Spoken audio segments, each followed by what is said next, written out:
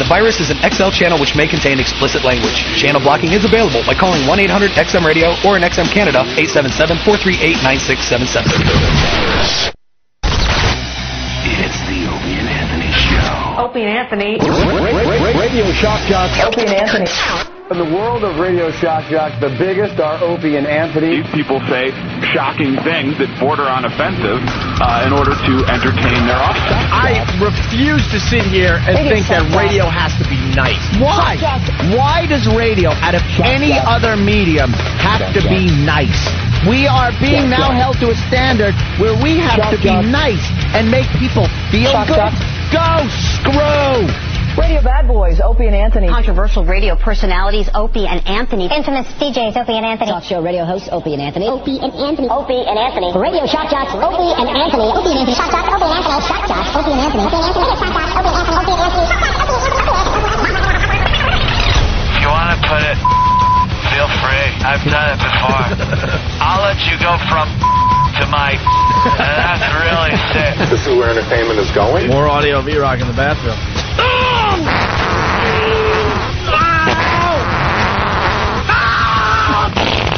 They are sick freaks. Can you pop this? I want to see something squirt out. Aim it over there.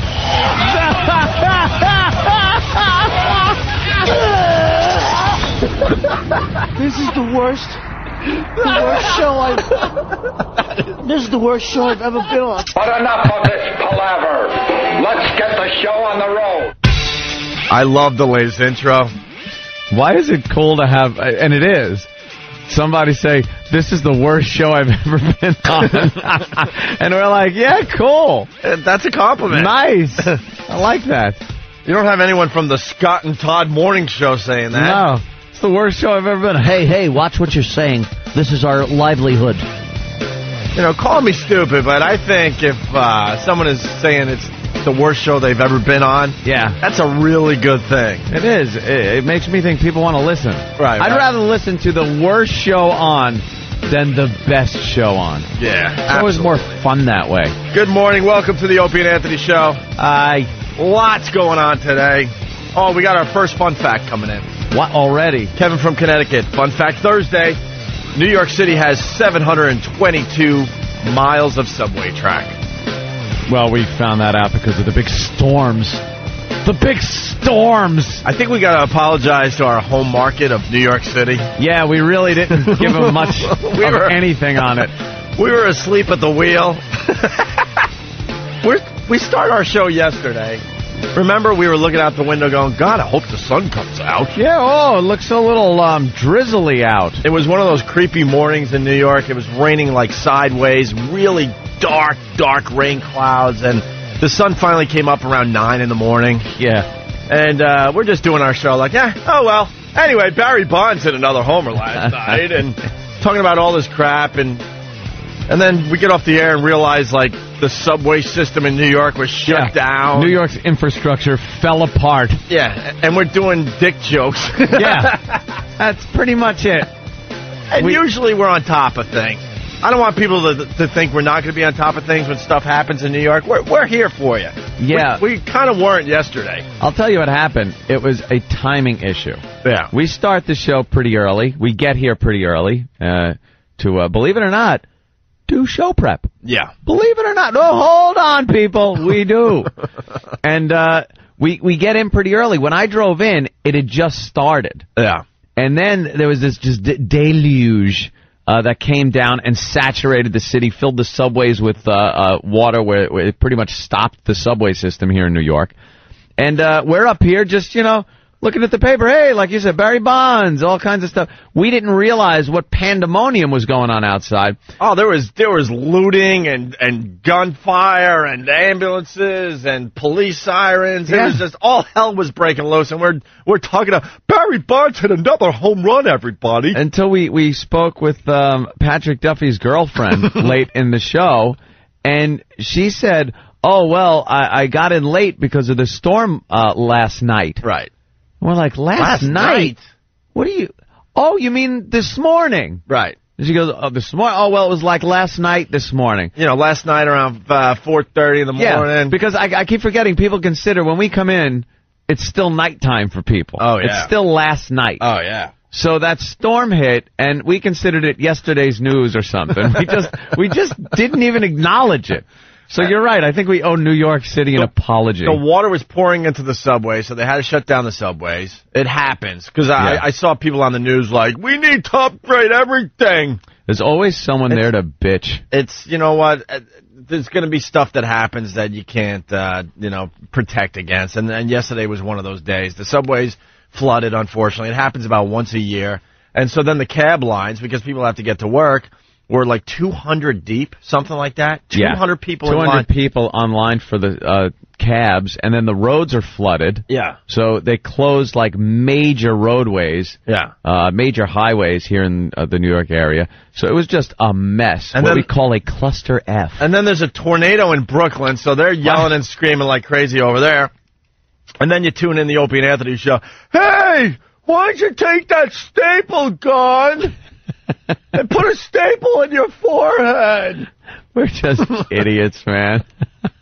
Just want to acknowledge, I think we blew it yesterday. Yeah, we got to admit, we completely missed it. Look, we like to have fun, and we like to get crazy. We like to do some of that shock-jockery. Yeah. But we also like to show people that we're informed and intelligent. And have a little fun with things that happen in our area. Right. But, talk about missing the boat. A tornado in Brooklyn. What is that about? Well, yeah, a tornado. And we're the worst with timing as far as when we babble. That just goes to show half of what we babble into these microphones are just that babble. Yeah. We were talking about weather and global warming and everything, and I remember this conversation came up about natural disasters in the Midwest, tornadoes. They were talking about how hurricanes were going to be getting closer to our area and wreaking havoc, and we were saying, you know something, we haven't had a big hurricane since like Gloria years ago, and even that didn't do catastrophic damage where it shut down parts of Long Island, and it doesn't happen. So, and we were talking about, tornadoes. Now the Midwest gets tornadoes. That's something we will never get. Yeah, that's for Tornado Alley. Yeah, and we just went on, and since we've said that, 2 tornadoes have hit our area. Pretty good ones. And the first tornado ever to hit Brooklyn. Ever. And you're right, our timing is awful because I was talking about like manhole covers exploding and stuff, and the next day like we had that steam pipe explosion. The steam pipe exploded. I'm telling you, we're there's something going on. There's some kind of natural force that revolves around you and I. God's listening to our show. There's something going on. God listens to the Opie and Anthony show. Are you believing in that global warming thing yet? Now that we got the first tornado ever in Brooklyn? I don't know. What the hell is that about? I don't know. By the way, when I hate to jump on that bandwagon. By the way, when they say first tornado ever, I want to see the records from like the dinosaur era. Yeah. Brooklyn was there in, It was called something else. It was called I'm thinking it was called like Dinosaur Valley or something. Dinosaur? You think there were dinosaurs in Brooklyn? I don't know, like something, but big dinosaurs with Yankee. But the area we know as Brooklyn today was something else. So I want to see the records from like the dinosaur era. Yeah, I bet a tornado or two might have swept across. I'm gonna have to go into some caves and see if there's any like tornado drawings. Caves of Brooklyn. Gotta stay out of there. Yeah, no kidding. Get yourself hurt. Yeah, Brooklyn tornado, and Opie, they're classifying it as an F2 on the Fujita scale. An F2. An F1 is pretty mild. Now, we broadcast to a lot of people all over the place. Yeah. There's a lot of people right now in their trucks and stuff laughing on F2. I know, F2. Why don't you shut up about your stupid F2? Let me explain. F1. I'm still trying to find pieces of my house. F1 is pretty mild. F2... still pretty bad. That's what hit Brooklyn. Ripped off rooftops, uprooted trees, got through a Nissan dealership. I think the one I got my Pathfinder from years ago. Then F3 is starting to get up there. And then there's F4, which you just don't want to be around. I remember seeing an F4 once driving through Oklahoma. Really?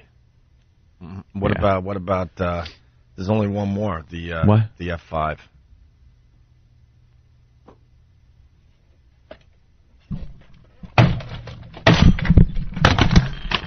What? F5? Yeah, F5. Finger of God. Yeah. Ugh. That twister moment was brought to you by the Opie and Anthony Show. No, that was a good-sized twister. What was that, an F3? Solid F2. See, now you've lost me again. It's the Fujita scale. It measures the intensity of a tornado by how much it eats. Eats? Destroys. Little encounter we had back there is a strong F2, F3 maybe. Yeah, bet we see some F4s today. That'd be sweet. 4 is good. 4 will relocate your house fairly efficiently. Is there an F5? Trophy of silverware. What would that be like? The finger of God. Finger of God. Finger of God. Why don't you put her in charge? You've ever seen an F5? Just one of us. Just one of us. Just one of us. We're going to see another one. You know, the guy that's a heavy drinker. Damn. Hold on. We're doomed. We got to get this out of the way. Max in Oklahoma. Max, what's up? Oh, you had a cute little F tornado. Told you. I knew From this was Oklahoma. coming. Yeah, go ahead. I blow dry my hair in F2 tornado. Did they close the whole city because of that? Hey. It was Brooklyn. They don't see tornadoes. Hey, I'm a storm chaser. Yeah, the Brooklyn Storm Chasers. Huh? We chase them in Iraq Z's. Hey, Kamenuch, I'm detecting an F2 on the Fujita scale. Hey, let's go out and get some Fujitas. With some calamari. Some calamari. I was eating my calamari, and I see a tornado coming. I'm like, Jesus Christ. F5, forget about it. Bird and Philly, an F2 is the finger of Rich Voss. It's nothing. Nothing. There's nothing going on with the F2. I'm sitting there in Brooklyn, this tornado comes screaming through my neighborhood. I'm like, you know, hey, I don't mind the tornado as long as the stay out of the neighborhood, huh? We don't need that.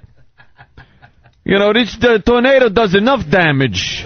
We don't need the it's coming in here. I heard something that sounded like what you call a freight train or something. Came right down the street. I'm trying to eat my calamari. My calamari. I thought a bunch of were coming over from the Bronx or something. I reckon a joint. And then the roof comes off my house.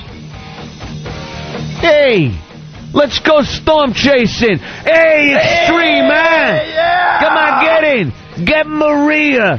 Get Maria, because if she's hanging around here when a tornado comes through, I don't want to hear about it. And I got to get my car out of the way, because if this thing gets scratched, I'm going to be pissed.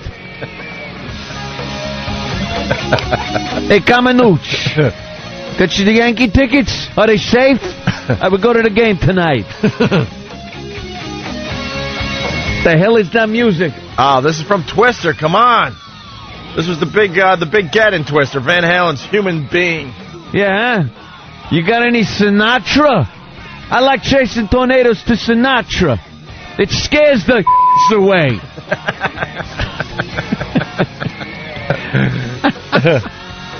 Yeah.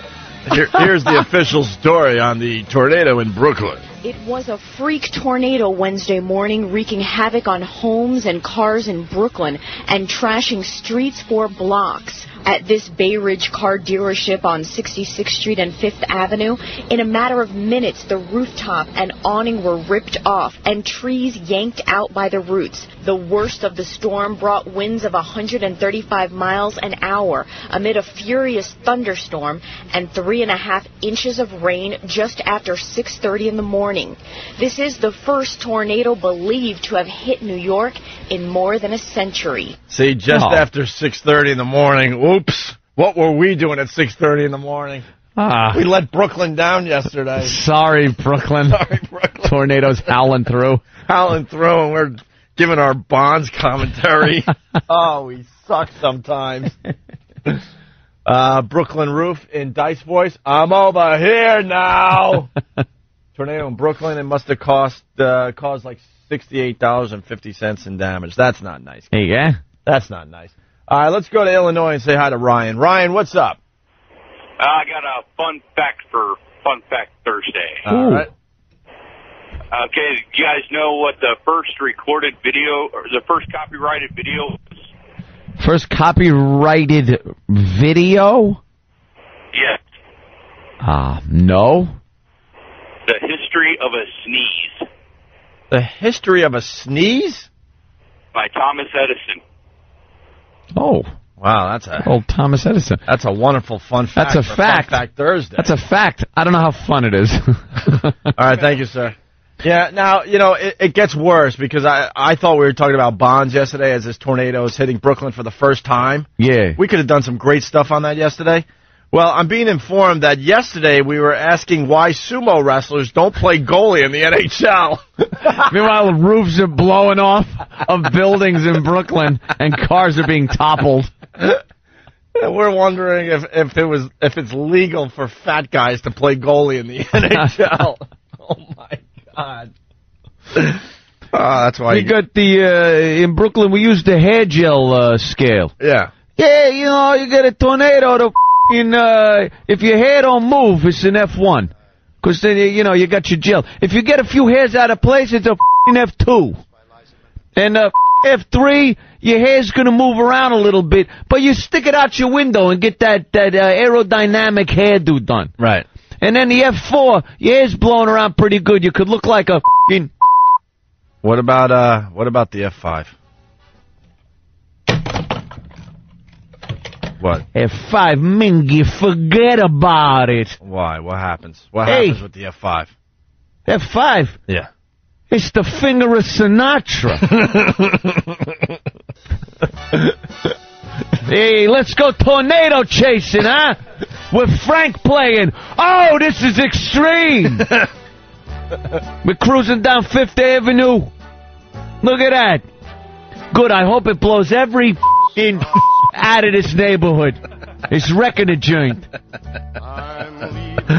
That's all right. You could... No. Take the IROC. Take Marie. Where's Marie? Marie, get in the f***ing car, Marie!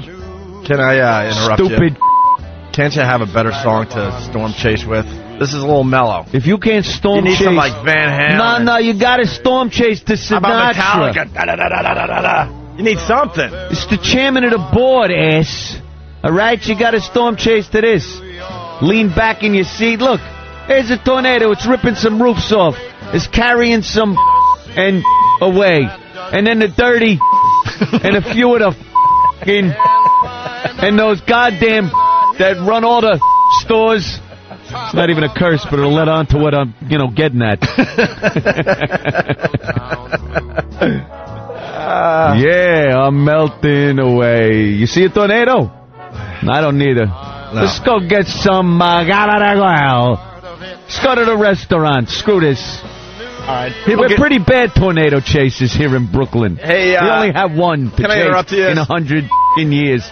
Go ahead, whatever. Henchman from Brooklyn is suggesting maybe Summer Winds by Frank Sinatra. Oh, Mingy, that's a good one, huh? And it makes it a little more sense. Kamenuch, put it on. Summer Wind. And as we get that record... It's blowing in across the f***ing sea or something. Dilingade. Big hair. Come along with me. Booby Man writes, Staten Island's about to fall into the ocean. Why don't you talk more about your hotel in Detroit? I know we're the worst. Here's Summer Wind for a little more Brooklyn storm chasing there. Yeah, huh? There we go. This is nice. This fits a little better. Oh, yeah. All right. Yeah, the summer wind is blowing in. The summer wind. Sing it, Frank. Came blowing in. Blew some roofs off the house. The sea. Yeah, huh? So this is playing inside your IROC. Oh, yeah. What's going on outside your IROC? Well, we're storm chasing. Yeah. We're storm chasing. Hold on. I got to take care of something. What are you doing in our neighborhood? Get out of here! There's Italians here, you... Hey, the tornado blew him in. Hey, what can I tell you? The tornado blew him in. The tornado also might have blown him against that fire hydrant and given him a head injury. Get out of here! The tornado's blowing all the sorts whole of people bunch into the of you. neighborhood. Don't look at my sister, you... Hey! Huh? Not their fault. Yeah, but I love everyone. I listen to hip-hop. I'm tired from all this storm chasing. All right. I'm going to go down to a Mario's and get some... I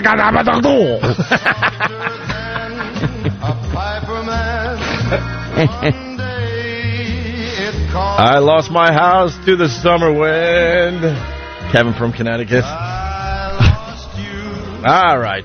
Stephen S. from Bayshore. Summer wind. I heard that 17 pinky rings were lost in that tornado. All right, we're just getting started, so we want to acknowledge that we might have blown it yesterday. Yeah, we should have. We should have probably been on the ball since it was like right in our backyard here. You don't want to miss the first thing ever. Yeah. You know what I mean? Yeah. If you're broadcasting and the first thing ever is happening, you should acknowledge that on your radio show. We stink. Oh man, do we?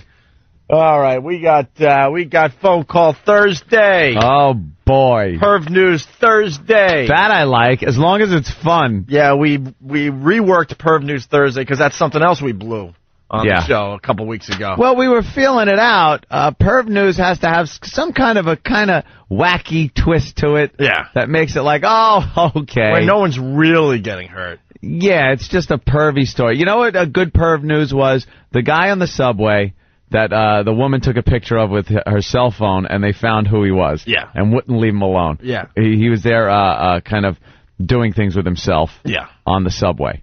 That was fun. Barbecue tools being used on a little kid in the alley. Not so much fun. That wasn't fun. That was... See, we at least acknowledge it when we F up. Yeah. Oh, one more Twister clip. You got that one for us, E-Rock? This is for Brooklyn today. And, of course, it's also Extreme Male Camel Toe Thursday. Extreme! I forgot my sweats again. Oh, someone's got to remind me! Just send him an email the night before because he can't do a good male camel toe without his sweats. He gets one on each side of his sweat. Go down to his knees. It's wonderful. It looks like Brooklyn after a tornado. It's a mess down there. All right, give me another Twister clip there, E-Rock.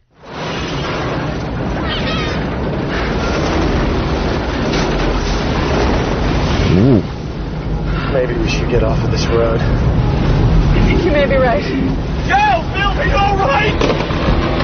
Jesse, you guys set up? Joe, we're set. Going in? We're going in. You ready? I'm on it. Careful. We gotta get Dorothy on the street. Dorothy. Speaking of Darth. How many loose ends were in that movie? Why not just leave it in the truck? Leave the truck there. Let's acknowledge the New York Post with their fine front page today. Twister, first tornado in 118 years, hits Brooklyn. And then they have a picture of Dorothy from The Wizard of Oz saying, this ain't Kansas. No. 118 years ago, there was a tornado in Brooklyn? They're saying this was the...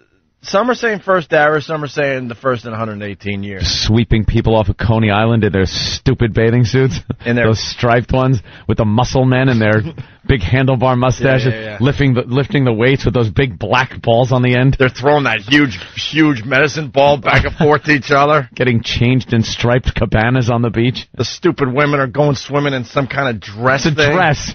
With their hats on. Because we were scared to see women's skin. Yes. It was very scary back then to see women's skin at the beach. So they had to wear dresses at the beach. And had to wear floppy hats. It's 100 degrees out. Yeah. Look, it's a tornado. Yeah. The olden days. We might have to do the 40s music. Even before that. I don't even know how. We know like flapper music. Yeah. The Charleston. All right, we're just getting started. Whoa, hey! You're dropping stuff with tornado in the studio. Oh, my God. You must have said F5 again because something fell. Finger of God. It's Opie and Anthony. Good morning. It's O&A. Our phone number, 877-212-O&A for the Opie and Anthony show, of course. Let's go to James in New Hampshire. James. Hey, James, what's up? Good morning, boys. Good morning, James. How are you today? Oh, I'm lovely, thank you. Good. I just wanted to point out a fun fact. 118 years, tornadoes hit Brooklyn with more frequency than the Red Sox win the World Series. Oh, look at that. No, you didn't do that. Look at that. Boy. Oh, it doesn't really work anymore since they, won. True. And they have a World Series victory. And it was a mere couple of years ago. My team hasn't won in 21 years. Yeah, the Mets. Wow. 86 for me. 21 years. That seems like yesterday. Yankees, how many years for you guys? Come on. Oh, my God. What? 9? 6? When was it? 90? What? You got a mic? When was the last one? 90? I just didn't want to talk for some reason. 99 or 2000? I feel like I was an intern. I was giving sign language. It was 2000? Read this. Yeah, 2000. 2000, so you're... It was 2000. 99? All right, so you're pushing 8 years now, too. Yeah. 8 years! Wow. Didn't it seem like the Yankees were winning it every other year? They haven't won one in 8 years. Yeah. The last time they lost, it was really bad. Wow. All I have to say, wow. Oh, boy, was that a doozy. Wow. Oh, wow, was that uncomfortable. Hey, Bob Kelly in studio for Jim Norton. Jim's on the left coast taking a couple days off. Yeah. Doing a little vacation thing. So we got Bob Kelly in here because he did such a great job with What the Hell Is That for us.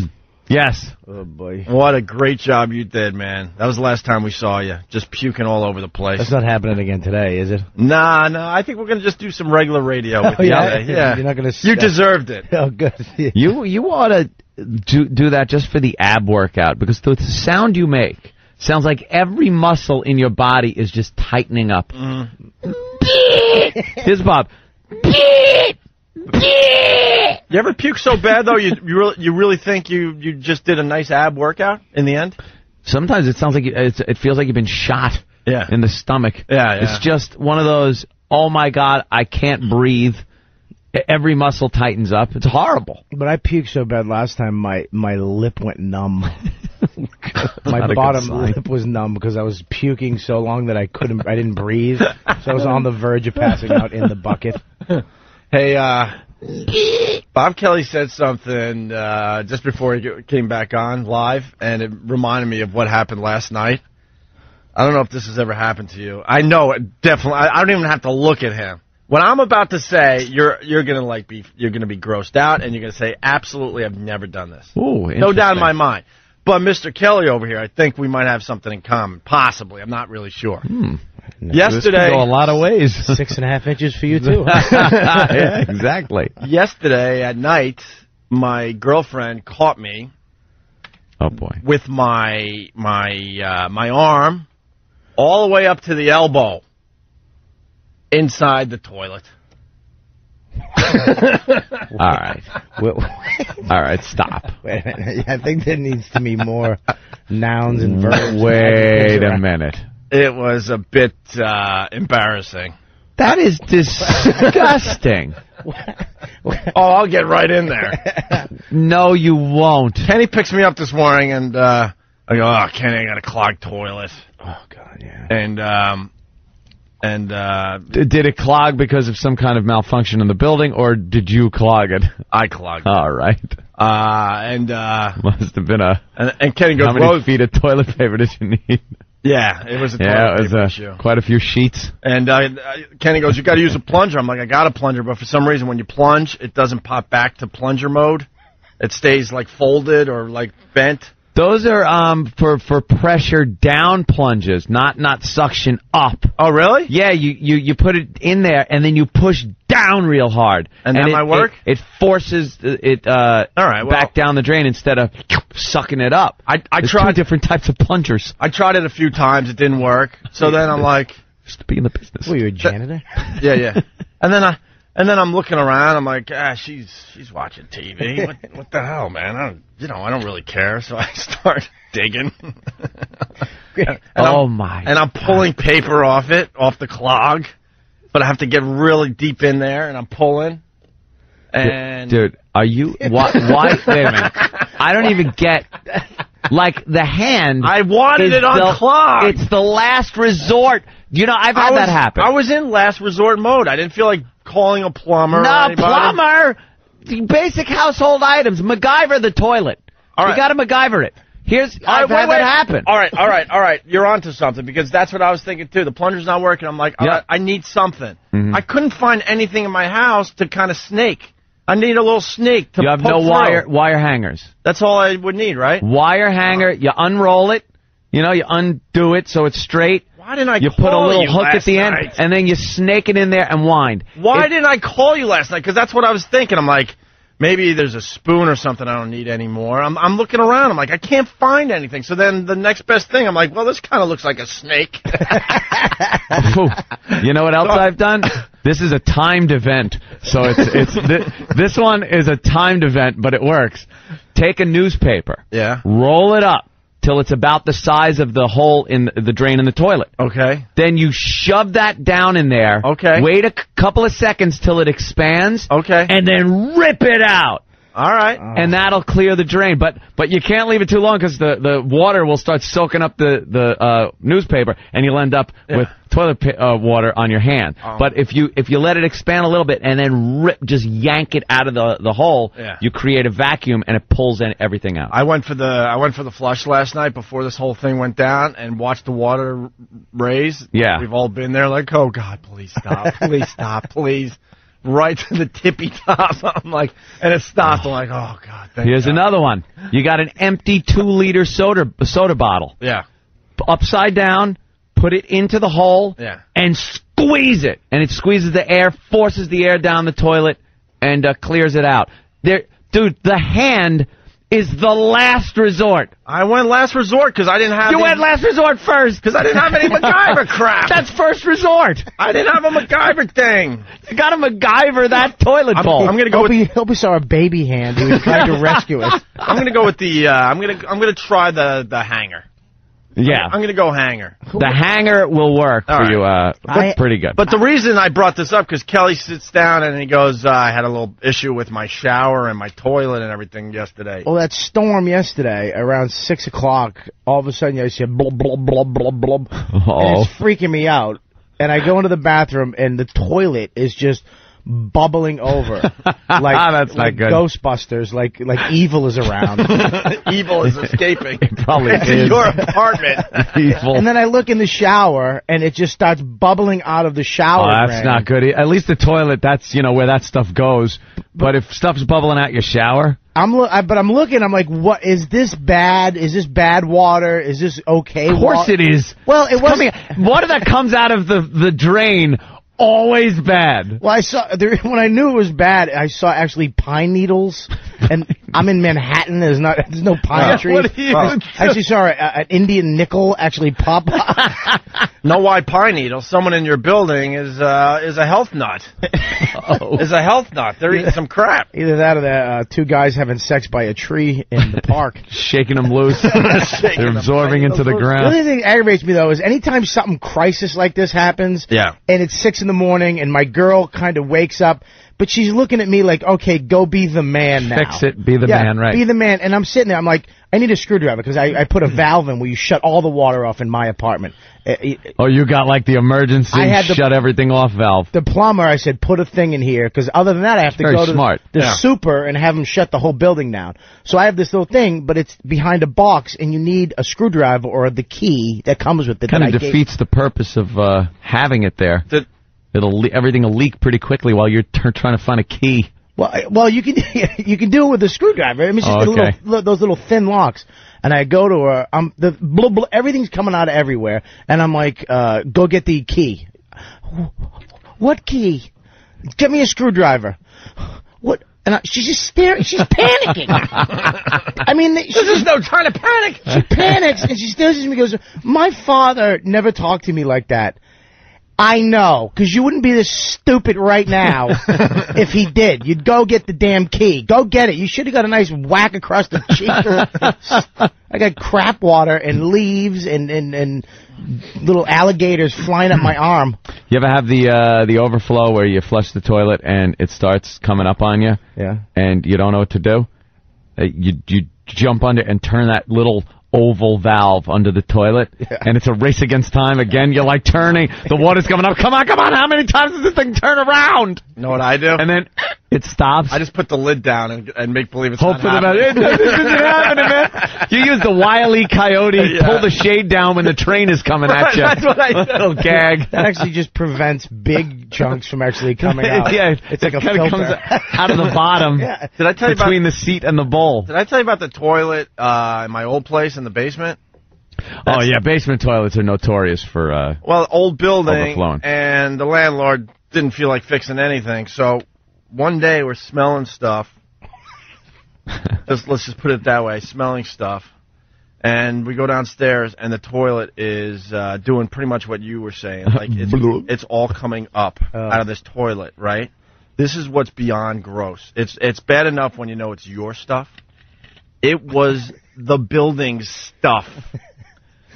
Oh. And it just kept coming and coming out of the toilet onto the floor. Ugh. Yeah, that you don't need. And we got one of these emergency plumbers. What are they? The 24-hour plumber dudes. Yeah, they charge a lot. A Russian guy, and man, they always have nice attitudes. Russian guy, he not shy at all, man. You're making fun of me because I did what I did last night, and honestly, I left out details to make it a little grosser for the radio.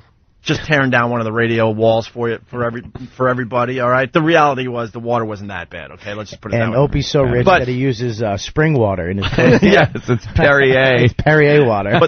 But this guy went in, no gloves, doing the exact same thing, and it's the whole building's waste coming out of this toilet all over the place. And then he just unscrews the whole toilet and lifts it up off the ground because he really has to get in there and dig. And now it's just a swamp of you-know-what in this bathroom. And this guy's not even phased. And I can... You need a new wax seal, my friend. Right. I was...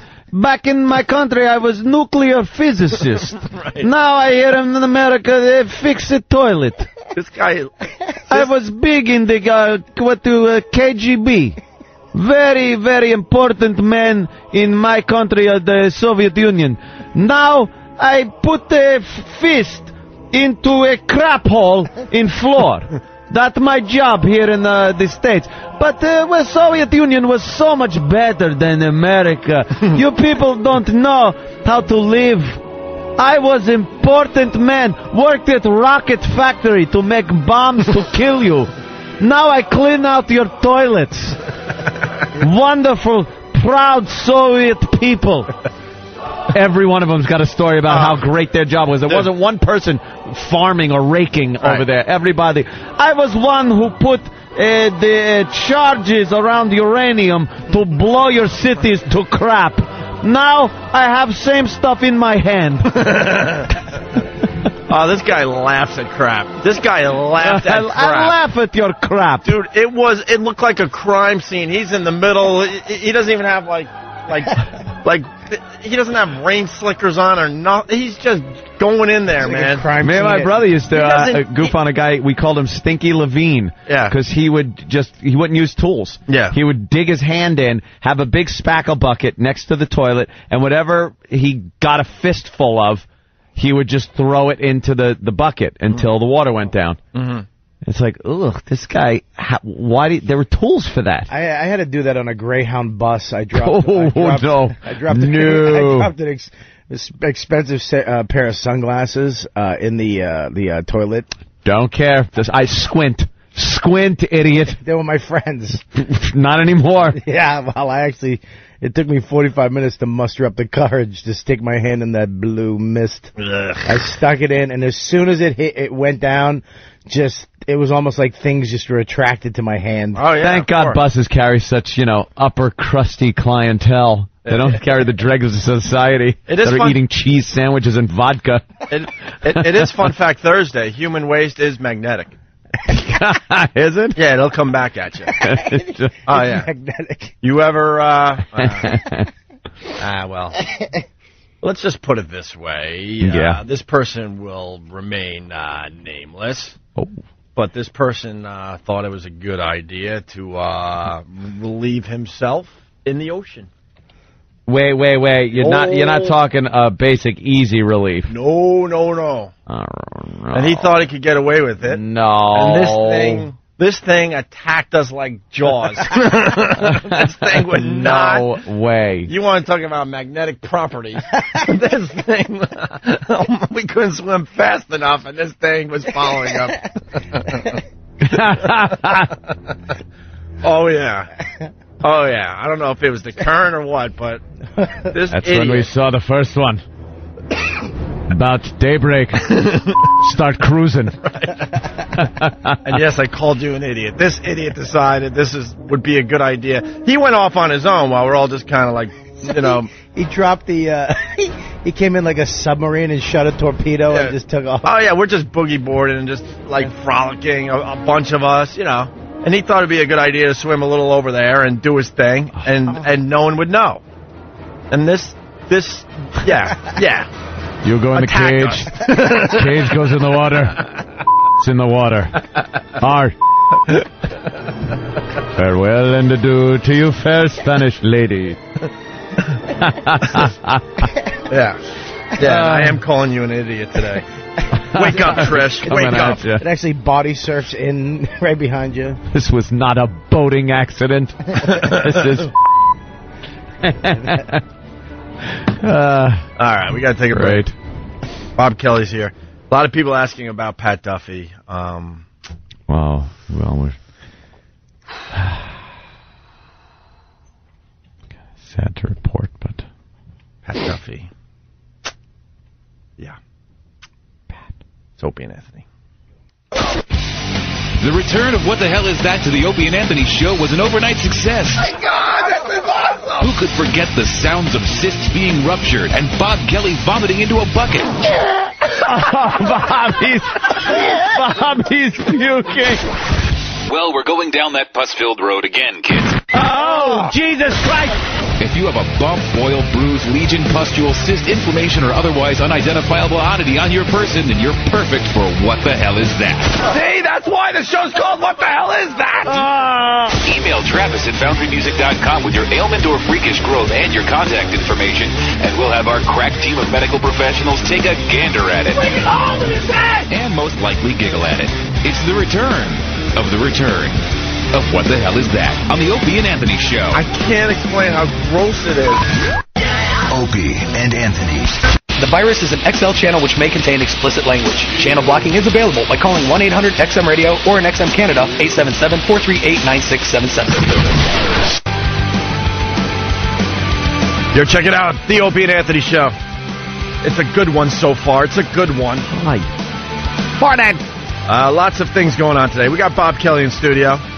And, Bob, it's Phone Call Thursday. Uh-oh. Sounds exciting. Yeah, doesn't it? Yeah, it does. Anthony hates Phone Call Thursday. Because it's a day for people to call for the sake of calling. Yeah. So it's nothing. It amounts to nothing. It's not nothing anymore. It's actually Phone Call Thursday. It used to be nothing. It used to just be Thursday. It's brilliant in its simplicity. Trust me. I've been doing this radio thing for a long time. This one's a brilliant one. Happy Phone Call Thursday. This is brilliant. What are you doing? I called. Do you got anything? No. See, this is why it's so brilliant. I have to finally explain to people. Everyone lowers their expectations when you hear it's Phone Call Thursday. Yeah. Yeah. Oh. Yeah. Ah. It's like when you see somebody who's not quite right in the head. Yeah. Maybe a little handicapped. Yeah. And they're doing a menial job, but they're doing it well. Yeah. And you're like, wow. That's impressive. Because the expectation is so low. I told you that the best service I ever got in a Burger King once was from a girl with Down syndrome.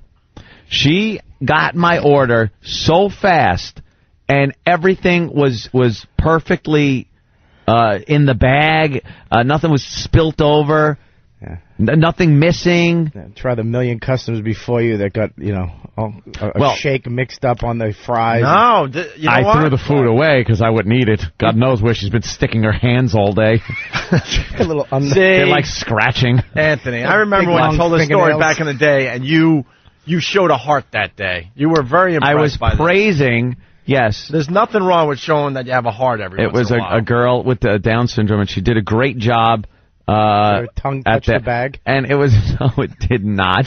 She steal a fry? No, 3 feet away? She did not, and she was very courteous and cordial. She said, thank you. No, she didn't. She went, thank you. Well, whatever. I knew what she meant. And then I left. I was like, wow, that is the best, fastest, most efficient service I've ever gotten at a Burger King in my life. That's cool. Now let's see you do algebra.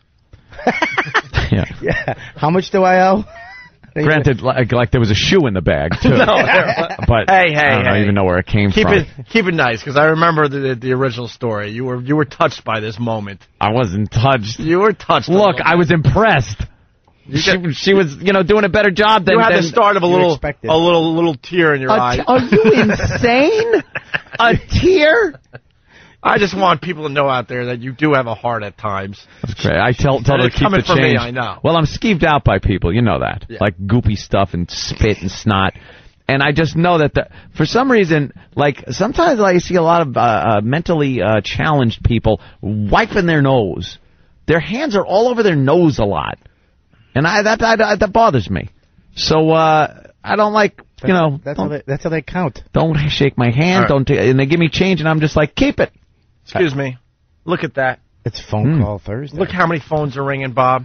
Is this brilliant or what? Like is this brilliant? It's not like that on Wednesday, is it? No. What about Friday? No. Monday? No. I hope no one's trying to get through from the top of a bridge, ready to jump. And they're just getting a busy signal because it's phone call Thursday. We get the suicide exclusive. Yeah. That we're dreaming Talk them down. But instead we have just people calling. And by the way, they have nothing. No, watch. Of course not. Watch, they have nothing. I'll go to Vancouver. It's Bruce. Bruce in Vancouver, what's up? Just Canada's checking in for phone call Thursday. There you go. All right. That's great. There you go. Look, Boston, same thing. Jen in Boston. Jen?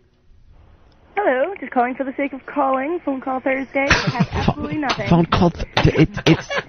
See, look, it's the dumbest. I love that. It's brilliant. She just called for the sake of It's a calling. waste. Everyone just lowers their expectations. They don't change the dial. They just know this is what it's going to be today. Watch. Rob in Virginia, go ahead. Hey, boys. Hey. Anthony, how's it going? Good, Rob. What do you got for the show today? Nothing. Hi, Bob. Hi, buddy. See, there you go. Let's say hi to Lisa in the Bronx. We could just do this all morning, and it would be interesting to people. But please, let's not. Lisa, what's up? Hi, boys. Hey. Happy phone call Thursday. Thank you, Lisa. I love you. And then they try to add things like that in to spice it up. Is that what I'm getting? A little bit. We got Buck in West Virginia. Oh, Buck's got to have something. Go ahead, A name like Buck. Well, what's up, boys? Hey. What's going on? Hey.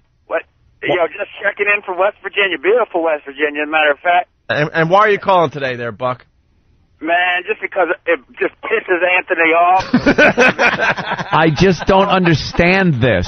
I don't get it. It's brilliant, man. The phones are lit ever since 6. Watch. But they're lit with nothing. They're lit with people saying, I'm calling. Look. That's not for the sake of calling. Look, we're all big fans of Pal Talk, even Pal Talk. Pal Talk, it's Tilt. What's up, Tilt? Hey, happy phone call Thursday, guys. Thank you, Tilt. Doing anything today? Yeah, I'm working. There you go. See, you tripped him up. I'm working. Oh, no. Because he has nothing. Right. He's just calling because it's a day where people call. Right. Oh, is that stupid? So it's Phone Call Thursday. I love it. That's in full effect. It's Fun Fact Thursday. We've had a few fun facts. It's also Perv News Thursday, which we have readjusted, and we're going to try again. Revamped to not include, now, dead child free. Dude, because we found that Perv News Thursday is not that fun when it involves children that have been hurt very badly or with killed. Barbecue tools. Yeah. Let me explain what happened, Bob. We have all these themes. Some of them, yes, are ridiculous and stupid, and others we're actually getting some material out of. And one of them is Perv News Thursday. We get those silly, pervy news stories, right, that just are in the paper every day, and we collect them, and then we do one segment. Well, Amazon's bestseller list. Yeah, 2 Thursdays ago, we were a little lazy, and we see, like, Mom fights off attacker with barbecue tools, and we're like, oh, perfect for Perv News. But we didn't listen ahead of time. Yeah. And we're in the middle of Perv News, and it's silly music, and it's all fun. And then we just play this just horrific story of this poor child being assaulted in an alleyway, and the mother or a friend came out, and then the mother came out with a barbecue tool and stabbed the guy. But, you know, it involved child assault and everything. And we're like, this isn't fun. And Ed and I were getting that flop sweat, like, oh my God, people are going to think we think this is hilarious, and we're just sweating really bad. I'll give you a perfect example. And we both have Beavis and Butthead faces, just a perfect example of a Perv News that's fun is like when those dentists lose their minds and just start like unbuttoning a woman's shirt in the dental chair because they can't take it. Right. They're all their professionalism, schooling, every thought they have in their head flies out the window because a hot chick is laying there. They're professional for like the beginning, going, okay, might feel a little pressure here as I do this. I'm going to give you a little of the nitrous to put you under. And okay, open the mouth. Let me see. That's great. I gotta touch those. Oh God, do I have to put my between those? Just it snaps like a switch goes off. That's fun Perv News. Yeah, and it's called the Perv Switch, which we all have, but most of us know how to control the Perv Switch. You can deal with it. You ever see a girl walking down the street and you have to turn around? Not even the quick look. You have to turn around and look until she's out of sight, until she walks around a corner. You're just mesmerized by her body, her face, whatever it is. You get these thoughts in your head, and you're like, oh, my God, I can't believe I'm thinking this. Undress with your eyes kind of thing. But you keep it under control. You keep it under control. There's the Perv Switch that it's like a breaker. That too much voltage went in. It snapped. And people give up lucrative careers that they've spent their lives attaining, like a dopey dentist. Will go to school, set up a practice, work for years, get his house, his cars, his family, everything like that, and then throw it all away because as that girl is laying in the chair and he's got her mouth open and he's picking with that little tool and she's asleep, he just loses his mind and goes, I gotta take her pants down. I want to see her. I got to. That's nothing to do with dentistry, but I want to see that. And he's been a dentist for 20 years, hasn't done anything. No. But just one day that Perv Switch goes clean off. Life. And that's it. It's over, John. Snap. All right, so Done. So we'll get into some Perv News. We got some good stuff. We got a guy that had like that Perv Switch. Perv Switch. we all have it, but some are set at a better level than others. Have you ever used your Perv Switch? Everyone has, but I mean, like you use it in a legal way. That's what we're getting at. I had I guess the most Perv Switch experience I've ever had was I was doing a job in a house, an air conditioning job, of course, used to do that. And I'm in a house and everyone's gone. I don't know why, but it was unsupervised. I think the man was there, the husband, father, and he had left to do something. Can I stop you for a second? Yeah. This happened many, many, many, many years ago. Oh, yeah. All right, good. Oh, my God. Because I know where he's going. Dude, it's like 20 years ago. I know Anthony like the back of my head. I just want to keep him safe. So how many many's was that? I'm looking. Hopefully enough to save him from 20 to, No, I didn't do. Well, no, that was some other thing. I won't even talk about that. Wait a minute. No, this one just involved. I was looking around, and there were pictures on the walls and stuff, and I noticed this guy had the hottest daughter in college. Right. She's a college-age girl. And I go into her room, and there are panties on the floor. Oh, you're getting creepy. There are panties on the floor. Okay. I didn't do anything sick in the panties. I didn't do things to the panties, but I had to pick them up and put them. Wait a minute, no, you didn't do anything sick at all. But you're in her room. Yeah. And she's not there. And it's her room. I'm in there. Her pictures. Like I know what she looks like, right. and she's hot. Okay. He just put them on. But you didn't do anything sick so far. But go ahead. Shut up. No, so far you haven't done anything sick. No, it's nothing sick. I'm supposed to work in there. You have a hammer and doing a a job on, and you're in a little girl's room. It's not a little girl's, it's college girl. All right, go ahead. But you didn't do anything sick. Go ahead. I had to pick up the panties and put them on. And put them on. Turn my mic on. What? Turn my mic I picked up the panties. You put her panties on? You put her panties on? Oh, my God. Why would you do that? Why would you do that? my microphone on. Did they fit? This is so unfair. Did they fit? This is so unfair. That's kind of creepy. What, now, did you put her panties on? Yeah, it's weird. Opie, can you believe that? Holy Jesus, Palomino, I didn't put them on. Your mic's back on. What? All right, tell us. Okay, it's not on. You're lying. Why to would me. you put It's on. Where's my mic? It's on. Look. Hello? Say it's on. All right, tell the story. Why is it I swear to God it's on. Okay, let me turn that up. Yeah, your mic's on. Okay, good. All right, so you saw the panties laying there. What happened? I saw the panties laying there, and I had to put them on. That is so gross. Sick. Can you believe he said, Opie? I can't believe he said that. You know somebody, don't you? You put them on. Did you put them on backwards or frontwards? Don't even start. I did not put panties. Will you put the megaphone down? I'll put your mic back on. Relax. Hello. Okay. All right, your mic's on. All right, so. Let me preface this by saying no matter what, I did not put the pants. What happened? You what? You what? God. Leave it on. You jackasses. I can't believe you, man. I really can't. That's sick, dude. You are sick. You won't touch dirty stuff, but then you'll go into a room and do that. God, it's not even your house. It's not your daughter. Yeah, okay, I put the panties on and the bra, and I marched around the house singing tra-la-la. Make a promo. All right. What, guys suck. What happened now? Make a promo. And make a promo. Yeah, we'll be hearing that one. All right. Go ahead.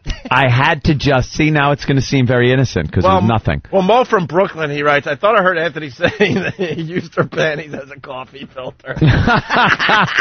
No. That is effed up. Look, no, there wasn't anything involved. I didn't do anything to them. I picked them up and looked inside them to see if there was any like marks because it was on the dirty laundry pile. So shut up. You are an ass, man.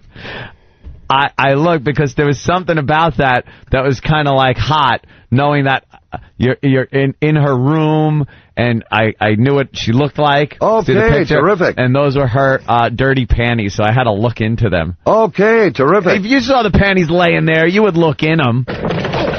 No, not oh dear Lord. That's when I fell off the ladder. Because you had them wrapped around your head. I did not. Wearing a turban, a panty turban. Imagine the father walks in and just beats the living crap out of me. While you're wearing the panties. I wasn't wearing them. You made his daughter's panties into asbestos mask. Yeah, I have to go to the attic and I forgot my mask. Ooh, what a good excuse. You're good, Bob. Oh, that's good. All right, so wonderful. That's a terrific story. So we got perv news on the way. Fun fact Thursday, and then of course I think I made perv news. And then of course it's Extreme Male Camel Toe Thursday. Whoa. But Opie forgot his sweatpants again. I'm pissed off, Bob. I really, really forgot my sweatpants. He can't do it. It's like a motocross guy getting to the track in his street clothes. You know, you got to be in your racing suit, your gear, your leathers. Ope comes in for Extreme Male Camel Toe Thursday without his uniform. Yeah. Pretty much. Yeah. The sweatpants make it where he can pull them up pretty much to his neck. Oh, my God. And it is the most extreme male camel toe you're ever going to see. So I forgot my sweats. One of these Thursdays I'll remember. And people remind me, too, at the end of the show, don't forget your sweats tomorrow, and I still forget. I'm getting all excited for this. It's hilarious. I want to do it. You have sweats on today? No, I don't have sweats. You always wear sweats. You could fit in jeans again. Congratulations. I addressed two things. No, they weren't a size 14, and no, they weren't underoos. Bastards.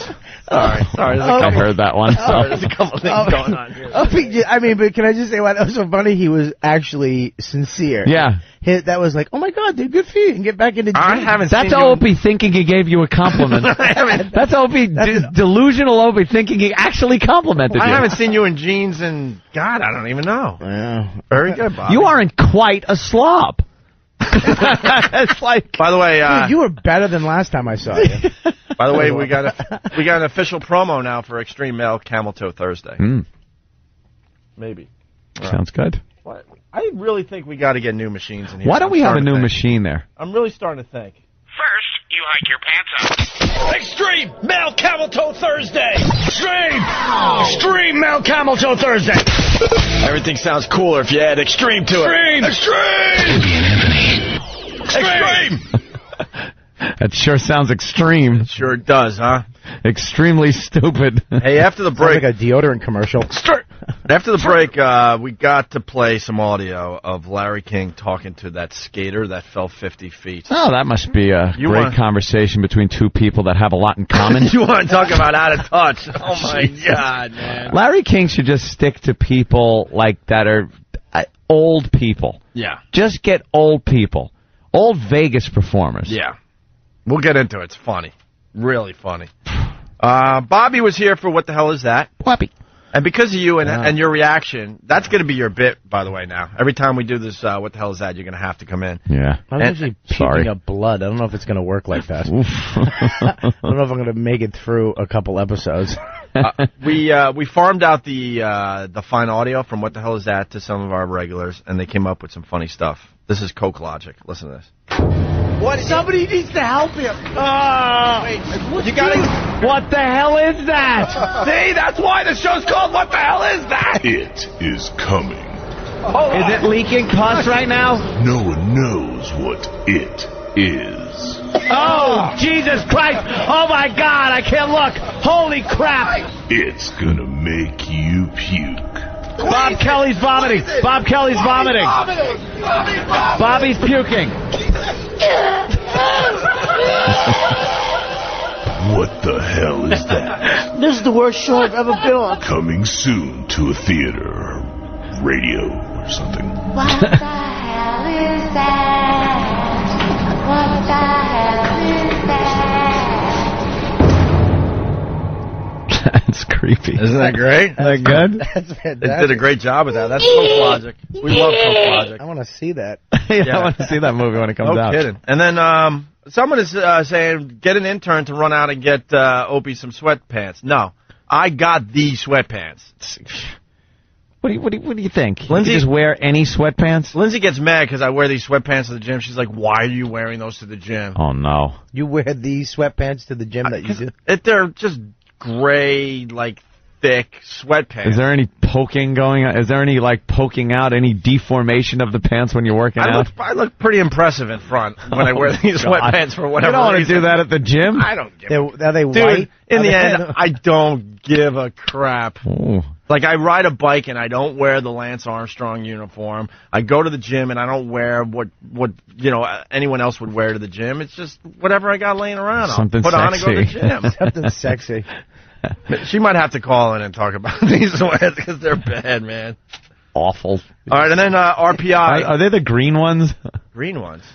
What color are they? They're gray. Oh, they're gray? Like the gray ones you would wear back in the day in high Yeah. school, whatever. Just thick, just all-purpose sweats with the drawstring.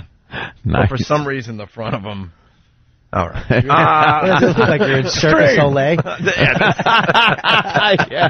Be swinging from a scarf by his teeth. Okay, ball chain. Step 1, 2, 3, 4. Come on, Fussy. So stop suggesting that the interns go out and get sweatpants. I got the sweatpants. Yeah. It's the only sweatpants I'll do Extreme Male Camel Toe in. Just going to have to wait. So next Thursday, hopefully. And then RPI had the audio as well from What the Hell Is That? And he came up with this. This is RPI.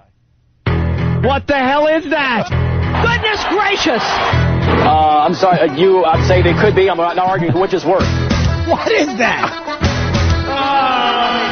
That would squirt across the room, I bet.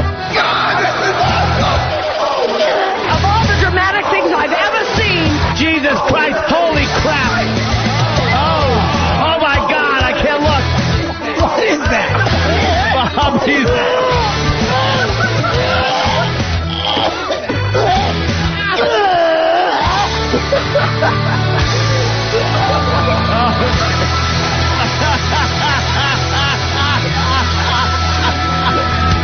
the worst show I've ever been on. That was actually uplifting. Yeah, no kidding. Uplifting. That was fun. Yeah. That's a feel-good one. All right, we got to take a break. The Larry King after the break. Yes, definitely. Yeah. It's Opie and Anthony. The virus is spreading. The F? No! What's wrong, Eric? Why are you crying, Eric? I was having some bathroom problems. Oh! Shut up. Opie and Anthony. This is the Opie and Anthony Show.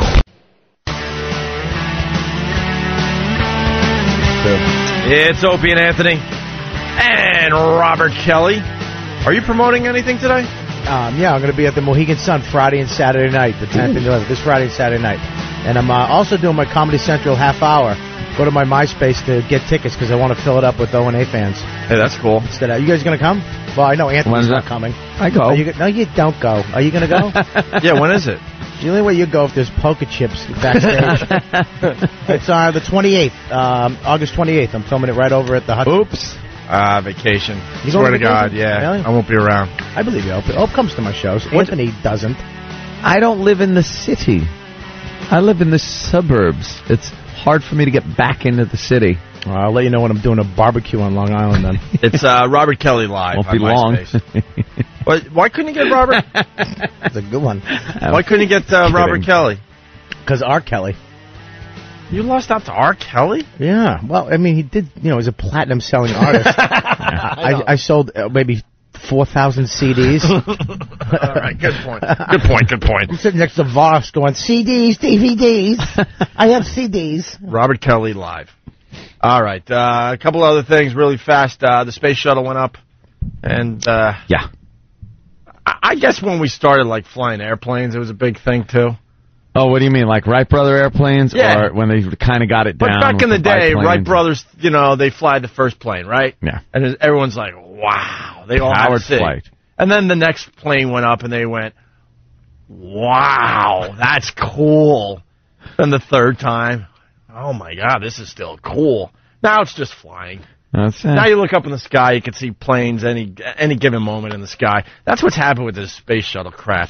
Yeah. Who cares at this point? People aren't really interested. But they have to have the launches live on TV. I think the reason they continue to have the launches live on TV is because news is hoping for another another catastrophe. Well, the news are awful vultures, so yeah, anything that happens bad, they love it. So yeah, they probably are hoping for a disaster. It's kind of depressing. Oof. I was telling people.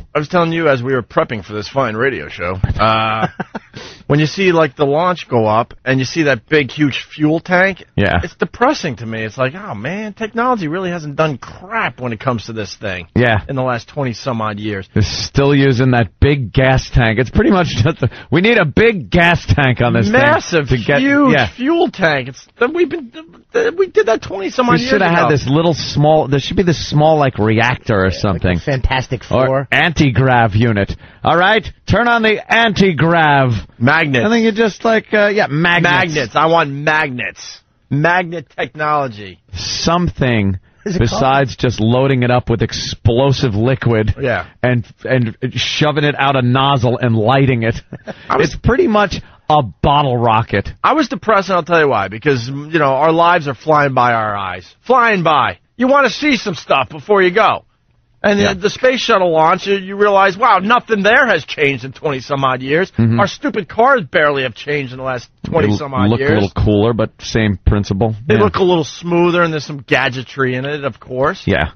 But there's no flying cars and none of that crap yet, and my life is flying by here. Give me something. They ain't going to get nothing. Just give me something. I want floating buildings or something. I want Jetson stuff. That's not even on the menu. Floating buildings would be pretty cool. I want some kind of Jetson Cloud thing. City. Of course. Yes. I want underground civilizations. I want floating cities. I want something. Something from the future. Oh, crap. I look around Manhattan. They're still building, but now the buildings are all made of glass. That's it. Yeah. Have you seen a lot more windows? Big effing deal. I want floating cities. More neon lights and TV screens over the subway entrances. I want hotels under the water where you have to take a submarine to. They have that. Here and want there. them all over. Oh, but they're little crappy things. We're talking like take like Four Seasons Hotel. Yes. And submerge it.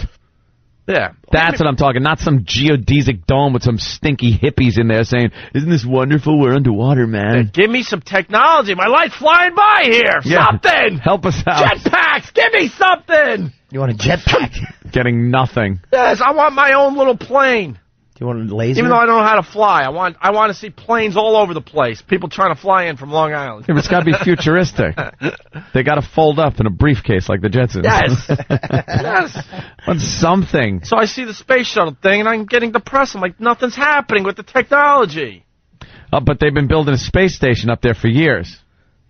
Robot baseball. Let's go. Where's robot baseball? Where's robot mining? My time on this earth is...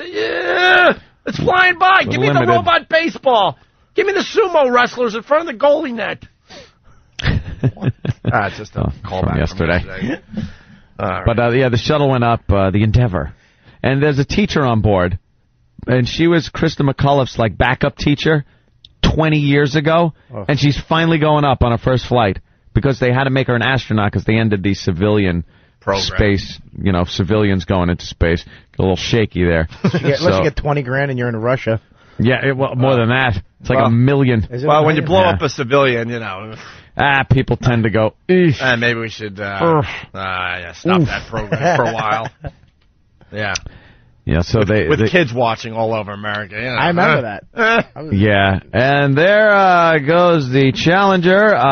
Krista McCullough on board, a teacher. Here are students watching, and then the students' faces are just like, oh my God.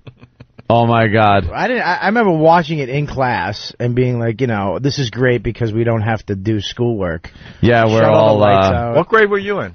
I was in third. I forget. I was third grade. You weren't in third grade. I was, Bob. No, you weren't. I was. No, you weren't. I You're was. singing your sentences again. Listen. But actually, when it went off, it was almost just like fireworks, like the grand finale. Yeah, you know what sucks about it? It was like so nothing you could do about it final. Like you just watched it and went boom, and then you're going, all right, well maybe maybe they did, no. Maybe they ejected. It's just done. How long did it take for you to turn off the TV and go, oh, that was interesting? Nah, I think I was pretty much glued to it. You talk about the future, though, and the way nothing's happened. At certain job sites I was at, if I got bored, I would just kind of doodle on some of the beams up in the attic. Mm-hmm. And I remember when that happened, that shuttle, it was 86, I think, right? Yeah. I wrote, from 1986 to 2006, hey, how's the future going? Thinking if someone went up there, it would be kind of cool if they saw that. Like, whoa, look what I found in the attic. Some little blast from the past. And I realized nothing happened. I could look at that and say, look, we got cool computers. Look at your stupid TV at home. So we figured out a way to make it flat and throw it on a wall. Who Big cares? flat TV and computers. I want floating TVs. Floating. You want everything to float. I want that like what I see with your iPhone, where you're just kind of like sweeping. I want to change channels by just sweeping the air, like I got some kind of ninja move, like whoosh. Like you're moving things around. The Tom Cruise movie. Yeah. What was that called? That Tom Cruise movie. That movie. It was called That Tom Cruise movie. Risky Business. No, where he was moving computerized things around. Yeah, that was Risky Business. So you want a floating car? Minority Report, thank you, Juggernaut. Yeah. You want a floating car, you want a floating computer. I want something different. I don't want to be wearing shoes anymore. Well, they have cars right now that actually... What? I want something different on my feet. How about that? Just something different. Like you've been putting your shoes on and tying them forever. Figure it out. Give me something else. They were doing that in like the 1700s, even before that, I know. But picture somebody in the 1700s lacing up their shoes and tying it. It's 2007. Lace up your shoes and tie it. What the hell? Right. See, that's what I'm getting at. Nothing's changing, really. Where are the Back to the Future shoes? You slide your feet in and they go, just kind of tighten up around you. No pump, no stupid Velcro. Even cell phones we've had for a while now. All right, what's next? What's next? The iPhone. It's not the iPhone. It's some kind of no buttons implant. You want something in your head? I want some phone implant thing. In your head, so you just think a number? And then go call home, and all of a sudden it just starts ring-a-ding-a-ding in your ear. In my ear. It's hooked up to your eardrum or something, and your vocal cords, and your brain. Right. And you know who's calling, and your eye, so you can kind of see and you can scroll. Like people, you know how people talk to themselves with the Bluetooth and stuff?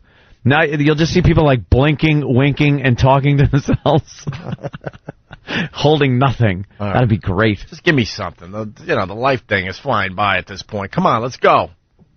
Need the future. Also, Barry Bonds hit another homer last night, and man, Anthony really set me straight on this whole thing. Yes, I did. I was watching TV last night, and they were talking about the home run ball. One of our hometown guys here in New York, a Mets fan from Queens. Fan who was in San Francisco, decided to catch the game, and he's the one that caught the record-breaking. Man, we're getting more details on Barry Bonds ball. The guy caught the ball. There's a great picture in the paper today where all these hopefuls. Oh, just animals all holding their gloves and. I'm sure it's in your paper. I'm sure this picture is everywhere at this point. The Post here in New York. Yeah. Look, the headline says, "I've won Lotto." And it's a picture of the ball, the actual ball in the stands before it was caught, kind of just bouncing around. Caught. Or just bouncing around, maybe. Yeah. Who knows? And you got everybody in this picture thinking they're going to be a millionaire. They're going to be the ones catching the ball. Look at all these people's faces. Look at their faces. They're just like, "Wah!" They're screaming. They also...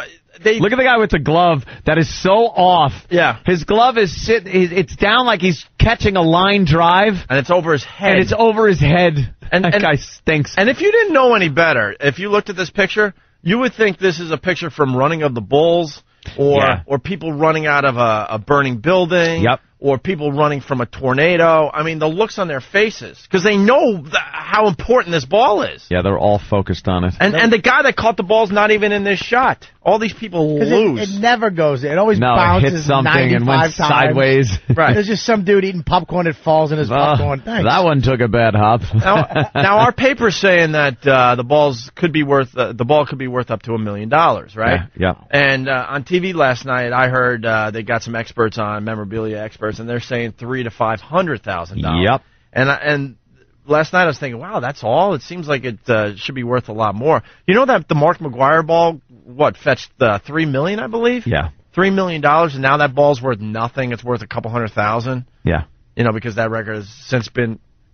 Little lights blinking. What the F was that? The lights blinked. It's the future coming with the Opie. Anyway. Both the buildings floating. And so I'm sitting there like, why is this ball only going to be worth $300,000 to $500,000? It seems like this should be a few million. It beat Hank Aaron's record. And Anthony explained it to me. Uh-huh. But the ball that's going to be really important is the last home run. The last one. Right. So right now someone's got ball number 757. Yeah. That ball's worth a bloody fortune if it's the last homer he hits. But when he hits another one, then the value of that ball is going to drastically Let's say Barry Bonds, he's going to the game, gets into a wreck, God forbid, and dies. Right. The guy that caught the ball that broke the record, he doesn't make as much money as the guy that got the ball last night. Right. Because that's the record ball. That's the one. That's the one. That's going to be, everyone remembers 714, Babe Ruth. Yep. Everyone remembers Hank Aaron, 755. Yeah. Whatever Barry Bonds ends up with, that is the one. That's like Babe Ruth's 714th. Yeah. That's the one you want. How much is 713 worth? 713? Who knows? Yeah, exactly. Good point. But it's that last one, the one that Bonds hits and then retires, has an injury, whatever causes him to stop hitting home runs. That's going to be the ball that's worth a lot of money. Yeah, but that's going to be, that nobody's going to care because that's going to be in a couple of years probably. Well, maybe you never know. Like I said, you never know what could happen. He's got one more year tops. He's going to go high. You kidding me? September's going to be an ugly month for Barry Bonds. If he is taking those steroids, you know what that does to you. You get the old pudding-head disease. He's already in his 40s, though. So got to wear that bandana on your head like Lyle Alzado did to hold your brain matter in your ears. Lyle Alzado. Lyle Alzado. Yeah. I just go play ball with it. It would just piss everybody off. You just go play ball, throw it around. Play catch with your dog. Yeah, throw your dog at the park. Just big slop marks all over it. Throw it in a pond. Get it all soggy. Yeah, some guy from ESPN is crying on the lawn. What did you do? All right, so that's a good point you made there, Anthony. Yeah, the last one. See, so there's still a chance for you people to strike it rich. Larry King had a great interview last night with Jake Brown, the skater who fell 50 feet. Have you seen this video yet? Unbelievable. Amazing, right? Unbelievable. Great video. His shoes, both of them. It's hilarious. Shot off his feet. I thought they didn't fall off. They shot off. When he hit the ramp. I thought it was his feet that just flew off his body. He realized he was coming down like his front first, and he somehow figured to spin around and hit on his heels, and then his ass, and then his shoulders, and then the back of his head, which knocked him right out. But from hitting on his feet first, his shoes rocketed off his feet. Hysterical. Amazing. I lost my glasses and my shoes. By the way, the X Games... Skateboarding. The X Games understand the future and making things better. Yeah. They are just inventing things year after year for this X Games. No jetpack competition, though. It's on the way. Extreme camel toe? It's on the way. They're doing extreme skateboarding, obviously. Yeah. Did you see the size of that ramp? Yeah, they really did step it up a notch. Oh, was that amazing? I wouldn't walk up that. Did you watch that clip with the commentary that was going on during it? The two guys? They called it, and he was doing a great job right up until he launched himself and came flying back down. Yeah. But they are so excited. They're like, oh, and he makes it, because he did that, that spin, and he hits the ramp. And then when he's up in the air flailing, you hear him going, oh, and he hits the ground and just, Yeah, they knew when he was going up that he was just going in he's supposed to turn, not go straight up in the air. They knew this is going to be bad. And he came away from the wall, so you're not going to hit that slope and slide down, because sometimes you see them, they slide on their knees or they still just slide down. He just hit flat wood from 50 feet up. Just unbelievable. But to see his feet pedal like he's... I know. I think it was 12 times. Just People love 2, 3, pedaling. 4. Because if you're in that position, you're gonna say, I know we're not supposed to fly, but hell, I'm gonna give it a shot. Flap your arms. You're not gonna fly with your feet. You're gonna give it a shot, no matter what you've read over the years. That's so true. Your natural instinct is not to let this happen. All right. Maybe I'll get some kind of movement if I pedal. Right. It's like, I'm trying this. I don't care. I don't give a crap what the books say. Maybe I'll be the first person. That'd be funny if he just took off across the crowd. Right. Wow, this is amazing. What a stunt. It's going to be hard to beat that one. Superman. That's all we needed to do is just try. No one ever gave it a shot. Nobody ever gave it a shot. They just fell. Pedal when you're falling. Because we're told you can't fly. Right. This one guy just went, and he just whipping across the crowd. Amazing. And then Opie would actually get his future right there. Oh, my God. I'm seeing floating this again. people. And again, man. They just keep posting this video up on all the video sites. All right, so Larry King interviewed this guy. You want to talk about a generation gap. What could he More of a gap than than the X Games ramp thing. Oh, I thought you were going filthy on that one. Hey, they're already calling it the funniest interview ever? Why are they calling it the funniest interview ever? We thought we were onto something. Somebody just posted it on YouTube, and all the captions saying this is probably the funniest thing that you're ever going to hear. I think they're going the same angle that we're doing. Larry King. Maybe they're fans of our show because we've picked up on this Larry King, generation gap, clueless, out of touch. The Motley Crue thing years ago. When he introed Motley Crue and interviewed him first, and then introed him for their comeback. And called him the Motley Crue. The Motley... You got to get those... Tommy Lee! Come here, let me ask you, Tommy, Like he even knows who these guys are. Like he isn't completely disgusted by their appearance. His shoulders are the most... I've never... Slumped over with his big peanut head. He has a head that's shaped like a peanut with gray hair on top. He's just visually like one of the most disturbing people that's on television. He's just hunched over his head, and then the actual suspenders are like in his shoulders. Like, when a tree grows around a sign on the side of the road? That's what his shoulders have done with his suspenders. All right, here it is. Nicky's not depressed, is he? You're not down, are you, Nick? You're up. Hey, Larry, you got to come out and see one of these shows. Yeah, you start in January. How long are you going to be in L.A.? No, February. You and Tommy are going on tour in January. Yeah, that's right. We headed up. Yeah. Yeah, like Larry King's going to actually go to a Motley Crue show. Bring me some whores backstage. Hey, I'm going to ask the roadies. I'm going to point to some whores in the front row. Bring them back. You can get my leftovers. Ladies and gentlemen, here they come at the Palladium in Los Angeles. They're back together, their first live get-together in 5 years. Get together. The Motley Crue are back. The Motley Crue. The Motley and their little tea party get-together thing. The Supremes. Yeah, he did. It's got to be the. Because back in the day, everything had the. The Drifters. The Doors. It was always the Motley Crue. That's why he said the. The Nirvana. What an ass.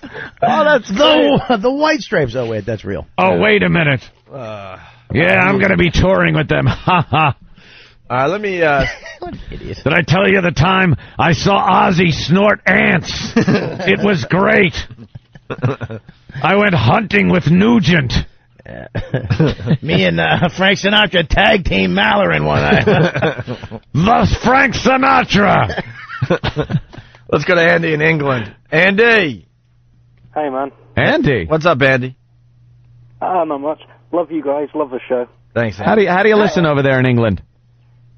I listen on Pal Talk. Oh. Very cool. How about that? Pal Talker. You mentioned me earlier on Juggernaut. Oh, Juggernaut. Just keep me pretty. I just thought I'd go for a trifecta. One, I'm calling from England. Mm-hmm. Far away. Two, I got a fun fact, which is kind of perv news as well. Far away fun fact perv news? On Phone Call Thursday. Wow. Let's go, Andy. Okay, fetishes. The number one world fetish is apparently footwear. People get really turned on by shoes. 64% of people. By shoes. That's really? That's the number one fetish? Feet? Yeah. In England or here? And they've even found somebody with a fetish for pacemakers. I thought the number one fetish would be ass caving. No. What the hell? No. Wait a minute, dude. That is impossible. Stop for 1 second. I don't even know if we can go there. What? The word cave and ass. I don't know what All right. All right. No, apparently it's footwear followed by feet and toes. Oh, wow. Okay. Really weird for me. That's a fun fact from Andy. Thanks, Andy. Yeah. All right. Let's go to Brooklyn. It's Andrew. Andrew, what's up? I have a fun fact, too. Yeah. Throughout the Space Shuttle Endeavour, the Space Shuttle Endeavour, the parts that the Space Shuttle Endeavour was actually built. Wait. The what? Space Shuttle Endeavour. The Special Endeavor. All right, wait. It's hold on. There's something wrong with the phones. Andrew, right? Yes. All right, Andrew from Brooklyn. Yes. Okay, you're on the air. What's up? Space Shuttle Endeavour. That spacecraft was actually built to replace the Challenger, and something about the Challenger. Andy. I can't hear. What? You can't hear him either. No, what ship was built to replace it? I said Endeavour was built to replace Challenger. What? What Endeavor? What? Are we talking about? What are we talking about? No, it's fun fact. Oh, fun fact. Okay, so what's your fun Thursday? What's your fun fact? It's about Space Shuttle Endeavour was built to replace Challenger, and the parts that were used. The what Endeavor? I didn't hear that. The Space Shuttle. Yeah, okay, but which one, bro? You talking which about one? The first one, and then there's another one. What? Because my. Hold on, I'm getting a thumbs up from Tim. We tweaked it. All right, all right. The phones are working. Go ahead. You're gonna have to start over. Sorry. Start over. Sorry, Andrew. Go ahead. This sounds really interesting. The Space Shuttle Endeavour, the shuttle that replaced Challenger Endeavour, was actually built with spare parts from the shuttles Discovery and Atlantis that were left over when they were finished build. From when what? They finished building both. The Atlantis? No, I said Space Shuttle Endeavour. It's spare parts. The parts that were used to build it. excuse me. Yes. The parts that they used to build the Space Shuttle Endeavour came from. Said it again. Yeah, it came from. It came from Space Shuttles Atlantis and Discovery because they finished producing the space. Excuse me. Yes. Yeah, sorry. I'm sorry. I have a bad phone. No, continue. No, your phone's fine, dude. It's a good That phone. phone. That thing was messing up, though. So what, I don't understand, though. You're saying the spare parts were used from Challenger? No, excuse me. I'm saying Space Shuttle Endeavour. The material that was used to build Space Shuttle Endeavour. What about the other space? What's the Challenger? Yeah. So that was built to replace it. Endeavour was built to replace Challenger, and the spare parts, all the parts that are used to make Endeavour came from Discovery and Atlantis because they were finished. They already finished building them, and they stopped producing space shuttles after Atlantis. Right. Atlantis was built in 1985. So then, all right. So they took those spare parts and made what? Yeah, sum it up. So the what replaced the what with the what? Endeavour replaced Challenger. Wait, what's Endeavour? Space Shuttle Endeavour. Right. And the materials that they used to build Space Shuttle Endeavour were leftovers from Discovery and Atlantis. Oh God! Wow. So the space shuttle in what did he say? Endeavour. Endeavour. Endeavour. What is it? Special Endeavour. What is it again? Say, you got to be clear, dude, and say it loud. Yeah. Space Shuttle Endeavour. Right. Okay. All right. Thank you for that. Well, it is Fun Fact Thursday. Mushmouth. we all learned something from Andrew in Brooklyn. Yeah. Thanks. Thanks, Andrew. Yeah. Andrew. He was hit by the tornado. Oh my God. Still feeling the effects. My father used to burn me. Oh, Special Endeavour. Stephen S. from Bayshore. Does this idiot put Novocaine in his coffee? I'm going to be saying that now all day. Special Endeavour. Special Endeavour. Someone attend Barry from Pittsburgh. LOL. He writes, he spells space S-P-U-R-C-E. Spurse. Shuttle S-Z-U-T-T-L-E. And then Endeavour, he spelled E-N-D-E-W-W-W-R-R-R. Special Endeavour. All right, yeah, we have to break. Oh, God, Pal Talk people, don't do this to me. What happened? What happened? I like Smurfette. What happened? I like Smurfette 79. Oh, my God. Oh, what happened? Oh, my God. Nothing annoys me. Oh, or will initiate a bounce quicker than the long line of Z's. Oh, no. She writes, phone call, Z. Oh, no. The long line of Z's are so annoying that she's going to be taking a little break today. Oh, yeah, how about this keyboard? Anthony. She's taking a little break. Anthony. Bye-bye. Yes. Now go back in all the texts, and anyone that used Z's in the last 5 minutes, ban them. That's what you do. That's what you do. It! Hold on. Oh, no! Anyone that has ZZZ in their text, they're done for today. Pal Talk.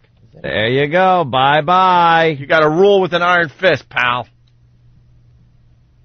Oh, they're screaming no, but if you use Z... Sorry! If you use Z's... They know I hate the Z thing. When I look down and just see, we're in the middle of something, we're having fun, doing a show, and I gotta look and see Z. If you're bored and don't like it, I'll do you a favor. I will make it so you can't listen. On Pal Talk. There you go. Now go back, and everyone I am. Z. If I see any... Another one? That's already gone. All right, good. Let me see. Oh, I almost missed that. Oh, no. Oh. Who else goes? Well, let me see. Oh, boy. No, no code? Did you bail out on me thinking I can't... Find you? Look at that. Look. Not only... Now, since you try to bail out, no code... You're banned. Not even bounced. See, no code said I did a Z, so what I'm going to do is bail out, when this is over, I'll come back in. Well, I looked under users recently leaving room, and he was there. So I highlighted him and hit ban. Hey. Now he can't get back in until I unban him. Someone just wrote, I love ZZZZZZ top. Doesn't matter. Doesn't matter. Use joke the Z's. or no joke, you Good. use the Z's. Where is that? Goodbye. Who is that? Oh. There it is. All right. I just tattled on someone. Bye-bye. Bouncy. I'm not playing around. But they were using A's and N's now. I'm not. All right.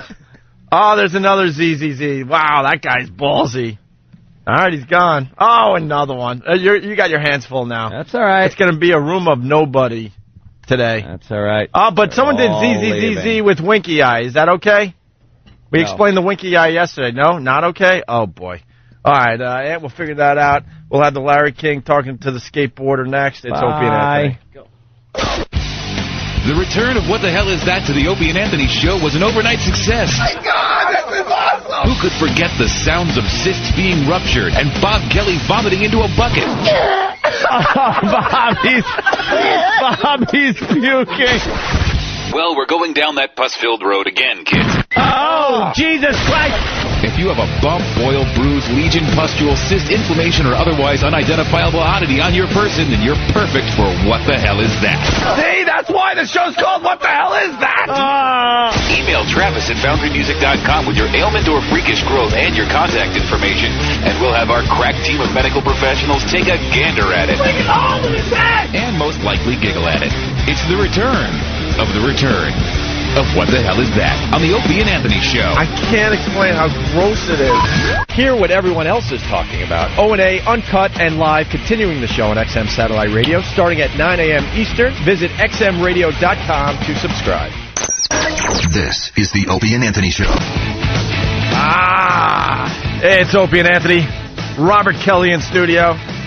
Robert Kelly Live on MySpace, right, for all the info? Yeah, that's it, yeah. But basically, Bobby's playing Mohegan Sun this weekend. Mohegan Sun Friday, Saturday night.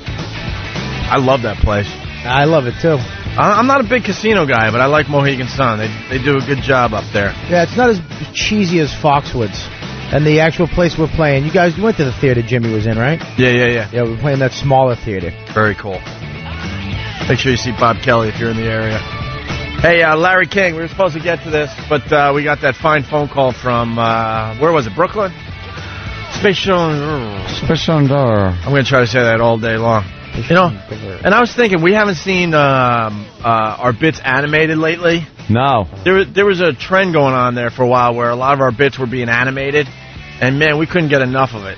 I mean, we were watching all of them. Coke Logic did some great stuff, and some of the other guys that I don't know their names right now offhand, I'm sorry. I'm thinking that might be a good one there. It would be so hilarious to see him. If you animate that. But he's actually making a time machine behind him while he's on the phone with you. And there's just like, he has a lightsaber that works. Yeah, there's something very visual about that, you know. I'm thinking Beautiful Mind, you know, all that crap's going on. Numbers everywhere. Yeah, at his home, and then you cut to us in the studio just laughing and just... His mother comes in. What are you doing? I'm making a spatial endeavor. I'm fixing it. Fun fact Thursday.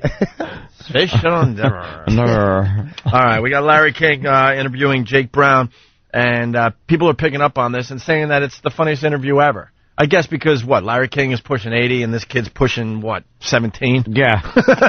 and Larry King could know nothing about skateboards. Yeah. Nothing. But you got to have, the people making the news on Larry King. Man. One time I took the bottom half off a scooter that was made out of a fruit box and a 2x4 and used it as a skateboard to get away from Biff. You think Anderson Cooper is just giving Larry King, fried food every day? You can't wait to step into his seat. Larry's keeping it warm for now. So here we go. Larry King interviewing Jake Brown. Of course, the skater who fell almost 50 feet at the X Games. Yeah. Did you know you were in trouble? Yeah, By the time I got to the top of the ramp, I knew I was in big trouble. How badly were you hurt?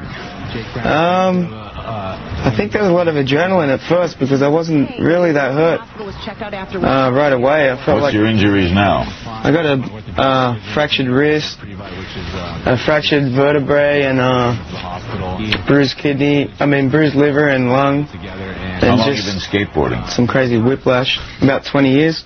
Why? Oh, it's great fun. I mean, once I picked up the skateboard, that's all I ever wanted to do. Why? See, that's Why would you skateboard? What an idiot! Is that like transportation? What do you do? Why? Why? Because, first of all, the guy makes money doing it. I mean, the guy, it's not like... See, he thinks it's just kids in the street. Yeah. He doesn't realize it's a sport that is sponsored, and these guys, if they're really good at the X Games, are making tons of cash with endorsement deals and everything. Your skateboard? Why? Can you step on the back of it and, like, catch it in your hand? Do you do that? What do you do? This guy's been interviewing for over 50 years at this point. A little research. And he has to ask, why do you skateboard? Why? 'Cause it's there? What a tool. But it came out so quick, too. Like, he had it, he was just, it's like, why? So you do this, like, why? Well, that's what he did. He, like, was blasting through the interview. The guy was talking about his injuries, and he interrupted him. What stupid question did he ask him? How long have you been skateboarding? Yeah. So what are your injuries? Well, I got a bruised lung and a... How long have you been skateboarding? Well, about 20 years. Why? Why the hell skateboard? Why don't you settle down and get a real job and a woman? Or a bunch of them like I've done. I can't hold one of them. He's probably just speeding through the interview because he know he might die at any second. Why don't you have children now instead of when you're 80 like me? I'll never see my kids skateboard. That sure ain't happening. The interview continues here. Where are you from? Australia? Can you make money? Where's that? Yeah, that's all I... Australia? They talk funny there. And winter, summer. Just want to throw that in.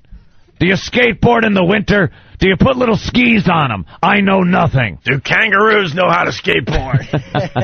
You ever see a wallaby? Isn't how that crocodile hunter died? He got a skateboard in his lung? He was skateboarding. It flipped up and hit him in the chest. I read about it while eating some garlic. I had his wife and daughter. Daughter's very cute and funny. What's her name? Binsey? Do you like Welch's grape juice? I like raisins. Johnny from Vegas. Larry King kind of sounds like annoyed Jimmy. He does sound like he's a bit annoyed with the whole thing that he had to interview this kid. Some producer had to go, look, dude, this is big. Yeah. And Larry's like, skateboarder, what?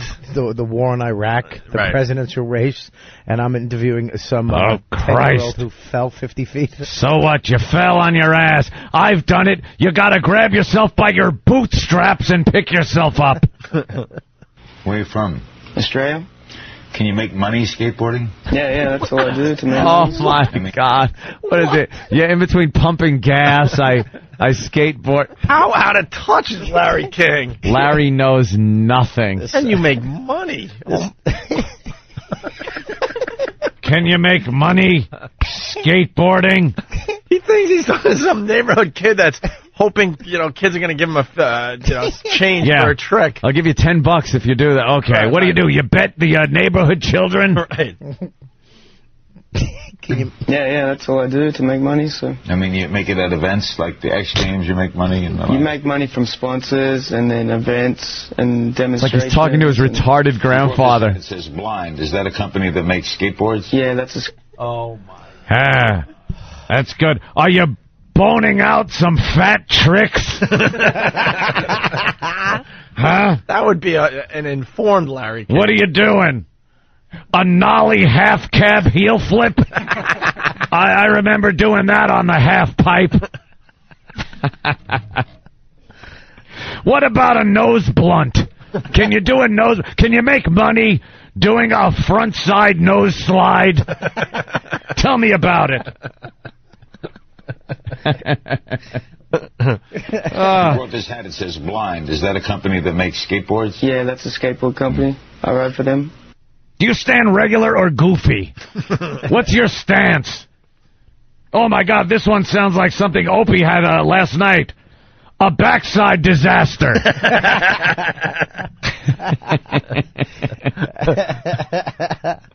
What about that speed wobble? What about the backside nose grind? Can you do that? Do one for me now. Oh, you can't? I'll pay you for it. I'll give you $3. Can you make money? Is he? Come on. Why were they entertaining this? What I don't understand with Larry King is like, why? How would it hurt if you brought in like a young dude to like talk to the young dudes? You know what I mean? Yeah. Like just like maybe let somebody for 10 minutes take over your stupid desk and get a real interview done. Get somebody that knows maybe not even knows the sport, but like is young enough where he's in touch with it. Alex Rodriguez, you play baseball, you make money at that. Can you make money just like hitting a ball? Do you get a pension plan? Yeah, how does that work? What about dental and skateboarding? Do you put money into your 401k? How do you supplement your income? Like the old baseball players? Are you a truck driver in the off season to pay the bills? You deliver pizzas with your skateboard just to make a little extra cash? Moron.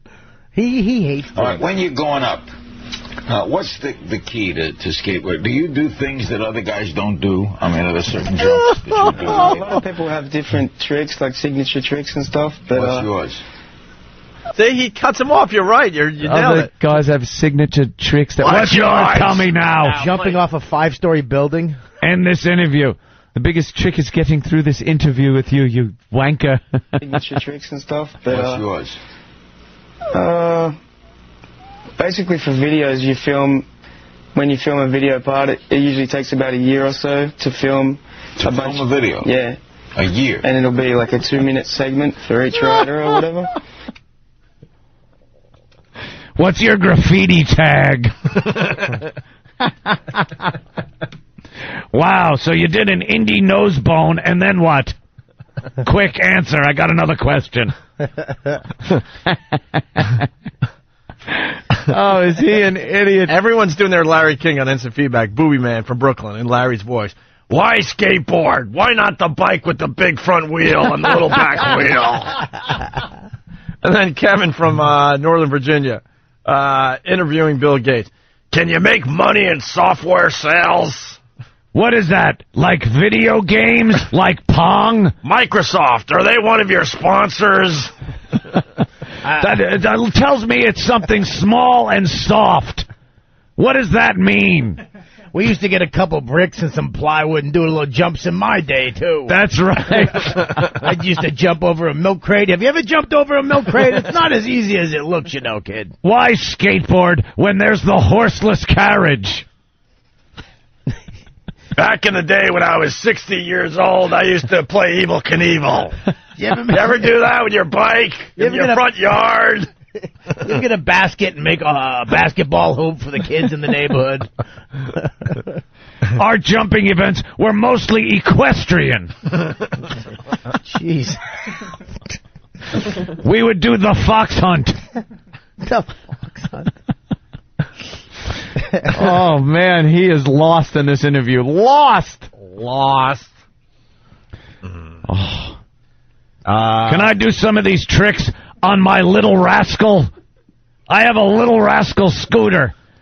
Is it possible to do, let's say, the Electric Frankenstein on my Little Rascal? Nate Sack from Jericho as Larry. I did this great trick last week on my show. I killed off Tammy Faye Baker.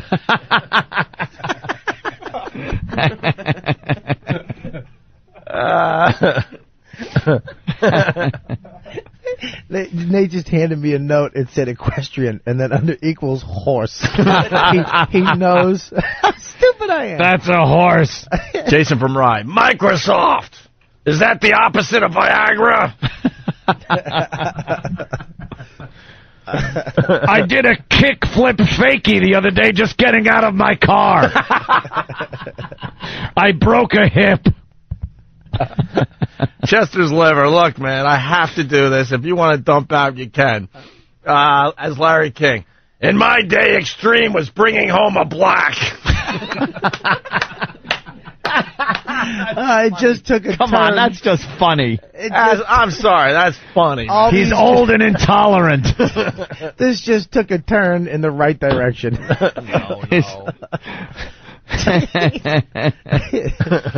Oh. Never hear of the Motley Crew. In my day, extreme was walking around the Puerto Rican neighborhood with your jewelry on. Brian from St. Louis with a callback, too.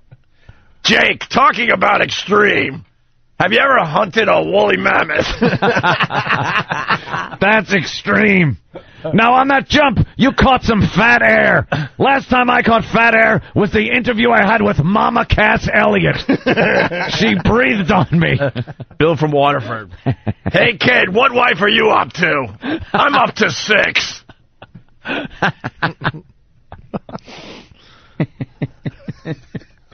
Oh, God. Funny. Dopey Larry King. All right, here we go. More Larry King interviewing Jake Brown. Boy, that's pretty great stuff. Yeah. How important is the board?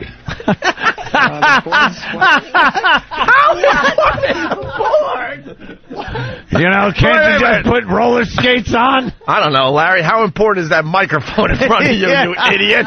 How important is the board? How important is the board?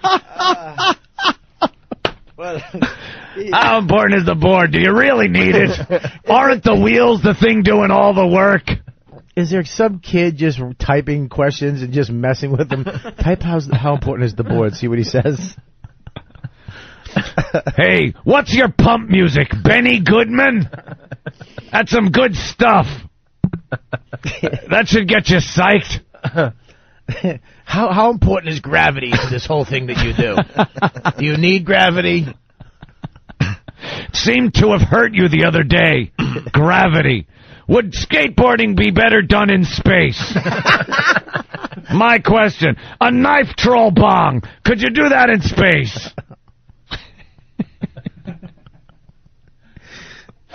Oh, is he gone? Just off. I got to hear that again. Boy, that's pretty great stuff. Yeah. How important is the board?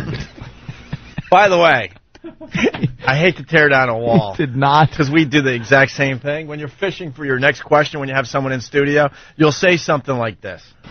Boy, that's pretty great stuff. That's You'll be great like, stuff. oh, so that's because you're thinking of the next question If in your he head. didn't say that, think how much dead air there'd Oh, be, yeah, because yeah. there was dead air after he said that Yeah, and came yeah. up with the brilliant how important is the board question. Tearing down another wall for you, but that's what... That's good. We got Chuck Yeager in studio. How important are the wings? Is that something you need in a plane? That's pretty good, brilliant, awesome, kind of good stuff for you.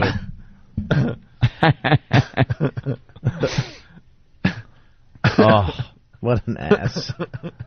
Just a douche. That's pretty great stuff. What is that? Boy, that's pretty great stuff. Yeah. Yeah. How important is the board?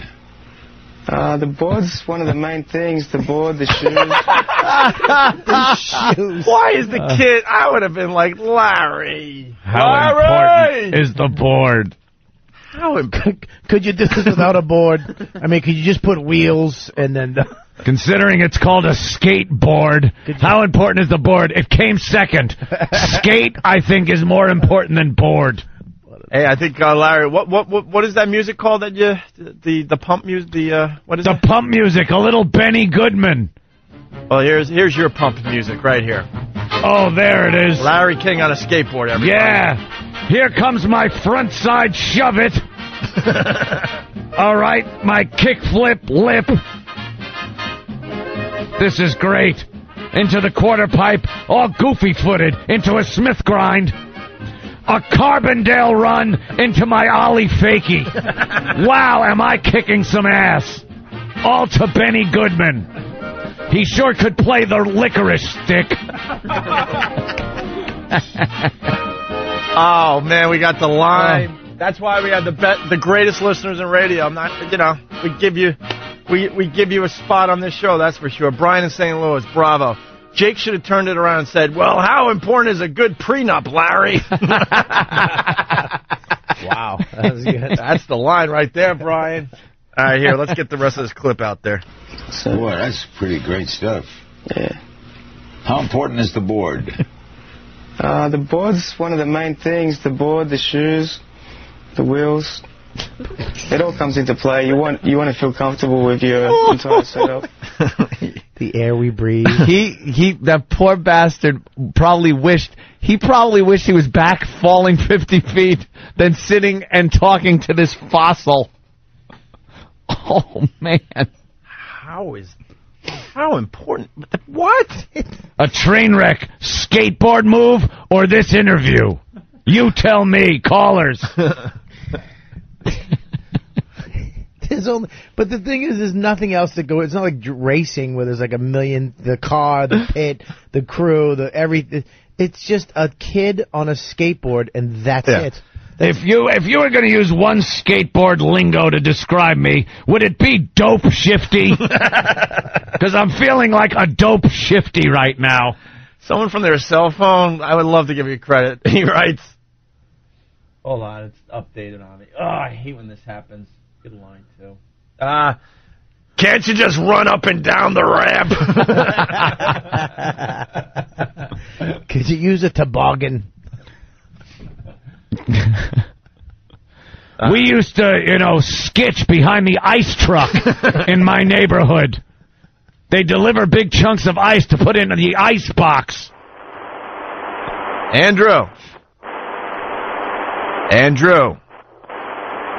Andrew from Brooklyn. That's the Space Shuttle Endeavour guy. Oh, I just can't hear. Call back? Now we can't All right, talk. listen. We unfortunately have to take a break. No. Well, we can continue. I want to hear more Larry, please. Is there more? I got to hear more Larry. And maybe we'll give you a Pat Duffy update next. How's that? Oh. We're talking with a member of the 82nd Airborne. How important is that parachute?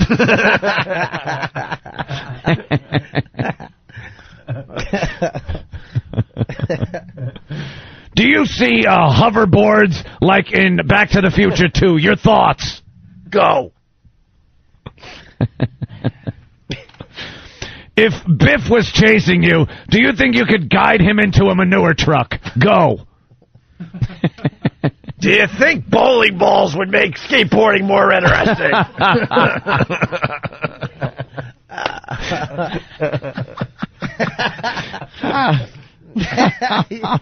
Oh, my God. Your thoughts on marbles and skateboarding? Could you play Johnny Be Good if your hand was disappearing? Thoughts?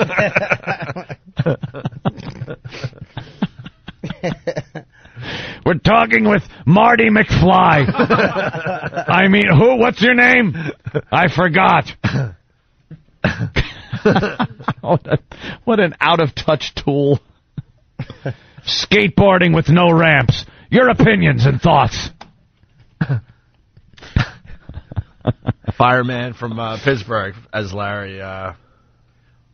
One time I got into a nosedive fakie into a clueless bomb slide, and I finished strong with a dead air 50-50. Your thoughts? Was kicking ass. Your thoughts? When I fell off the toilet, I drew this. I call it the flux capacitor. What do you think, Marty? We're interviewing Pat Duffy. You can do this all day. Are staples important? Who's better, you or the bulldog skateboarding on YouTube? Because that dog's pretty good. He pushes himself. I've never seen him fall 50 feet. What is YouTube? By the way, I shouldn't have even known that. Holy crap, John from Brooklyn. You know, the Motley Crue. Yeah. Oh, my God, this is good. Larry King. I'd like to introduce the.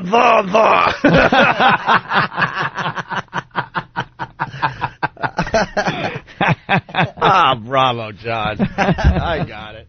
All right, we got to take a break. Hopefully we'll get Perv News in before we leave this side of the... Is there any more Opie Larry Anthony tape? Show. Unfortunately not. Damn it. That was about it, right, Sammy? Yep. That's when the kid hung up the phone. Kid slapped. What do you mean, do I need my board? Slapped Larry on the side of the head with the skateboard and ran off.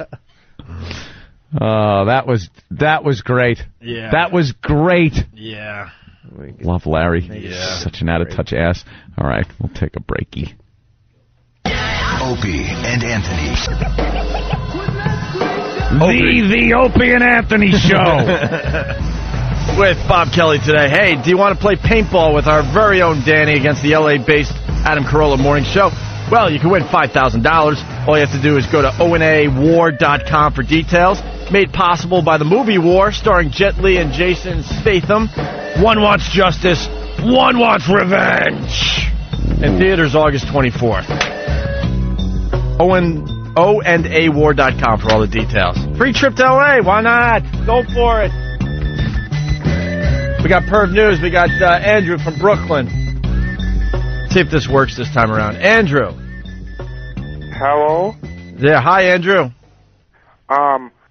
It's a fun fact that I want to talk about. Okay. The Space Shuttle Endeavour, which launched yesterday, that shuttle was built to replace Space Shuttle Challenger. And yeah. We why do we sounds familiar. Why do we still have a bad connection with Andrew? Andrew. Yes. You're calling back, thank God, because we didn't hear you the first time you called. You're calling from Brooklyn, and you got a fun fact. Yes. Okay, go ahead.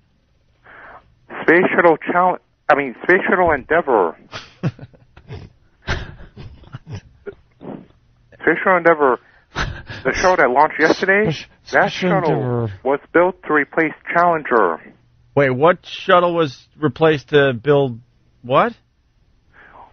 Space Shuttle Endeavour was built to replace Space Shuttle Challenger, the one that exploded.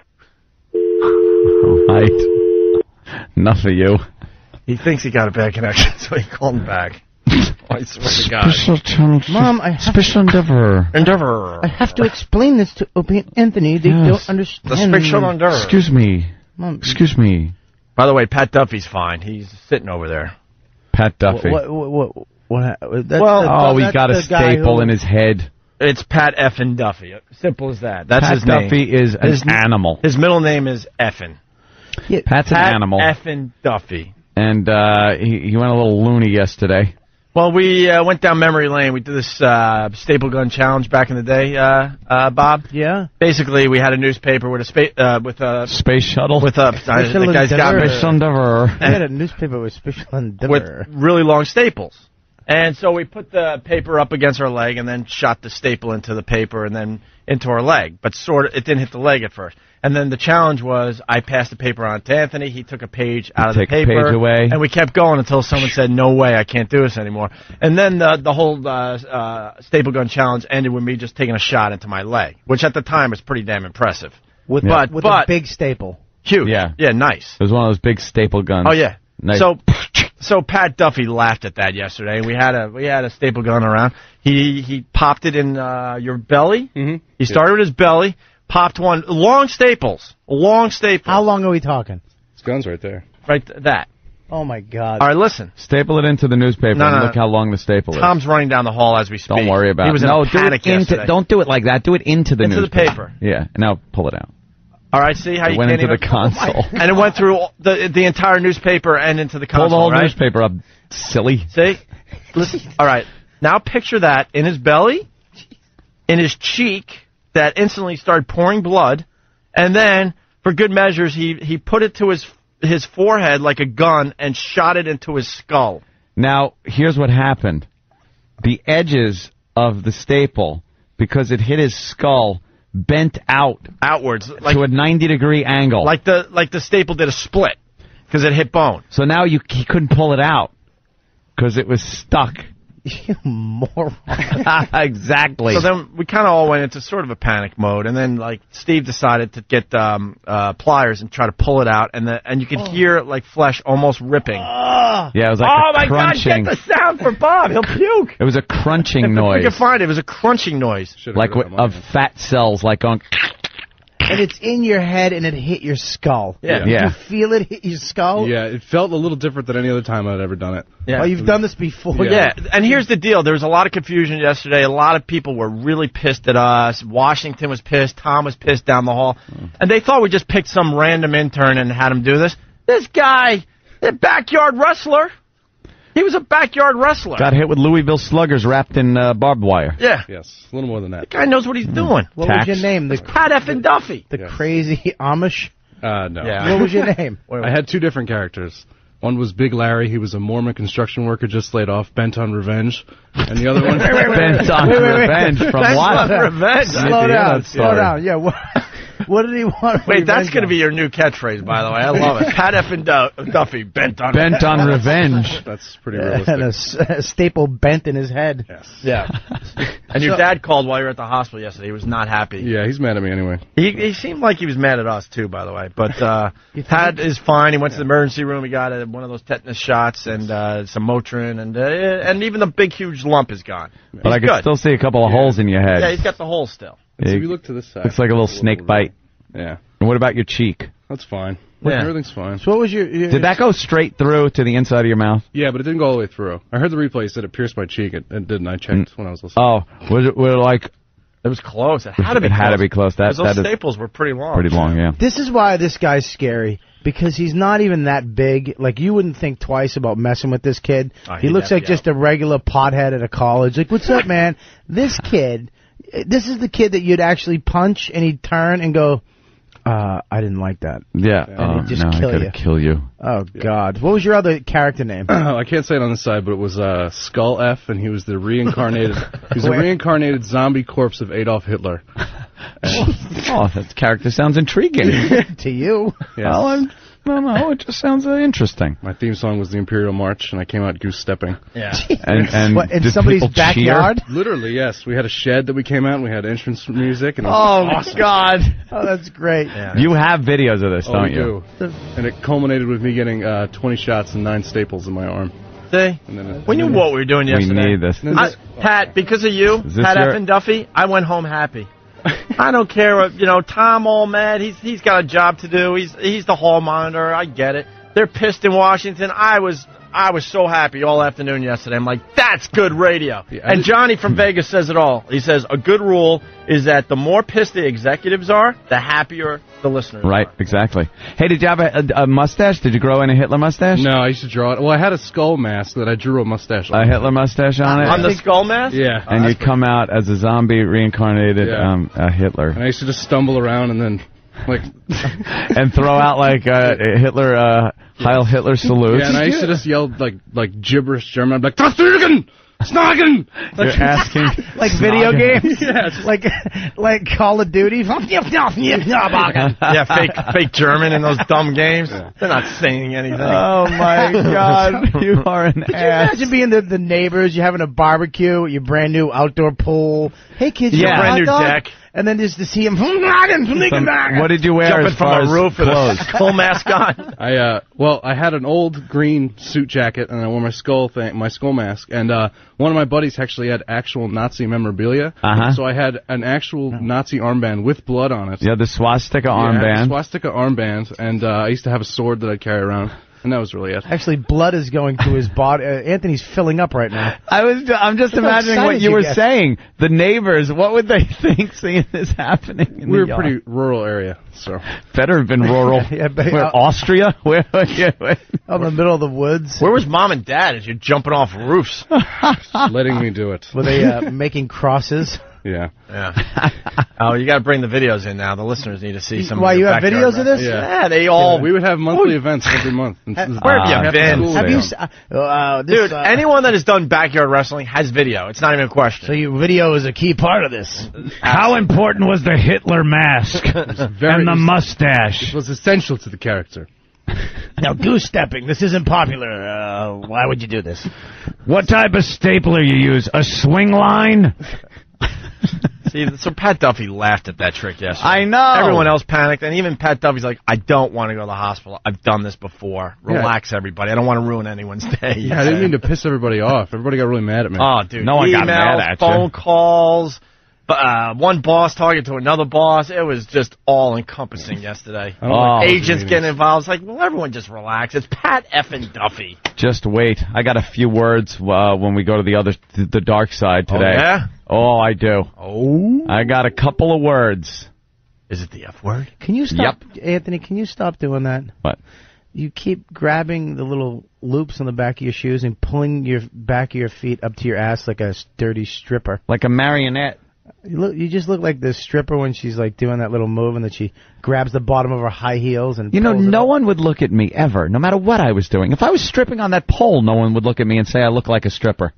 Well, I'm just lifting my shoes up. Lifting your feet. It's fun. You put your fingers in your little loops at the back of your shoes that are used to pull them on, and you pull them up and down. Well, I'm sitting here. What am I supposed to do? Hey, we got to do a little perm news before we get out of here. Pat Duffy, please plug your mom's flower shop. Krause's Flowers in Clinton, New Jersey. Krause! Exactly. KRAUSESflowers.com. Buy some flowers, support my family. He got a hospital bill yesterday, so go buy a bouquet of something. Duff, you'll be getting that pretty soon. All right, that's it. All right. Where Tom's going to run in and shake you down for some cash. Yeah, really. I'm sure half the sales staff is on the phone with the flower shop No right kidding. now. Would you like to buy some time on the Somebody Opie Anthony actually show? called a Staples A stapler company yesterday. Yeah. They're I swear to God. geniuses back there. They are. They're smart. geniuses. Soon, a man appears wearing a red cap. Uh-oh. I'm in trouble here. One signal, he's there for sex. Deputies say he exposed himself 3 times during a canoeing trip. Hey, look at my... He walks naked with a ski mask covering his face. Now they say he's hiding on porches, looking through windows. Opie and Anthony. They're men hunting for another man to have sex with. They're men hunting. That's a great promo for Perv News. Good one. We'll do one quickie, and then we got to get out of here. All Priest right. goes for nude run at high school track. Oh. Yeah. A Catholic priest is facing an indecent exposure charge after police say he jogged naked at a high school track. It happened in the town of Frederick, north of Denver. Fox 31's Tammy Beagle is live there tonight. Ron, the 53-year-old's father has 3 Catholic churches in this area, including St. Teresa's here. Tonight the church is quiet, no services, but there will certainly be prayers for the father as his case proceeds through the courts. He's a man of the cloth accused of not wearing any. Police say Father Robert Whitley admitted to running naked at the track at Frederick High School an hour before sunrise, June 22nd. My first thought was total shock.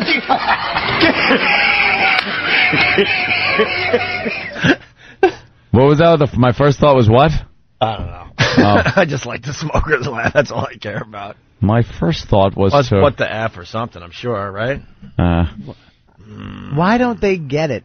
A man of the cloth not wearing any. I guess. No, Okay. the priest is claiming innocence in this story. It was How before can he claim innocence? because it was before the sun rose, and he's got an excuse. Here it is. A police report quotes Whipke as saying, "I'm a heavy man, and wearing clothing while running makes me sweat profusely."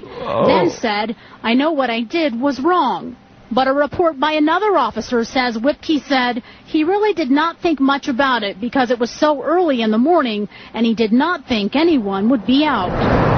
But an officer was out watering his garden when Whipke allegedly walked by to get to his home at the rectory nearly across the street. I feel bad for him. I would be totally embarrassed if I was him, and I think I would probably leave the parish. All right, what's this about, really? So he's still naked walking home, too? Right. I don't know.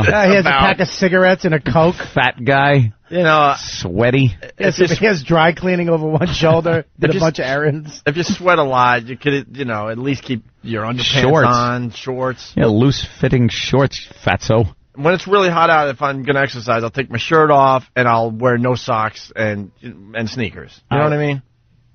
Why do you have to be completely naked? Naked. If you're fat, you don't take your clothes off. This guy was getting his jollies. How important are the clothes? He just loves being naked, probably. Probably does this all the time and finally got caught. Residents tonight sounding off on the father's excuses for running in the buff. Probably just I mean, you're a priest, you're a role model to the town. You shouldn't be, even if it's 4:30 in the morning, even if it's 2:30 in the morning, you shouldn't be running around naked. It's a law. You should do it behind closed doors. Right. There's treadmills out there that he can do it on in his own home. It's an alleged sin church members may be able to forgive, but if convicted, he'll have to register as a sex offender. Catholic Archdiocese said today, we take this matter seriously and have been addressing the situation. Based on the information the Archdiocese has, it does not appear Father Whipke's actions involved any other individual, adult, or child.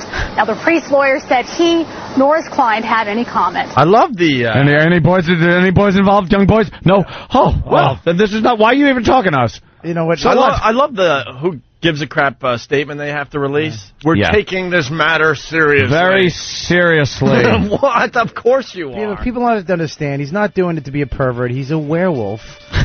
Oh, he had just gotten back into human form. Yeah, and then he's actually going home. Everyone knows the clothes rip off of you when you become a werewolf. Yeah, he's a priest werewolf. Not like in the movies where you have little pants left. Right. You got to be naked.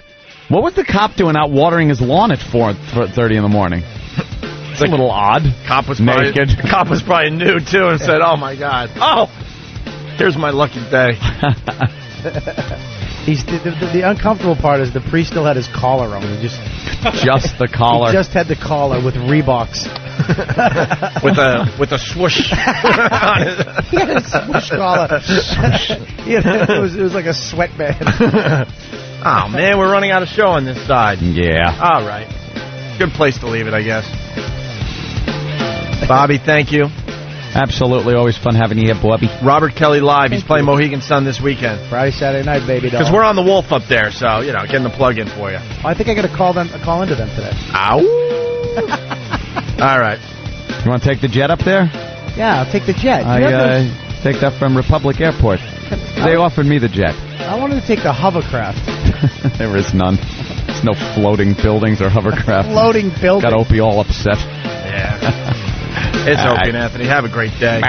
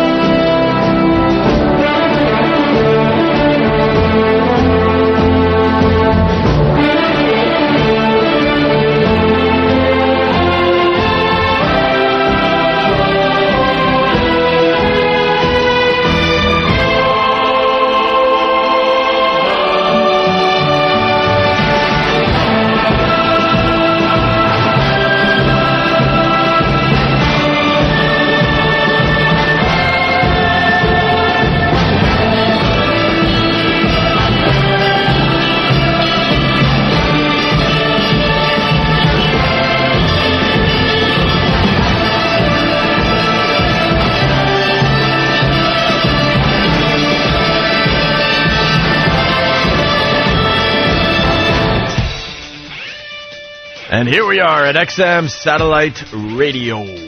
Radio. In between shows, Anthony and I, we go down the hall there. And this is why... Don't just go down the hall skipping, holding hands. Well, this is why they have to, finish our studio. Because we're still in the same place, so... Yeah. So CBS Radio taking advantage of that, and in between shows, they're like, oh, can you read this? Can you do this? Can you do this production? Can you do this? A sweeper, a promo, this, that?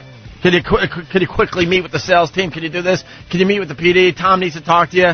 We had the greatest excuse ever. The show ends. We gotta go. We gotta go, man. We gotta go. But now they're kind of like taking advantage of this situation, getting us to do all sorts of stuff. But today, we did some production for XM. And there's a new client, I guess, coming on board. Welcome. And we did the first commercial for them in between shows. And here it is. This is what we do between shows. Yeah. What are you doing? Between studios. What are you doing over there? I'm just getting a little gum from the intern. Leave the intern alone. What am I doing? I'm not doing nothing. She's a girl. Leave her alone. I whispered something to her, and she brought me the wrong thing. Oh, really? I whispered something, and she thought I said I want gum. Oh, my God. Bobby! I just went with it. We had to deal with intern issues yesterday for hours. Just stop. Yeah. She can't read my lips well. Oh, my God. Oh, my God. Nothing? No, that was really good. Funny, but we got to make believe we're responsible. Yeah, so that's terrible. Hurrah. That's So we did commercials, Bobby, in between shows. And there's a new sponsor for XM. And it's some company that helps fix your computer. Yeah. When it's feeling sick. So we did a commercial for them. Yeah. The miracle of wireless technology. Oh, sure, you plug in your new wireless router, and it demands a WEP password. You have no idea what that means, but you try to solve the computer mystery. Hours later, your laptop still has no internet. You say, forget it. Don't give up. Call 1-800-PC-SUPPORT or go online to support.com for easy online computer repair. Tell them your PC problem. They will give you a free estimate. Say yes and relax. They'll fix it. Here's how. The solutions engineers at 1-800-PC-SUPPORT will remotely access your desktop while you're still on the phone and help you get your wireless connection to your computer. Guaranteed or your money back. They're smart, patient, and friendly. They're right here in the U.S. And after almost a decade of solving millions of problems for corporate America, they know how to fix almost any computer issue.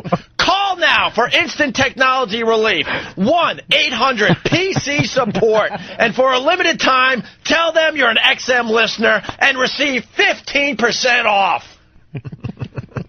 That's how I get out of doing production, by the way. And that's no joke. That's what they get today. That's it? Yeah, that's it. So they have to take what you give them. Yes. That's fantastic. That's just fantastic. That's a beautiful, fantastic way of abusing power. I love that.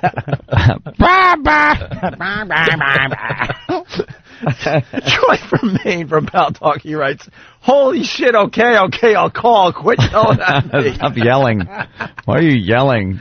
Hey, speaking of commercials, this was brought up on yesterday's show, and we couldn't get it to you right away. We had to go dig it up in the archives.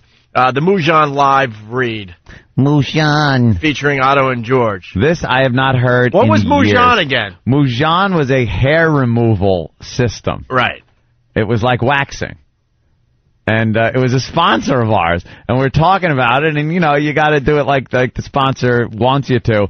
And Otto, as, George, just went on and ripped the product apart. It was hysterical, and we're kind of like, oh, Jesus. It's reminding me of the one of the faithful listeners will remember the name of the product, but Tim Sabian, good friend of ours back in the day. Yeah.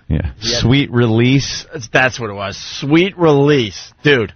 We were so hot in Afternoon Drive Radio, everybody wanted on to advertise with our show, right? This guy was friends with Tim Sabian. He goes, I have $200,000, and I want to advertise with Opie and Anthony and the sales staff. And everyone's like, sure, what's your product? It's called Sweet Release? Yeah. Sweet Release. It's a tablet that you take, and you come taste like apples. Really? Crisp or apples. cherries or bananas.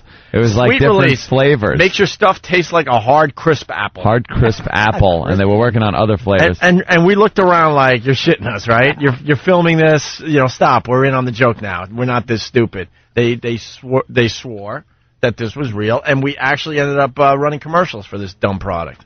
Did you ever test it? No. Why?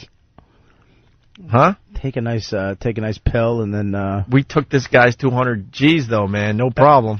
No problem.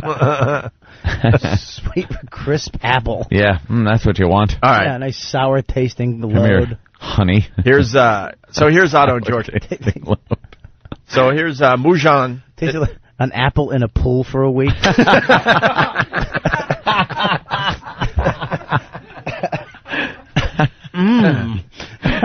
By the way, the XMers get really upset. There's a beep in this because it's the only copy we have, and it's from the old days that we can't do anything about. Occasionally, we did do stuff over there that actually got beeped. Yeah. So we were doing this live read for Mujan, some hair removal system, and Otto and George was in studio, and this is what happened. Uh-oh, I hope we have a lot of delay for this commercial. Anthony? Yes. Mujan. You want to explain to George the puppet what Mujan is? Mujan is a wonderful way for women to get rid of unwanted body hair. Bikini line, legs, even mustaches, facial hair that girls might have. And it's so much better than shaving. Nipple hair, whatever it is. It leaves the body very smooth. Mujan. Is that like electrolysis? No, it's a strip that comes in a package, the Mujan 2000. You press it on and peel it off, and completely smooth. Wonderful, smooth, sexy skin. The name is smooth. It's basically yanking pubic hairs out. Mujan. Should be called... We just spoke with the people from Mujan. Yeah. We had a demonstration in our office. It is quick, painful, and completely removes hair. Do you have a hairy Knish? Try Mujan. Here's you. I hope the bastard appreciates this. Yanking my hairs out by the root so I look good in a sundress. It should be called... Oh, sorry. Yankee? Okay. Wait, that line has to be on the radio. Oh, it's great. Thank you. It's easy. Peel, press it off, press it on and pull it off. Unwanted hair, gone. Almost painless. No. Except for the part where you go, No unpleasant odors or chemicals to irritate the skin. Mujan gentle, has botanicals, hypoallergenic, removes hair completely. It's slow to grow back. Lighter, thinner, skin is softer, sexier than before. Mujan. It's wonderful. You always throw that aloe in there. There's aloe in there. What does that do? I'm bleeding. Take me to a hospital. There's aloe in there. There'll be no blood from Mujan. It's wonderful. It's so gentle. We saw a demonstration. The hair comes off. You don't even feel it. And no one's buying it at this point. It's the most desirable way to remove hair. You know what else is good? Closing a storm window on your testicle is also good. You know, for the hot weather. All right. Just drop a storm window on your tea bag. There's aloe in that window. You want some aloe for your testicle? Mujan, the most comfortable way to remove hair at home. Why pay those salon prices? Mujan removes hair completely. If you don't see Mujan, go to the store manager and say, hey, my girl's got a poodle in her lap. I need Mujan. And I got actual audio of a girl. Yes? After she, waxed her hair. Okay, let's hear.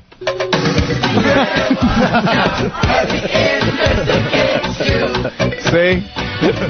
It's so smooth. She's so sexy. She doesn't even need a brain anymore. It's amazing. So to get hair off of that...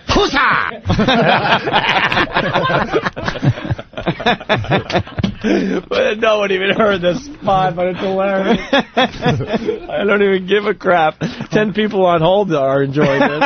Yeah, they hear the unedited version. Oh, yeah. Not anymore, Otto. There's aloe in there. Thanks for asking ahead of time. You get hit by a truck that's carrying aloe, does it still hurt? Ponder that one for a while.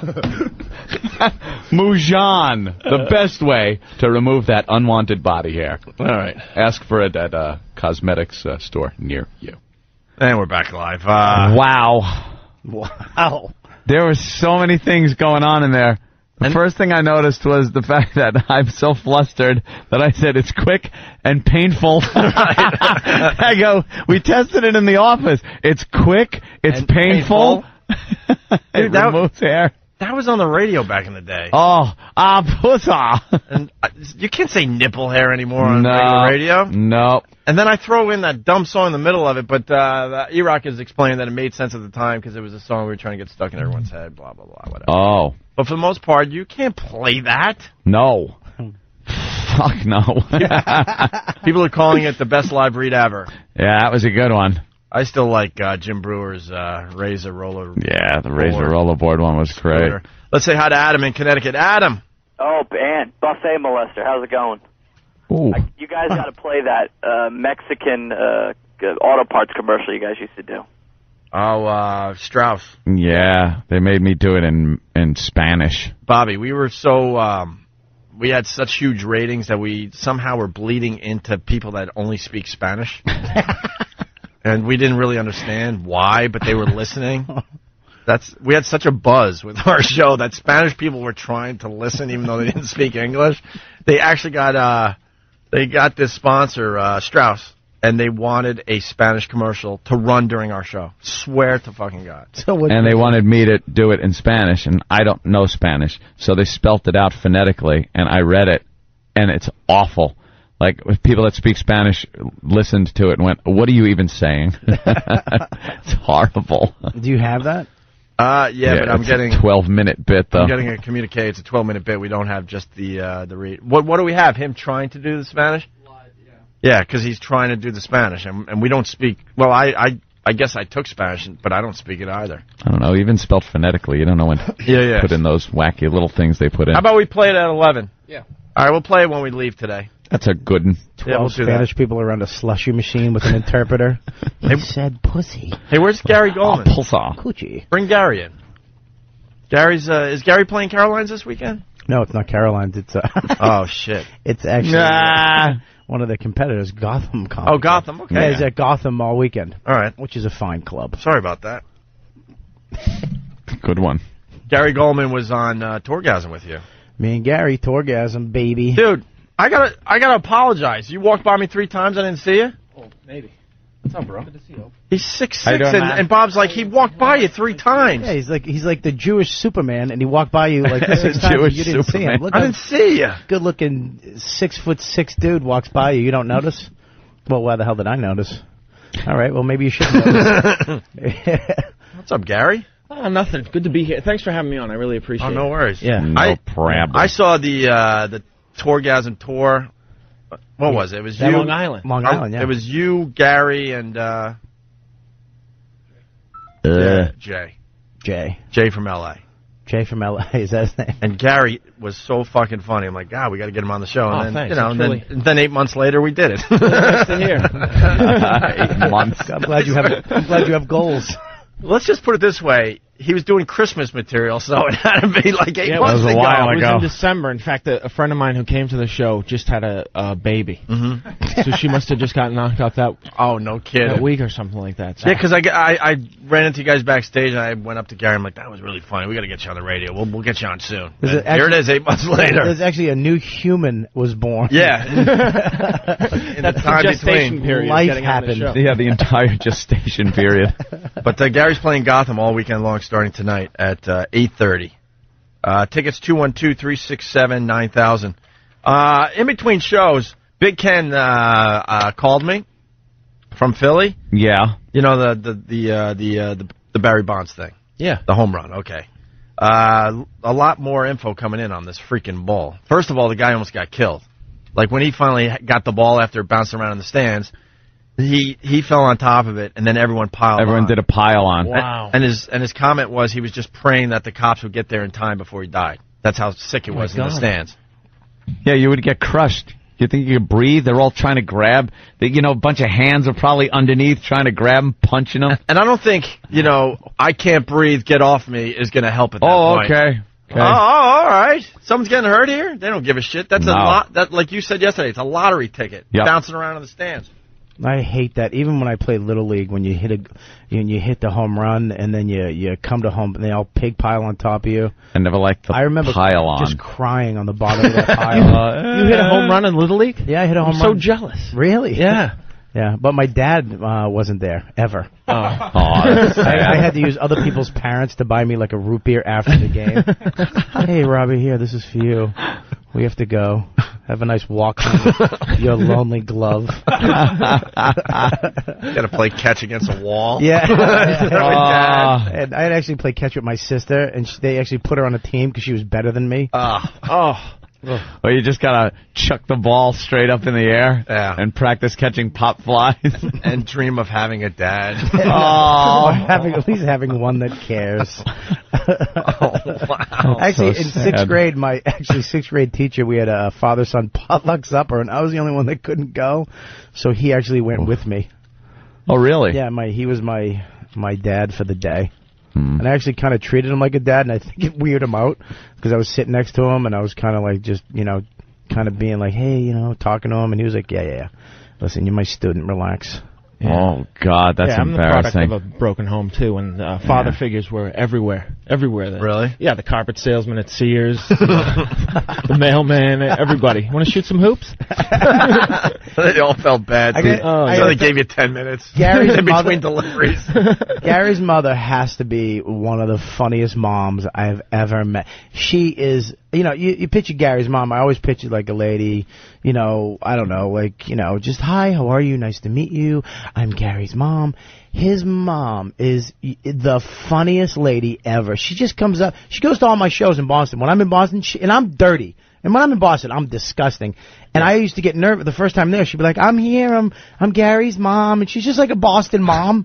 And she's like, you were wonderful. And I just talked about the inside of a vagina for 20 minutes. That was so funny. Meanwhile, I say shit. She writes me out of the will and won't even talk. Really? Yeah. I'm not allowed to You swear. get the That's voicemail Gary. from That's Mom. not you. Leave that to Bobby. I went to the one of these father-son things. That reminds me, because my parents divorced pretty early on.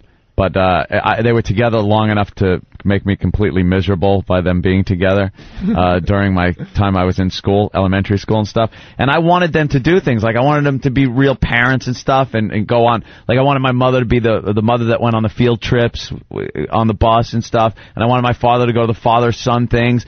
And they went to a couple of them. And all I know is they were constantly hung the fuck over. No. Like, so bad.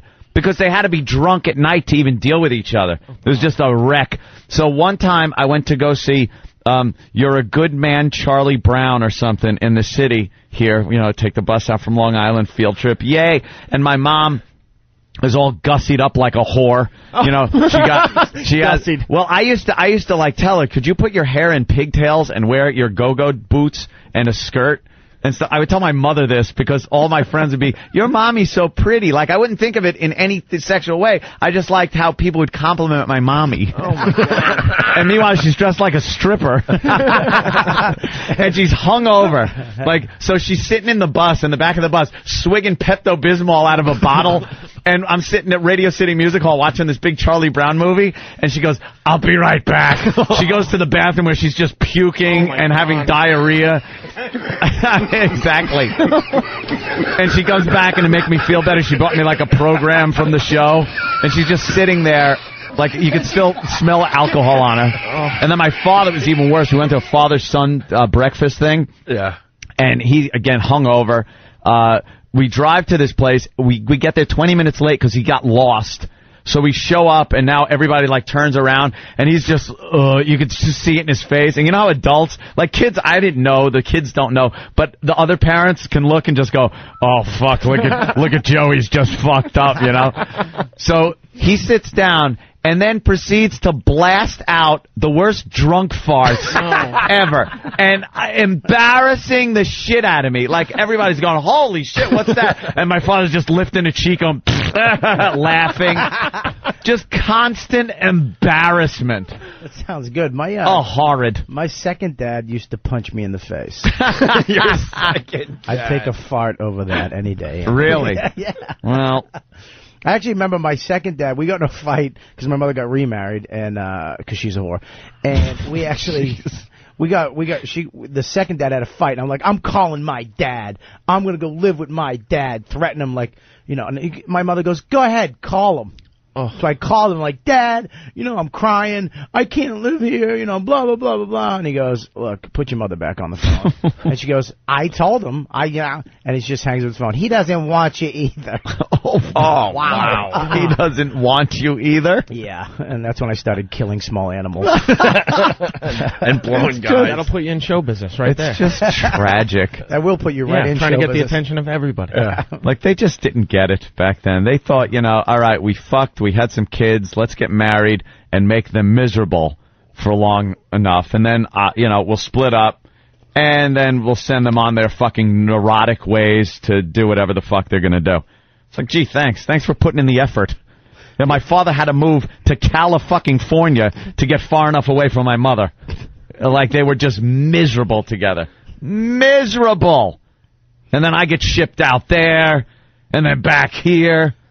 Oh, I told you the time. My mother bought me a ticket. I got to tell you real quick. My mother bought me a ticket because I said, I got to get back to New York, California. I'm not doing anything here. I'm stagnating. This is when I finally got a little older and realized, oh, my God, unless I want to sit out in front of a horse stable drinking a 40 of Bud with my father and his friends, I better get back to New York and at least give school a shot.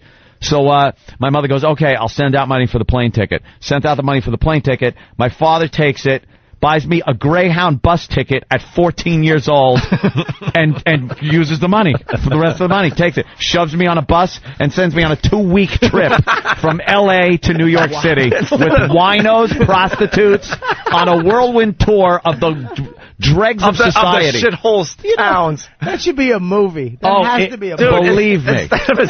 You know what I find funny? Instead of a 6-hour plane ride, it's a 2-week tour of the shithole. Where the first night I fell asleep on the back of the seat of the bus. I woke up and half my head was numb. I thought I had a stroke at 14. And it didn't go away for a month. My side of my head and one thumb went completely numb on me for a month. I was like, I got to go to a doctor. This is fucked up. And apparently I just cut off the blood flow long enough to my scalp where it didn't come back alive for a month. And he gave me money. He gives me money to get across, and he gives me like $20 for food. For like 2 weeks. 2 weeks. We stop in Vegas, and I'm like, I need more money. So I get some change, and I'm 14 at the slot machine sneaking around. I lost the $20. So I had no money left. So I hooked up with this girl that was going to Cheyenne, and she had some food and some money and shit. And she wound up with me and my brother, because my brother was with me, but, he wasn't older than me by 18 months. Wow. And, we wound up going there, but my brother had tie stick in his luggage, so we had to give it to the girl in Cheyenne because we got arrested when we got off the bus because they thought we were runaways. It was just tragic. Did you have a stick with like a bandana on the end of it? Yeah, that was pretty much it. My dad just shoved us off there. He would do that shit all the time, though. Our vacations consisted of taking the kids out to the Mojave Desert with tequila, doom buggies, and guns.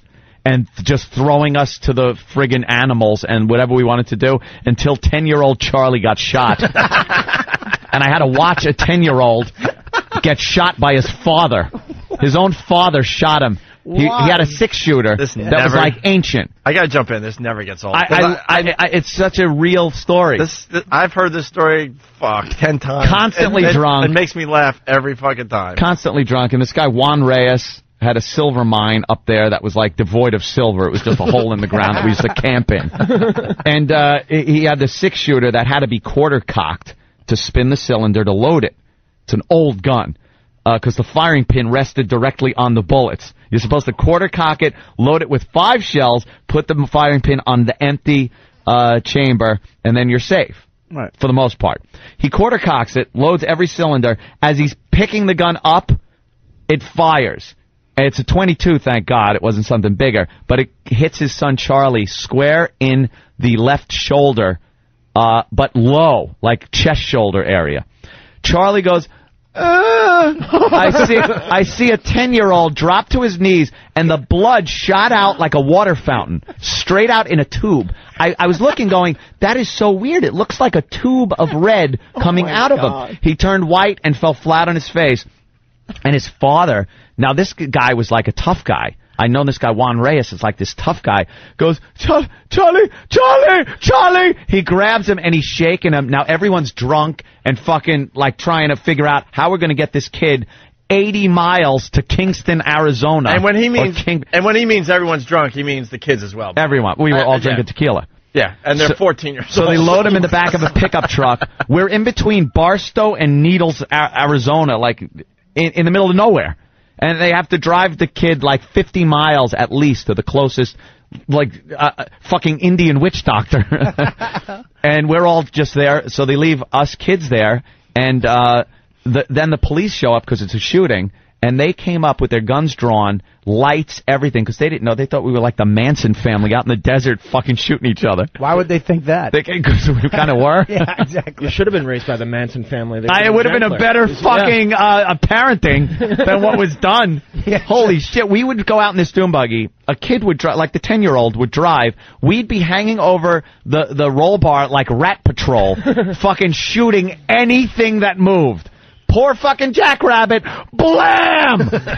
With my father's fucking like 7mm with a Weaver scope on it that I could shoot 10 miles away. I got like a sniper rifle with me to shoot fucking iguanas with. Just hire you to protect the borders. Yeah, and they would go out like we were going out to play ball. Like, I'm taking the dune buggy and the rifles to shoot shit. All right, kids, have fun. And they would drink and just fucking hang out until they passed out, and we would all just shoot shit, and apparently each other. He's dead. Oh, don't I feel like a fucking asshole? No, that's way to go, okay. Gary. Let me tell you something. Don't turn that way either. Don't you turn. My dad's dead too. I don't have a daddy anymore. Yeah, and the anniversary of my dad's death is 2 days away. So yeah. So enjoy. Good one, Gary. Good one. Don't assume, and maybe, kind of put a few feeler questions out there. Maybe ask a few questions before you come in here, How's your dad doing now? Oh, dead. Oh, this is... my dad. He probably looks something like this now. Oh, like his jaw dropped, like the Indiana Jones skeletons. They all got the jaws out like, looks like Rasputin. Yeah, like big hissing cockroaches coming out of his eyes. I fucked up Pete so bad at the last Virus show. We're backstage and we're watching Louis C.K. and I'm having kind of a moment because it was my dad's birthday when we were doing the Detroit show. And I'm sitting there kind of like, like all of a sudden some thoughts are coming to my head. And I'm just like taking a moment. I'm sitting on some of the cases, whatever, backstage. And Pete sits next to me and goes, wow, the show's doing real well and stuff. I'm like, yeah, And all of a sudden I go, yeah, it's my dad's birthday today. And he goes, oh, wow, cool. How old is he? Oh, no. And I go, no. It was obvious. The only reason I said that was because it was obvious I was kind of having a moment. Yeah. So I thought he knew. So I go, yeah, it's my dad's birthday. I'm kind of going. I didn't say going through a thing right now. I just said, yeah, it's my dad's birthday. He goes, yeah, how old is he going to be? How old is he today? I'm like, he's dead. Oh. He's dead. Right away, Pete's like, yeah, how do you come back from that one? It's like, But that's how sick I am, because I could have let him off easy, but I'm like, he's dead. I'll let him off easy, yeah. Just say the age without going into anything. Or something. I could have done something. How old he would have been. And he, how old would he be if he didn't die? Right. Yeah, you mean. All right, a couple things. We got Gary Goldman. He's playing Gotham tonight. Also, we got to find a Kenny Rogers song about baseball. Playing all week, right? Yeah. All weekend, yeah. Starting tonight, yeah. There's a baseball song by Kenny Rogers. Someone is suggesting we should play for you, Bobby, about being a really good baseball player. I don't know. We're going to see. Is it heartwarming? Is it touching? I don't know. I think they're trying to get Bobby to cry today. Oh, is it one of those? I don't know. We'll find out. And then we got the dude Jonah from Superbad coming. Yes, coming in next. So stay there. It's Opie and Anthony. Oh, what? The guy at XM doesn't know he can hit the commercial? No, get out of here, dude. No, they need a cue. Are you kidding? Are we still on? Tell them to go to commercials. Go to fucking commercials! How obvious do you need it? The virus is spreading.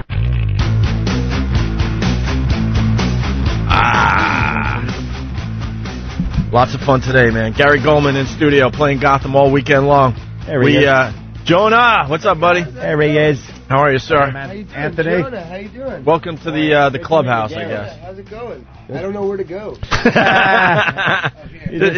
Just find a mic, plop down, and start pretty yapping. much it. Just talk in the middle of the room and project. Well, we're distracted there, Jonah, because Regis here. Yeah. That's not Regis in the dunk tank. He's attempting. Some dude is attempting to break the underwater not breathing record live on Regis. You think he's gonna do it? What is it? It's 14 minutes and 25. Yeah, fucking A. I kind of feel like I don't give a shit how long someone. It's like great. You can sit in water and do nothing. See, Jonah, you fit in with us because we're thinking if we're like Regis at this moment, like what do you say? You want Kelly Ripa to just show snatch to the guy right before he's going to break the record and just watch him go. Like fucking Matt Hooper in the cage.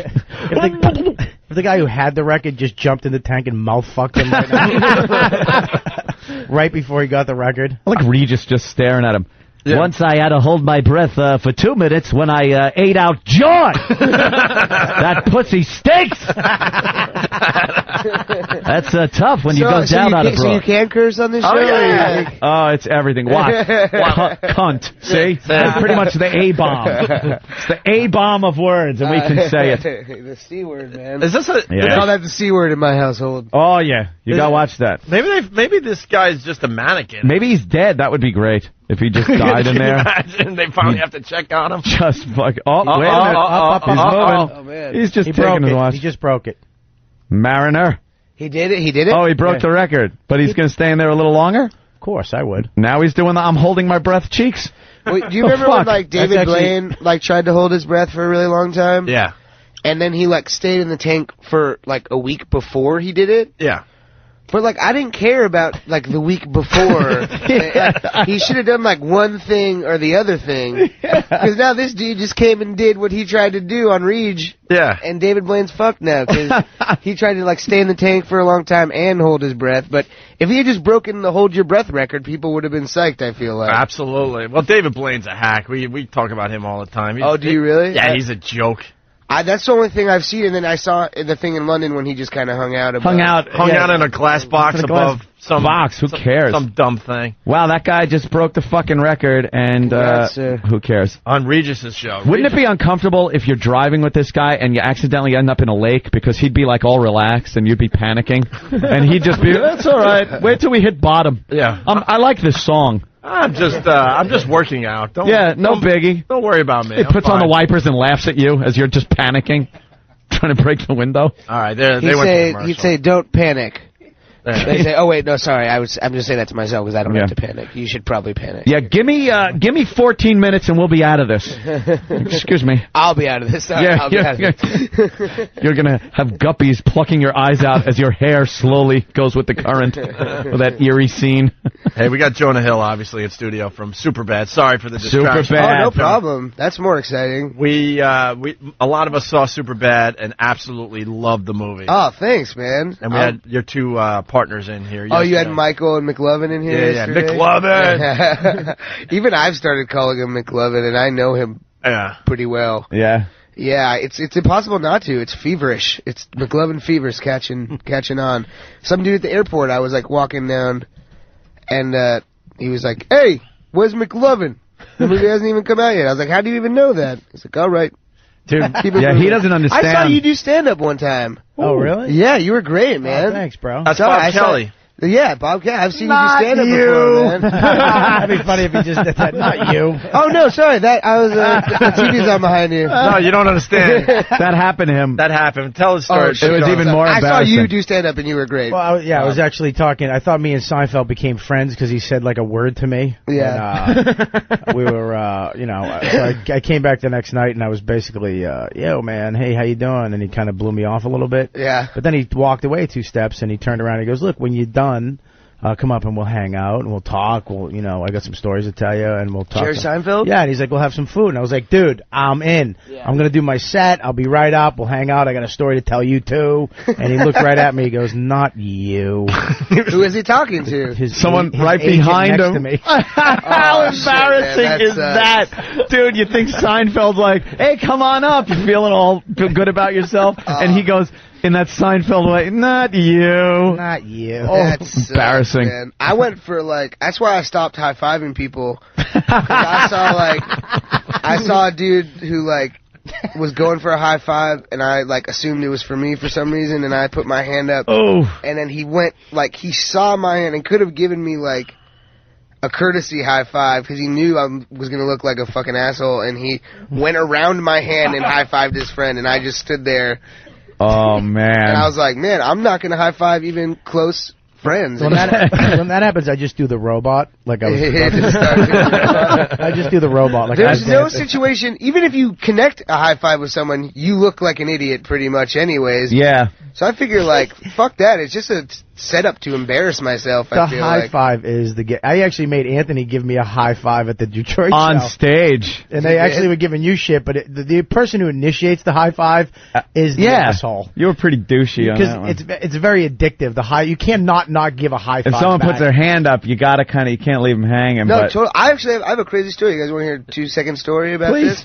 I used to live in New York, and my landlord Carl was this kind of big Italian dude, and he never wore a shirt even if it was 2 degrees outside, and he was from Queens, and he would be he was all right, and then the first day I moved in, from that day on, after the first day, every time he'd see me or one of my friends walking in the building, he would go, hey, look at these high-fiving faggots, every time we walk in, right? And I'd be like, every time, he would just call me that, and I'd be like, what the fuck, man? What's Carl's deal? Why does he call me that all the time? So the year was up, and I was moving out, and I was moving all my shit out, and I was like, hey, Carl, nice, thanks for letting us live here. You're a good landlord, I gotta ask you, why, why did you always call us, high-fiving faggots? We just, want to know. And he's quiet for a second. He's, not wearing a shirt, obviously, and he's like, when I saw you move in here, I saw you high-five one of your buddies. That's what they would call us. That's it? For a year. For the whole one year. high-five, and I was a high-fiving faggot for a whole time. And then he said it in a way he was bummed that he wasn't a part of our group of friends. He felt, excluded. He would have wanted us to be hey, Carl, we're going to have a beer. You should come out. And I feel he said it with such resentment every time, yeah, I don't care about you guys, but really he did. He was hurt. Wow. He had trouble showing his feelings, I think. That'd be a great name for a band, the High-Fiving Faggots. It's true. It's a crazy term to use. You ever get this is embarrassing, too, when somebody waves or says, hey, how you doing? And you think it's for you, so you kind of wave back. And then and then you see someone come from behind you and go up to him and go, yeah, good, how you been? And the person saw you wave back to him. All greetings in general are designed to make you look like an asshole. Yeah, what the fuck? There's nothing good comes from them. If someone specifically walks up to you and looks you in the eyes and says, your name, how are you? That's the only time I'm going to say anything back. Or else I always think that people are talking to me, and they're definitely not. Everywhere I go. I don't know what that is. I have a bad problem with that. How you doing? What's up? No. How was Michael yesterday? Did you guys have fun with Michael? I wanted to jump in here. We felt kind of dirty after the interview because we have this pal talk thing. Aunt maybe could show you real fast over there. And they're leaving. We're taking pictures. It went well. We promoted Superbad like crazy. And all of a sudden, those guys saw what was going on with these Pal Talk cameras, and we had to explain it to them. And then I think McLovin wanted to see cock.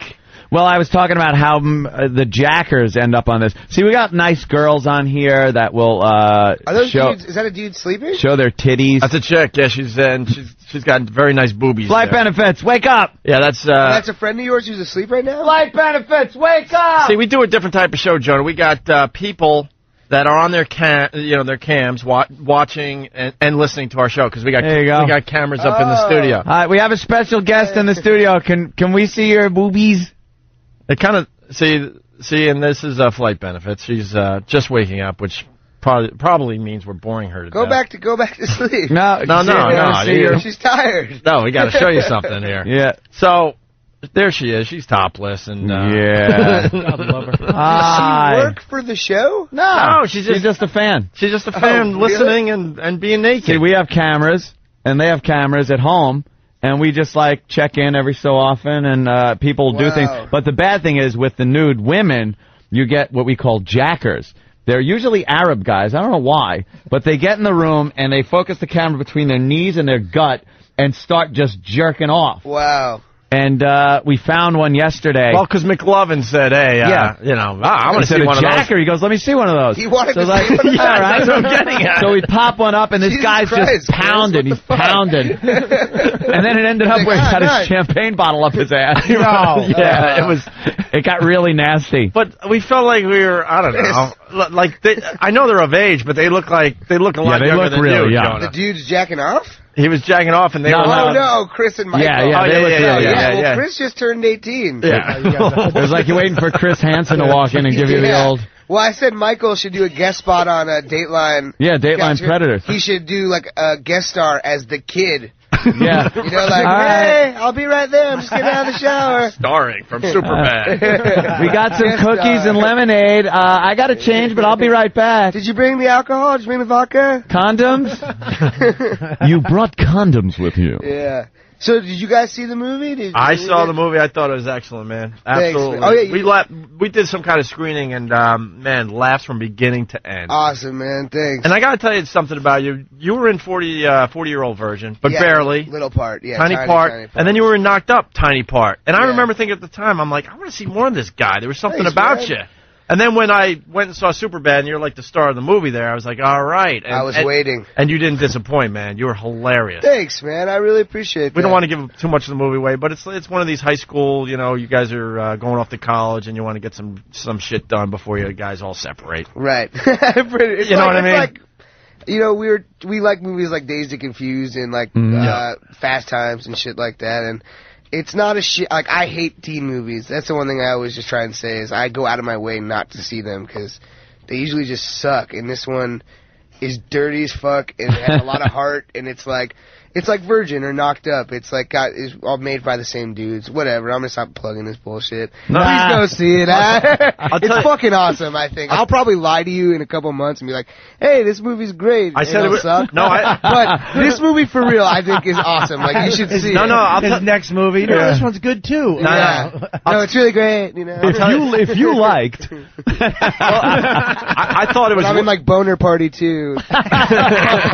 Fucking Booby School 4. I'll tell you it's great, but this one, I'm not bullshitting. I thought it was funnier than Knocked Up. And then people were like, hey, dude, it's the same people making both movies. I'm like, well, I'm giving them a reference point. I like Knocked Up, but this one is funnier. I was bothered by Knocked Up because what's-her-name wouldn't show us her tits. Oh, man. She was, like, doing all those sex scenes. It's a movie called Knocked Up, and she's doing all the scenes with her bra on. That took me out of the movie. That was the one and people thought I was crazy for bringing that up. That's the one I want my girls topless if they're having sex in movies. Yeah, back in the day, they'd always show. Thank you, yes. Oh, yeah. What Phoebe Cates? I mean, how many times did you... That was great. Stop? And that was back when you had VHS. Didn't even fucking knock anymore?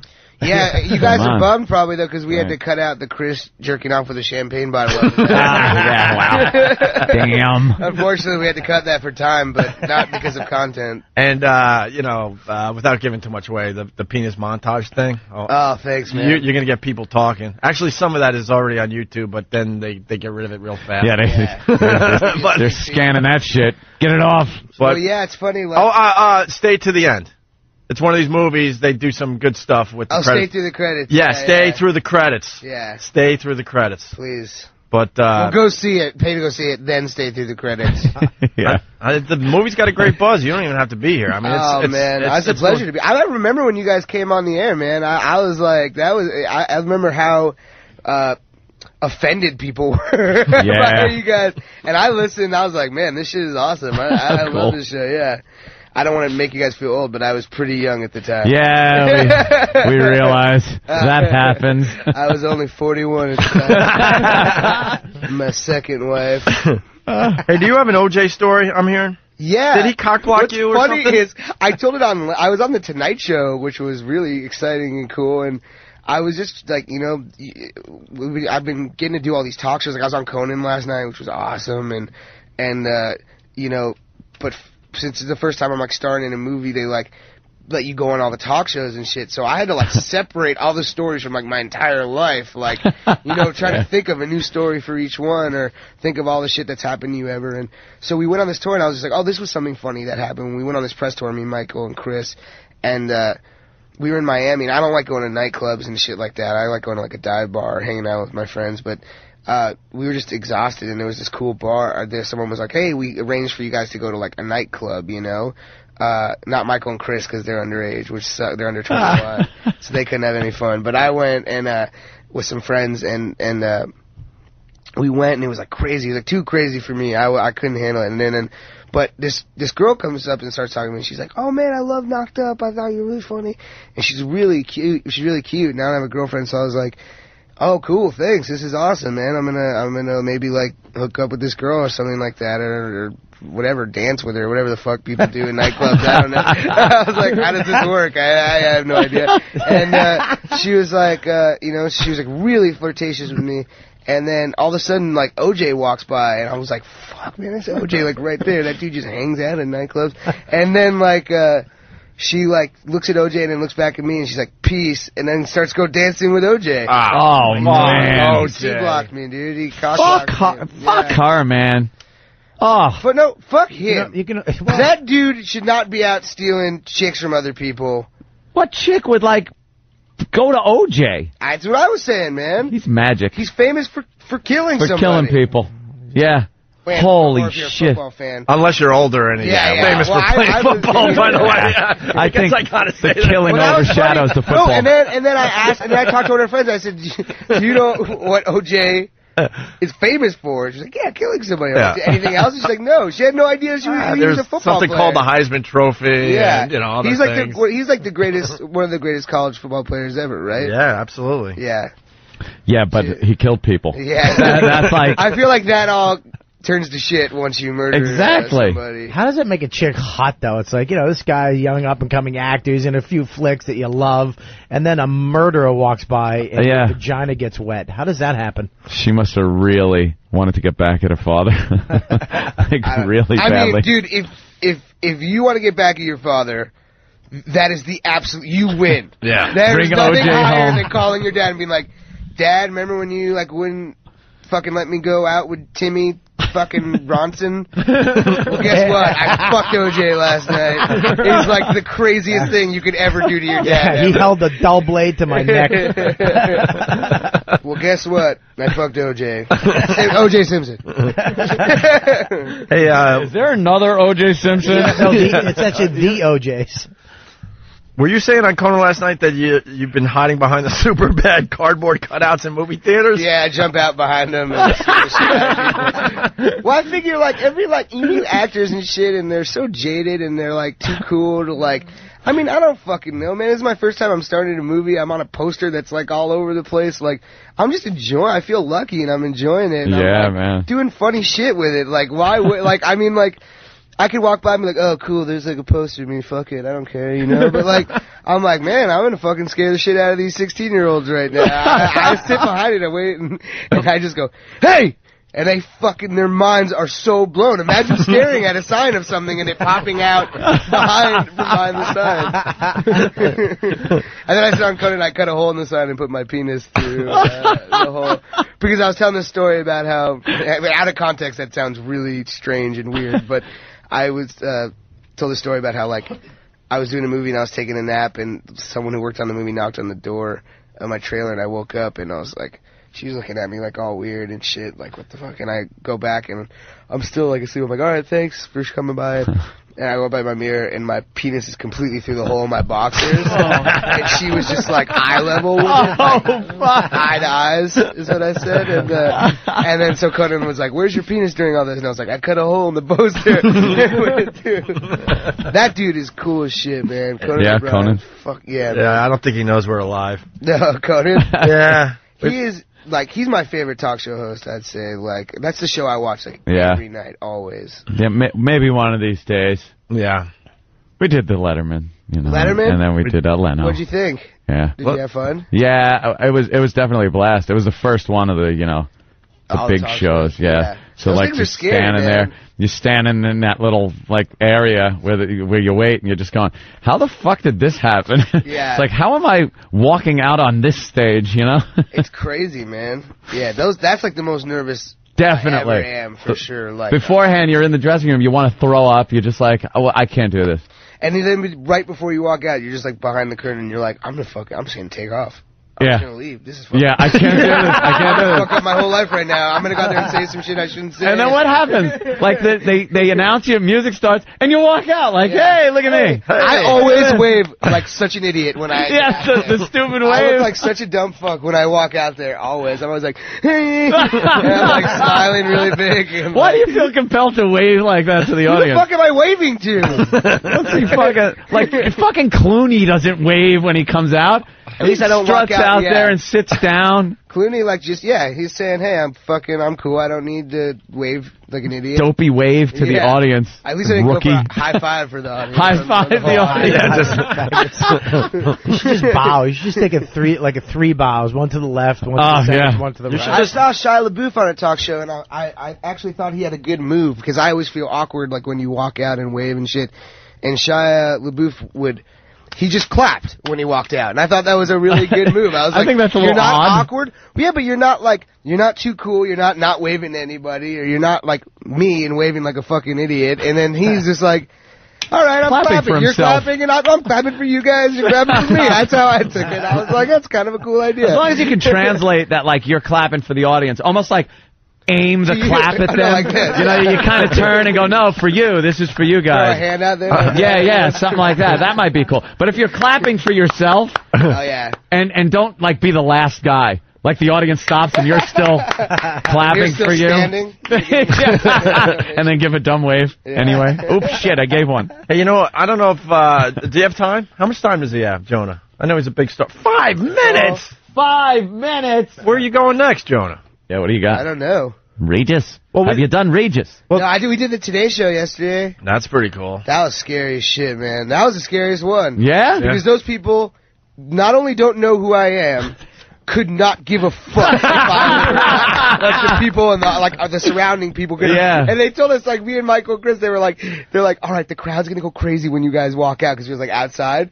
We walk outside, and you could like audibly hear people like, who the fuck are you? Oh, God damn. You're like, where's the woman who makes roses out of origami paper? Super bad. These people are like 60 years old from like, Oh, that's wrong. They haven't seen a movie in theaters since Gone with the Wind. Schindler's List was like the last movie any of these people saw. Or actually, not even. Glory. They were actually in it. They were in it. Dude, I love your honesty, man. You're so right. They'll never see the movie. They don't give a shit. Yeah, well, I mean, hopefully, the goal is like a few people watching go, oh, maybe that's. They just know it's important for their lower demos. Like we did a whole bit today. Larry King interviewed that skater that fell 50 feet. Oh man, how cool was that? Craziest video I've ever seen. And Larry King interviewing this guy was radio gold. How out of touch he was with this skater dude. Oh, just because he's just so trying to connect. He actually asked how important is the board in skateboarding. He's talking to a skateboarder. He's like, how important is the board? And the guy's just like, well, the board's, important. The wheels, the shoes. He didn't know what to say to the guy. The guy's just babbling. So you fell. See, I don't mind. We've done just tour for the past month, just like so many interviews. You get interviewed by some people that are like way older than you, and the ones you like are the ones that don't desperately try and be like your age or connect with being your age, you know what I mean? Than the ones that are like, they're cool if they're just like genuinely interested and they're asking questions of shit they don't know about, you know. But like the ones that are like, so we all like to go out and draw dicks and shit. They're like 60 years old and they're like, it's like when I'm older, I'm gonna make a conscious decision to be like, I'm not going to try and be like you. I'm just going to try and understand you and like and ask appropriate questions. You know, like I'm not going to try and be the dude who's like wears the same shit as my kids, like wears the same clothes and shit like that. That's the fucking Larry King thing to a T. And Regis will do that too, though. Yeah, he'll like we got P. Diddy coming out. P. Diddy, so I wore some bling. It's like, no, you take the bling off, asshole. Here's the Larry King. It's really quick. Yeah. Boy, that's pretty great stuff. Yeah. How important is the board? The board's one of the main things. The board, the shoes. It's one of the wheels. The wheels. It all comes into play. You want to feel comfortable with your entire setup. How important is the board in skateboarding? Sports pretty important as long as the wheels and the shoes. How important is that microphone in this job? That's what he said. That's what he said, man. Well, let me see. It's pretty, I guess. Holy shit, it isn't. That was a stupid question. Now, this came up yesterday, but I don't know if we have enough time. But the Lily Tomlin thing from iHeart Huckabee. Yeah. Oh, that got huge, man. Yeah, it's funny. Like everyone, that was my first movie. That movie, and I love all those people, man. I love David, the director, and all those people were super cool. I never saw anything that strange go on. I must have not been there. I was only in a little part, but that's such an odd thing to watch. Some people just losing their shit. To watch. Yeah. But, I'd never had any sort of experience like that with David or any of those. We just love playing the audio. It's hilarious. Oh, yeah. Because it's XM. It's XM. You can get away with the C word and everything else. Yeah. We just made one of those it just leaked last night. What was it?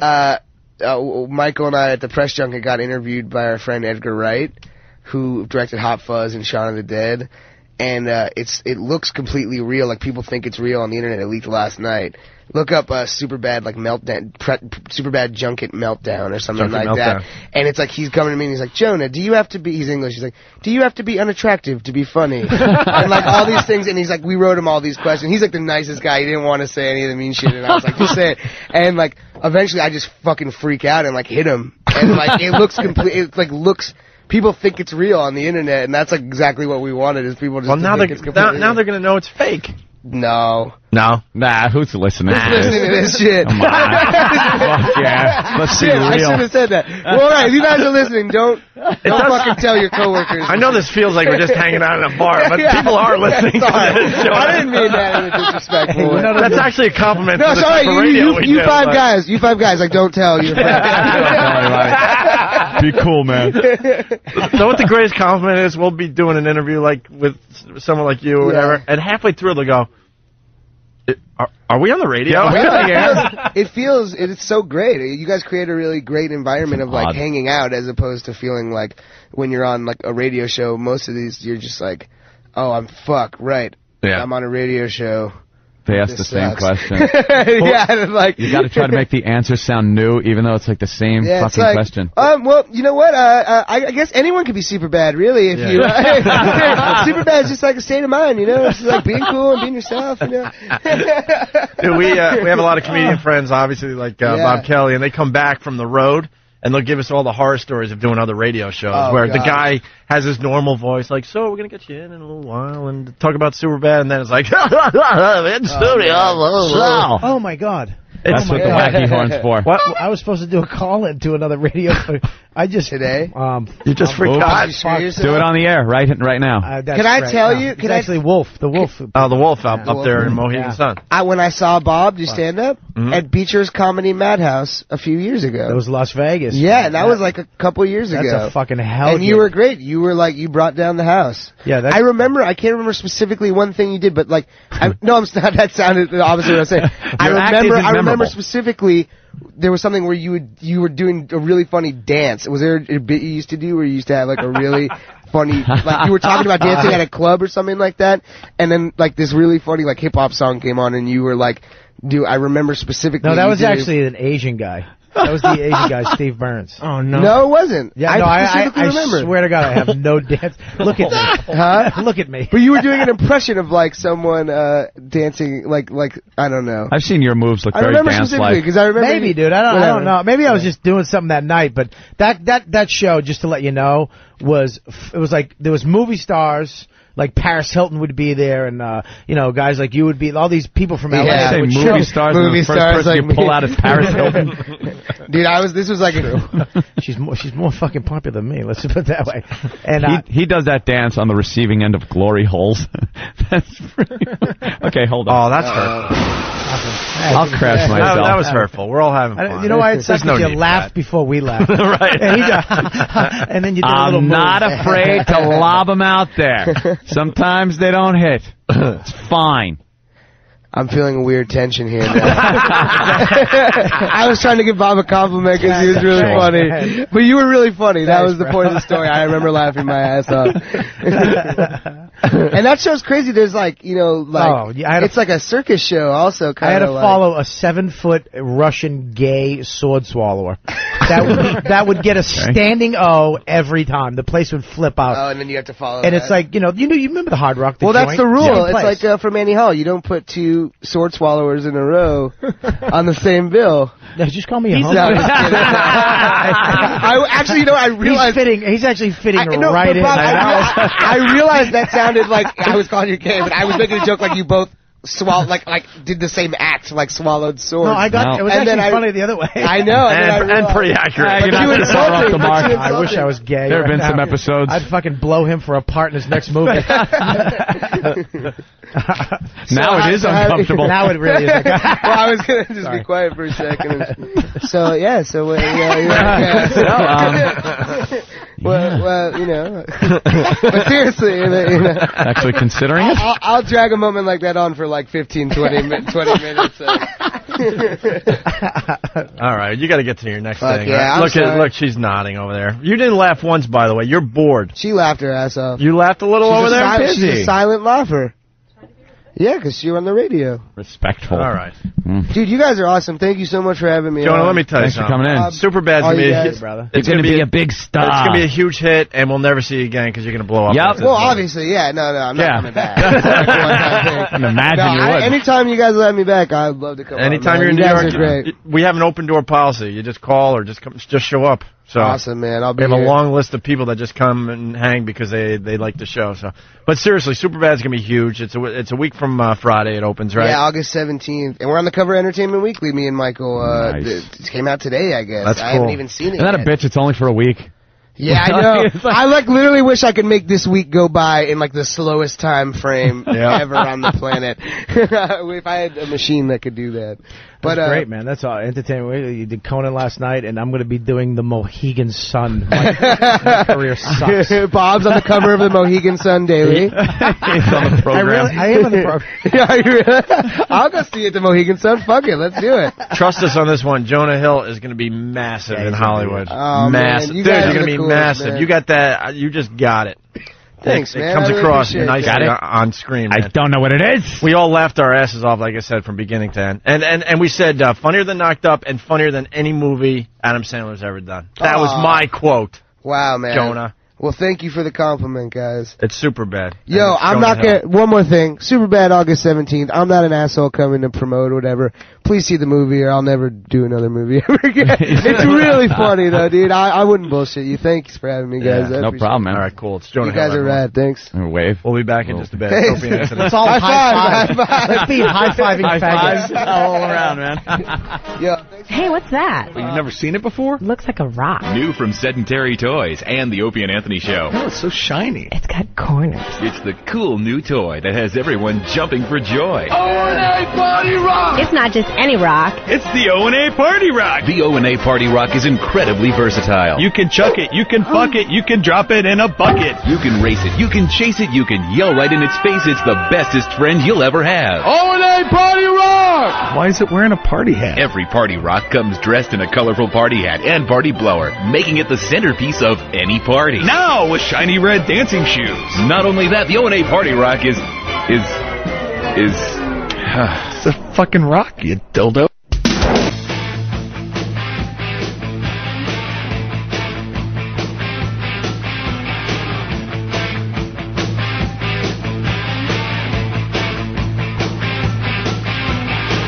Man, that was a lot of fun.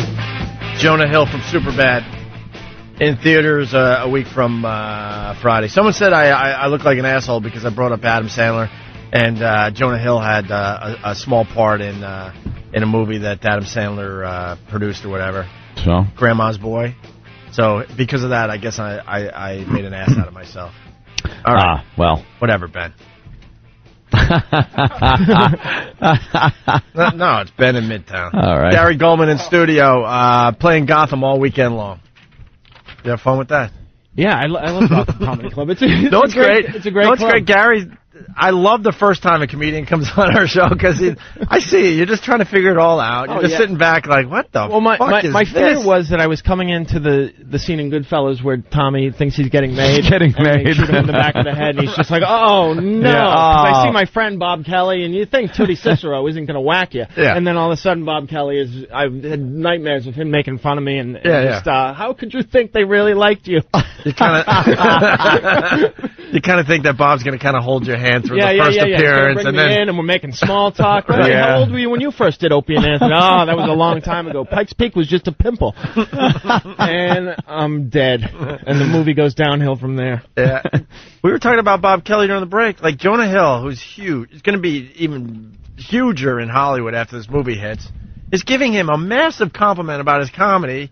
And I realized halfway through that Bob Kelly realized that he's talking about another comedian. Yeah. And I'm like, Bob, why don't you just, say thank you? Just say, Bob. thanks. Because his father didn't play catch with him. That's why he can't take a compliment. He can't believe that anybody would actually like him for him.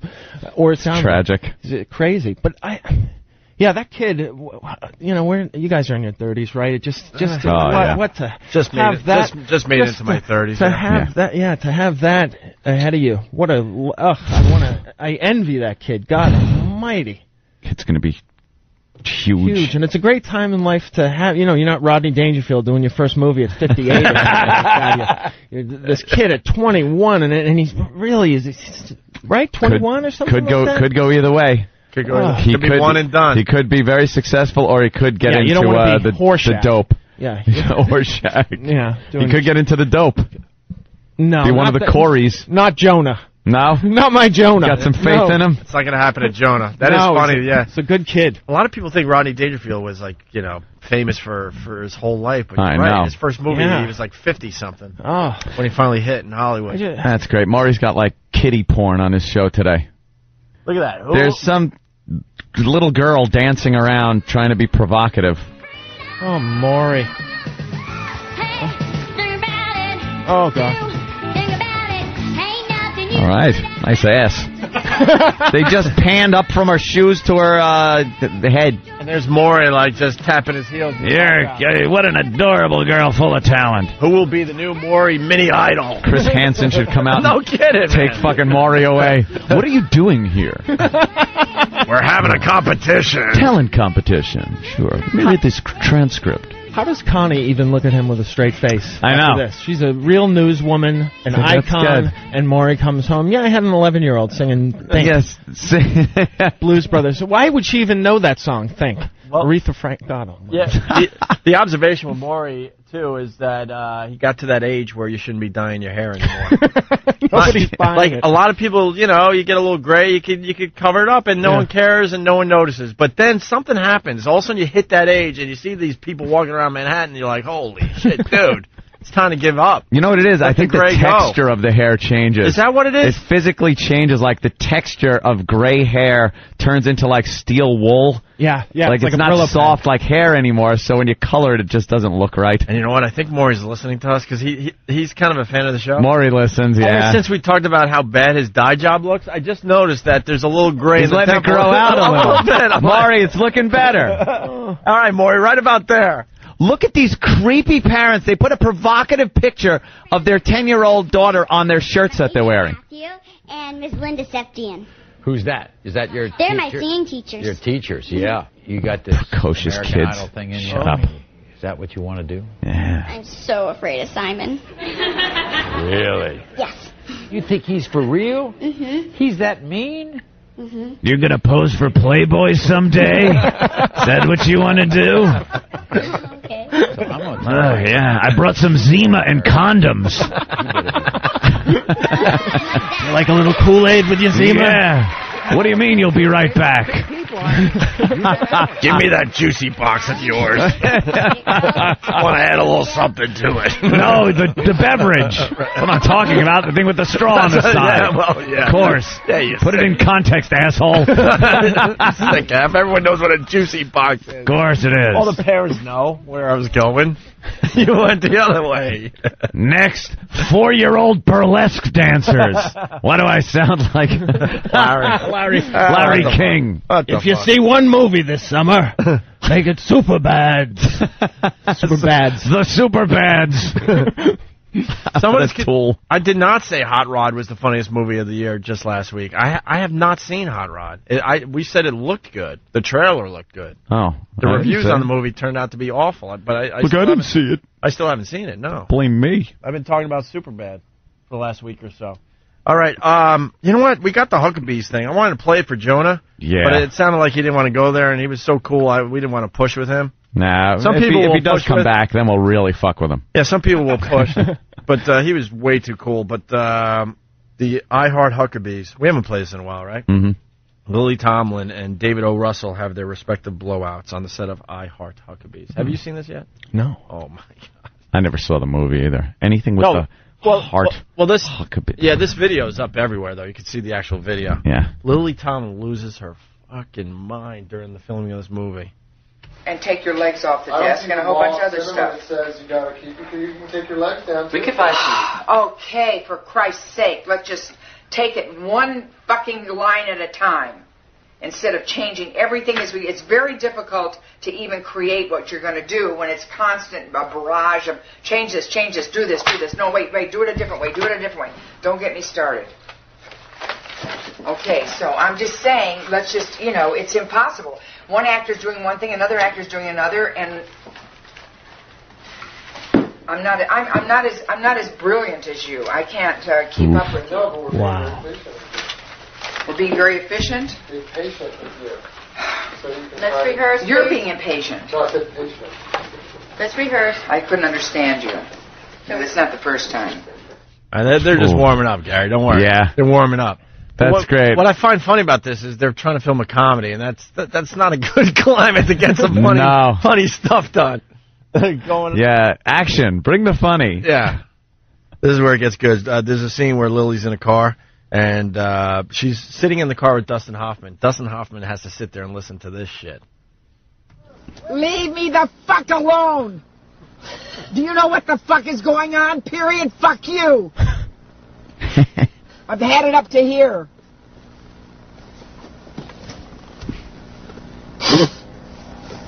Who's reacting to what, for God's sakes?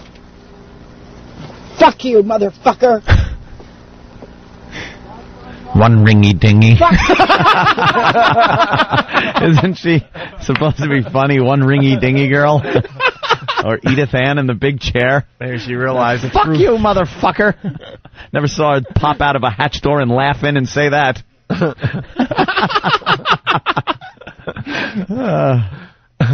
All right, someone saw it your way, Anthony. Damn it, Opie. For the love of God, I didn't think of box of juice until Aunt said straw. All right, yeah, well, geez. The parents know what I'm talking about. Trying to protect us here, Henry. Juicy box. It's called juicy box. Yeah. Fuck you, fuck you, fuck you! Get the fucking thing together, fuck you! Oh yeah, bullshit. That's why we spent 5 or 6 fucking hours doing something else? No! God damn it! You fucked it up, god damn you! Now get straight on it and help. If you can't help them, help me! She doesn't improv well. No. That's right. Fuck you too. No, I'm not. I'm sorry. Don't get out. Don't get out. I'll break the fucking set apart. I don't even give a fuck. That don't matter because you're there. Oh, shut up. You shut the fuck up too. I will, but you're still there. Shoot the fucking thing right now. Oh, shoot. Yeah, you'll get I'll be angry as she's angry. That'll be good. Dustin Hoffman. Let's just shoot this. Wow. Hoffman. Yeah. Yeah, Hoffman. Yeah, exactly. Excuse me. Yeah, it's Dustin Hoffman. Exactly. You might remember a few movies he's done. Yeah, and he's got to sit there just like any of us. It wasn't the incredible shrinking woman where she walks around with giant props for the whole movie. So I wonder why she doesn't work more. Yeah, right, exactly. It's like, well, she's supposed to be very brilliant and everything. Why doesn't that girl work more? That's My God. really amazing. Fuck you. She's just thankful for any morsel she can get at this point. Yeah, I guess so. She's appreciative. She's very down to earth. Yeah, she sounds it. Oh, my God, Lily. This last clip, the director gets back at her. This is the complete meltdown, yeah. There's a set with doors and stuff, and the director just loses his mind. He's had it with Lily Tomlin, and you hear him, like, yelling at her, and then he goes through one door, so now you hear him in the background, then he comes through another door and continues yelling at her. Yeah, because it's a set. He walks out a side door and then comes from behind the camera. Fuck you! I'm just trying to fucking help you. Do you understand me? No, you're not. I'm being a fucking collaborator. I'm just trying to help you figure out the fucking picture. Hey, bitch, I'm not here to be fucking yelled at. I worked on this fucking thing for 3 fucking years. Not to have some fucking cunt yell at me. I'm trying to fucking through, and I'm trying to fucking help you, bitch. Figure it out yourself. Well, I have to figure it out. Yeah, fuck yourself. Fuck your whole movie. Why don't you fuck your whole movie? Because that's what you're doing. We better get some insurance against the director. You're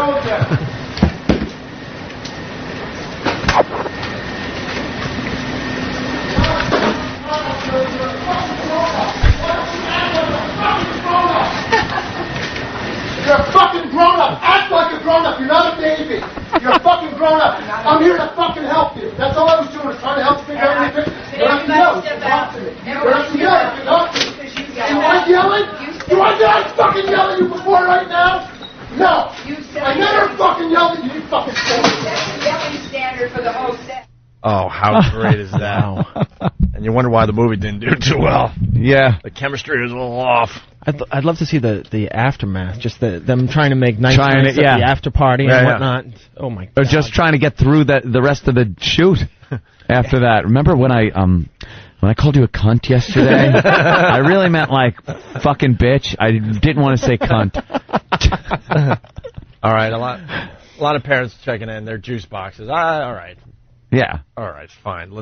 All right, I'm wrong. Yeah, it's Let's a juice move on. box, not a juicy box. Snapman from Whackbag. There's a juice called Juicy Juice, and then there's juice boxes, right, so you probably just mix those two up. Snapman from Whackbag, he writes, let's shoot this fucker, Lily. Let's shoot this fucker.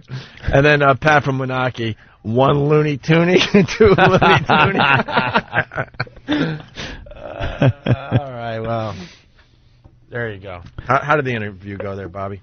Oh, is that where you was doing an interview? They know you guys, so that we were just talking about Jimmy's book and talking about some stuff. Well, that's always nice to go on a radio show and talk about another radio show. Because I'm in the book, but I haven't read it yet, but I'm in the book. So everybody goes, have you read the book? And I'm like, no. They're like, oh, you should. So I'm just dying to see what I'm sure he's just what calling names you he called me. And by the way, degenerate. Yeah. You're barely in the book.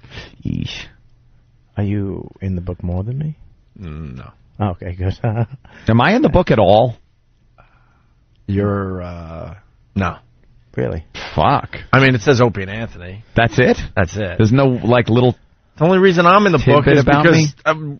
he tells a story of how we drove to Boston together, and he has to leak every 5 minutes. You know the deal with him. Yeah, he's a And we diabetic. pull into a rest area, and he tells a story how he got the urinal right next to me because he wanted to see what I was packing, and then tells the story that I'm an 11 at a rest area, and he's a 4.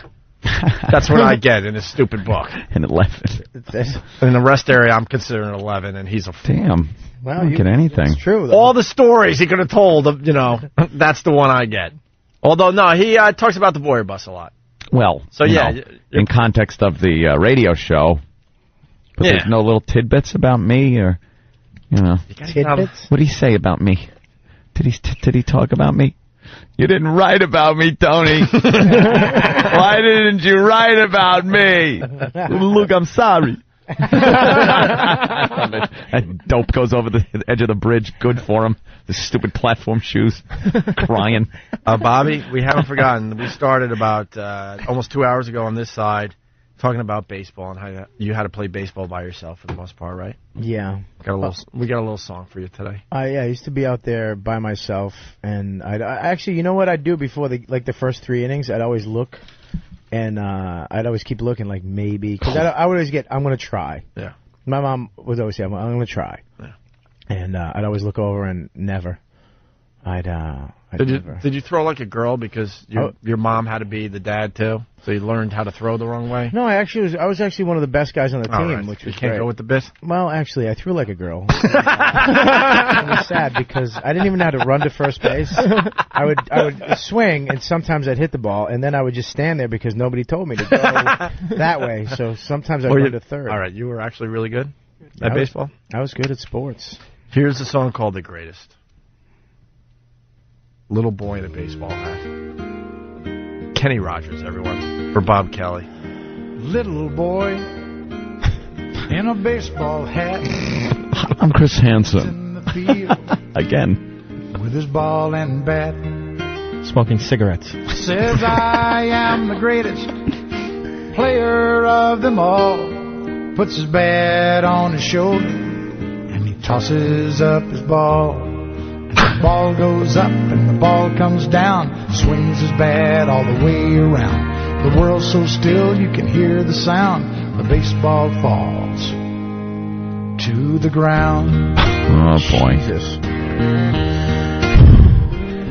Are you getting teary-eyed? Gary, is he getting teary-eyed? You know him. Yeah, he's in a different place right now. He's 11. Says I am the greatest. Turn it off, dude. This ain't working. He's got tears in his eyes. His teeth. Tries it again. And the ball goes up and the ball comes down. Swings his bat all the way around. The world's so still you can hear the sound. The baseball falls to the ground. Aw. Oh my God! I can't Strike two. Stop this fucking song! He got tears in his eyes. Keep it going. Tears in his eyes, I guess. And listens to the Very sad, man. Jesus. Little boy. This guy's an asshole. He adjusts his hat. Picks up his ball. Stares at What's the count? Says I am the greatest. Game is on the line.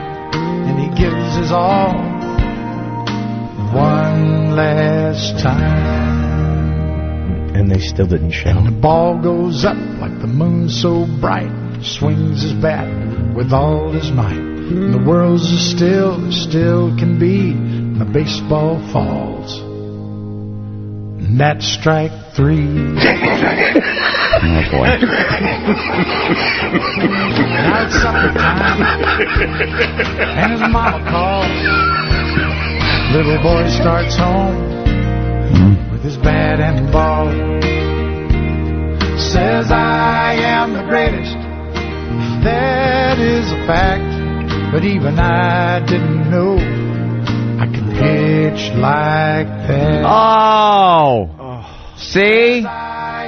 He was pitching. That is understood.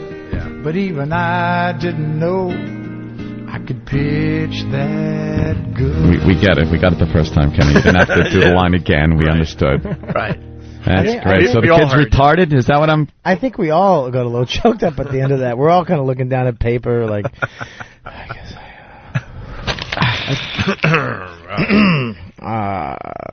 I am the greatest. Throw it at E-Rock's head. I am the greatest. Oh, we didn't even fucking talk about the baseball. This is how this started 2 hours ago with Big Ken's voicemail. Oh, yeah. The Hank Aaron. Barry Bonds.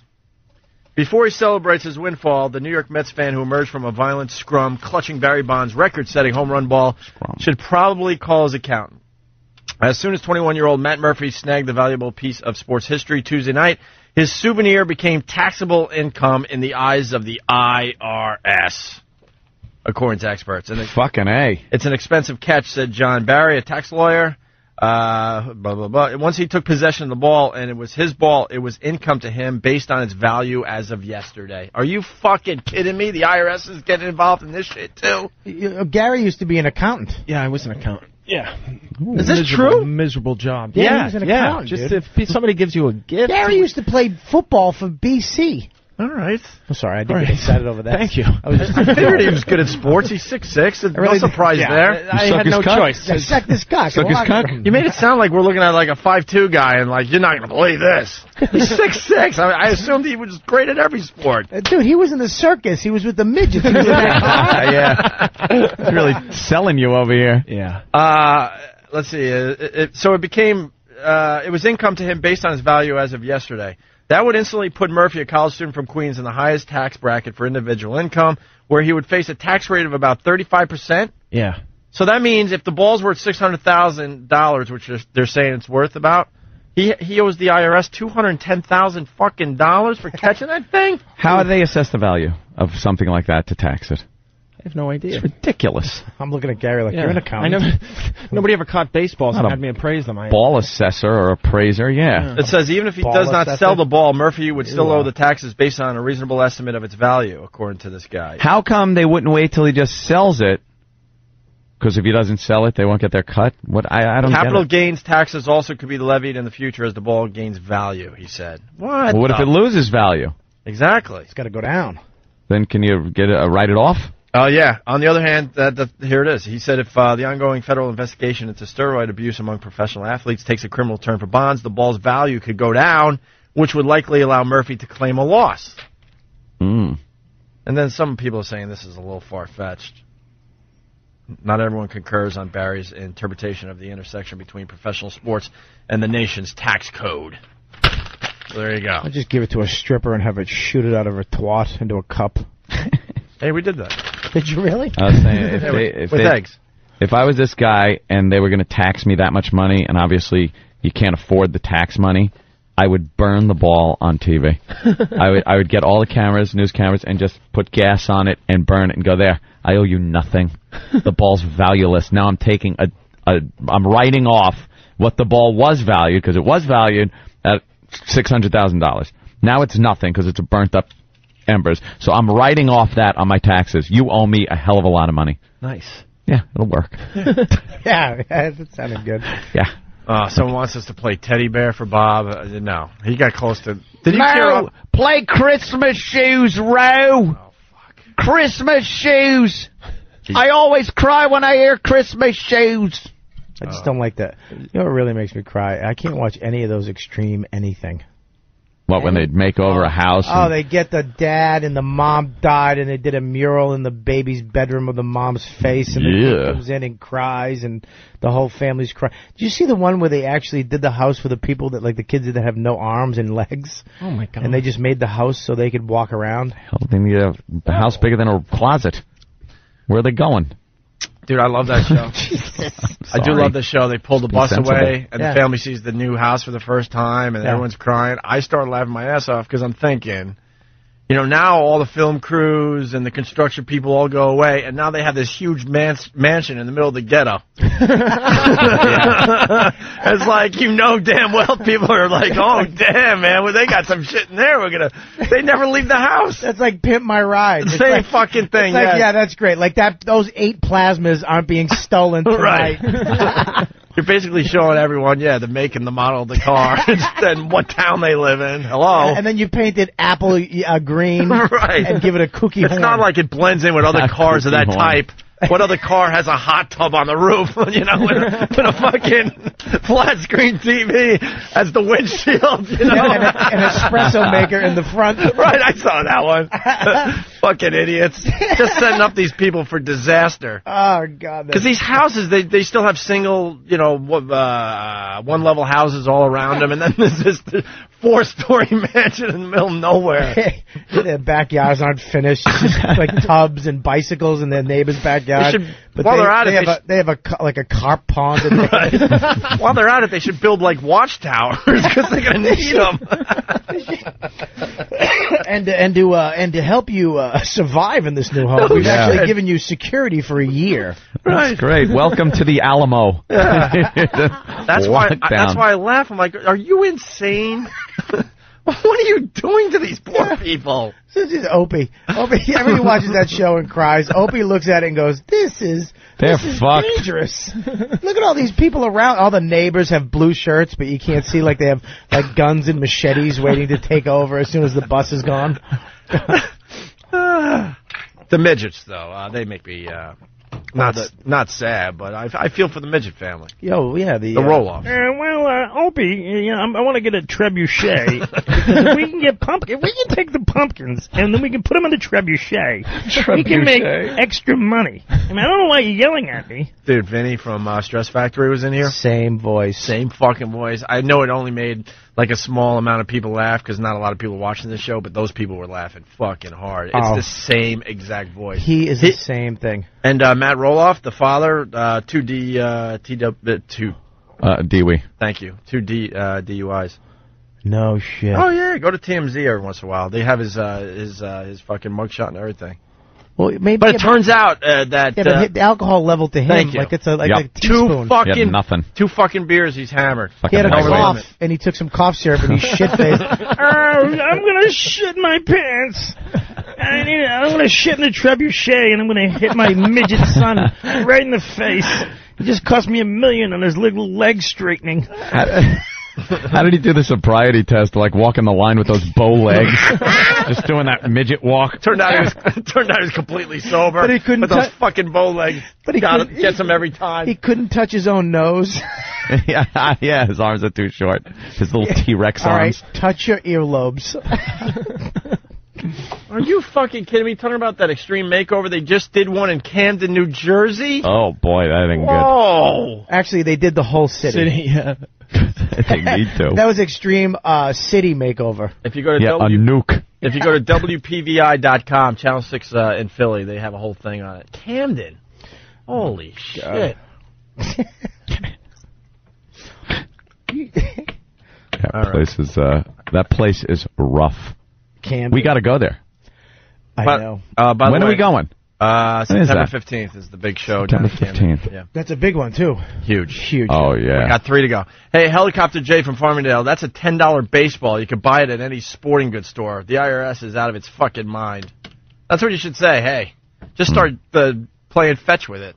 The value will go down. Well, the thing is, the material things, like if you look at the Mona Lisa, it is but canvas and paint.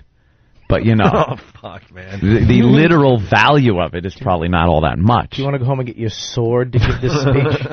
Your big leather. I'm going to the Renaissance Festival Saturday. No, you're not. Yes, I am. Oh, my. In Tuxedo, New York. You're not wearing outfits. I might this time because I'm going to videotape a lot of it and put it on the web. Yeah, I think it'll be funny. What are you going to wear? Huh? All out.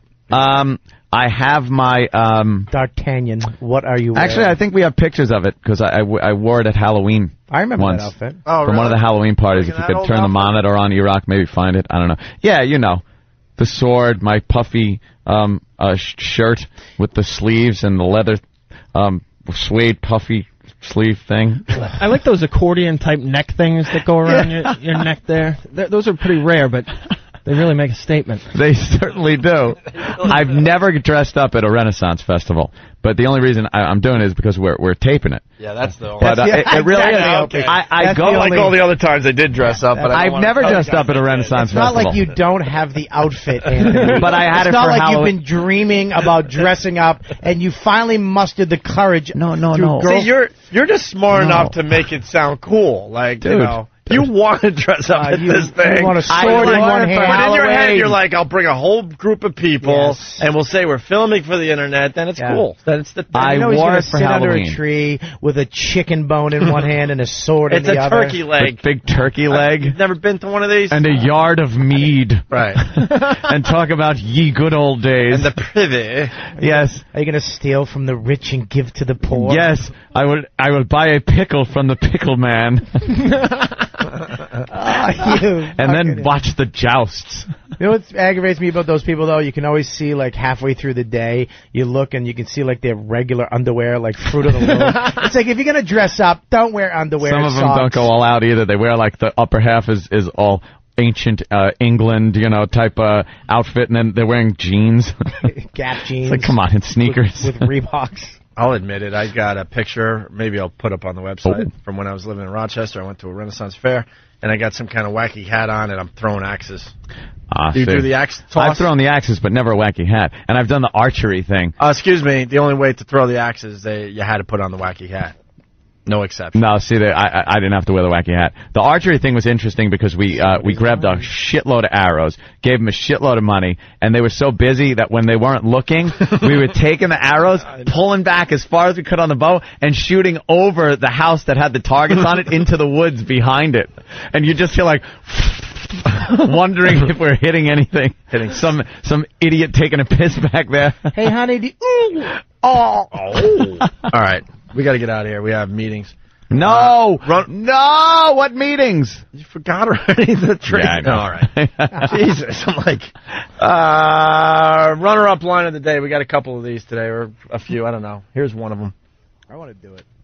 You have sweats on today? No, I don't have sweats. You always wear sweats. You could fit in jeans again. Congratulations. Can I address two things? No. I cut off your laugh. Sorry. Ooh. That was good, though. That was yours. That was yours. I love that he actually gives him. He says gold star, but he actually gives himself a gold star. A gold star. It's not like I get gold stars if I get in on this thing. He was Rare. sincere when he said that to you. he was. All right. Hey, good for you. You can hear it, right? Yeah. Gary, how long have you known him? 13 years. How many times in the last 2 years? All right, 3. 3? Have you seen him wear nothing but sweats? It was about 50-50. Yeah, I did wear a lot of sweats on Torgasm. Yeah. I went to Walmart every night and just bought a new pair. Wardrobe. $9 sweats.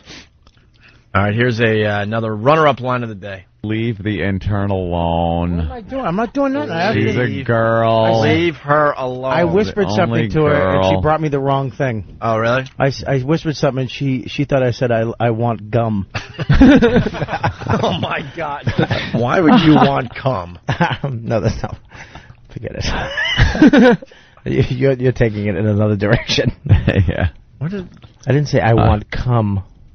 You said, yeah, but if she misheard you and you had said something that sounded like "I want gum," you must have said "I want cum." Yeah, why am I crazy for thinking that? Yeah, but "I want to gum" isn't funny. Yeah, no, you said. See, that's the line. Yeah, I want to gum.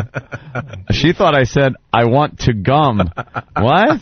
Oh, I want gum. Thank you for sticking up for me, cum? What do you mean, thank you for sticking? Thank doesn't you. stick up for you? You have a radio show together for the last 10 years. It's inevitable. Like I'm going to stab him in the back over this. He's going to go, fuck you, Opie. I'm sick of your shit. Just give fuck it you to and him. your stars. All right? I'm going with Bobby on this one. Yeah. He said, "I want to gum." How important is the board? Here's another runner-up line of the day. Why don't you have children now instead of when you're 80 like me?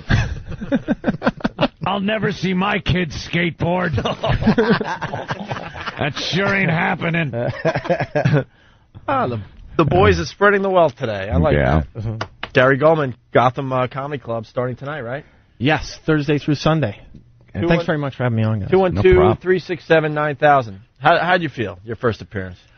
I was 0 for 4, I think. No, you were fine, bro. When Bobby left the room, I hit a fly ball to left field, and it was, didn't reach the warning track or anything like that. But, I felt good though. Gary is hilarious.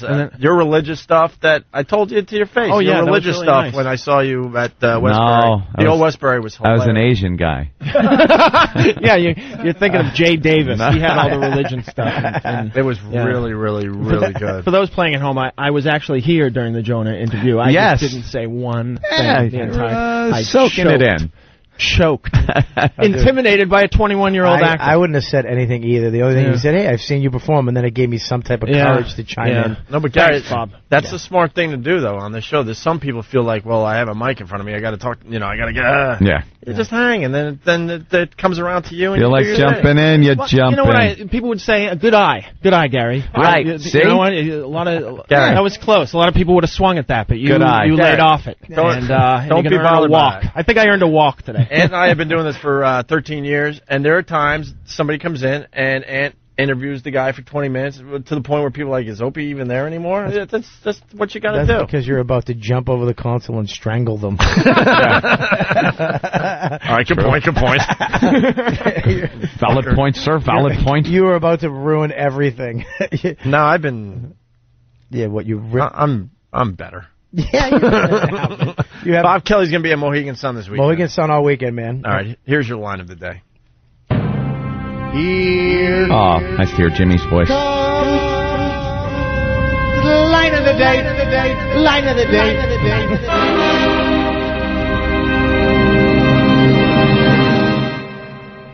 Here's Otto and George.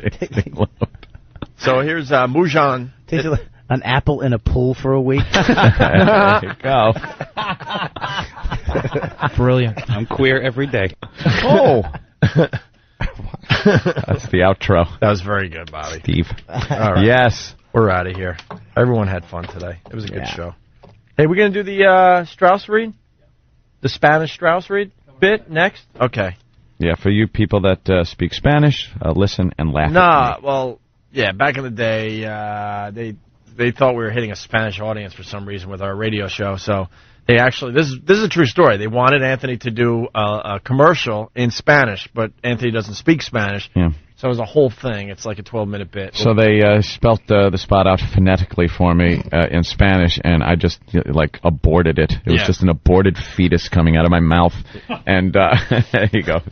Isolate that clip. And it doesn't even resemble Spanish. It's a mess. Funny. We'll play the whole thing next after the quick break. Right. Thanks, guys. The Opie and Anthony Show.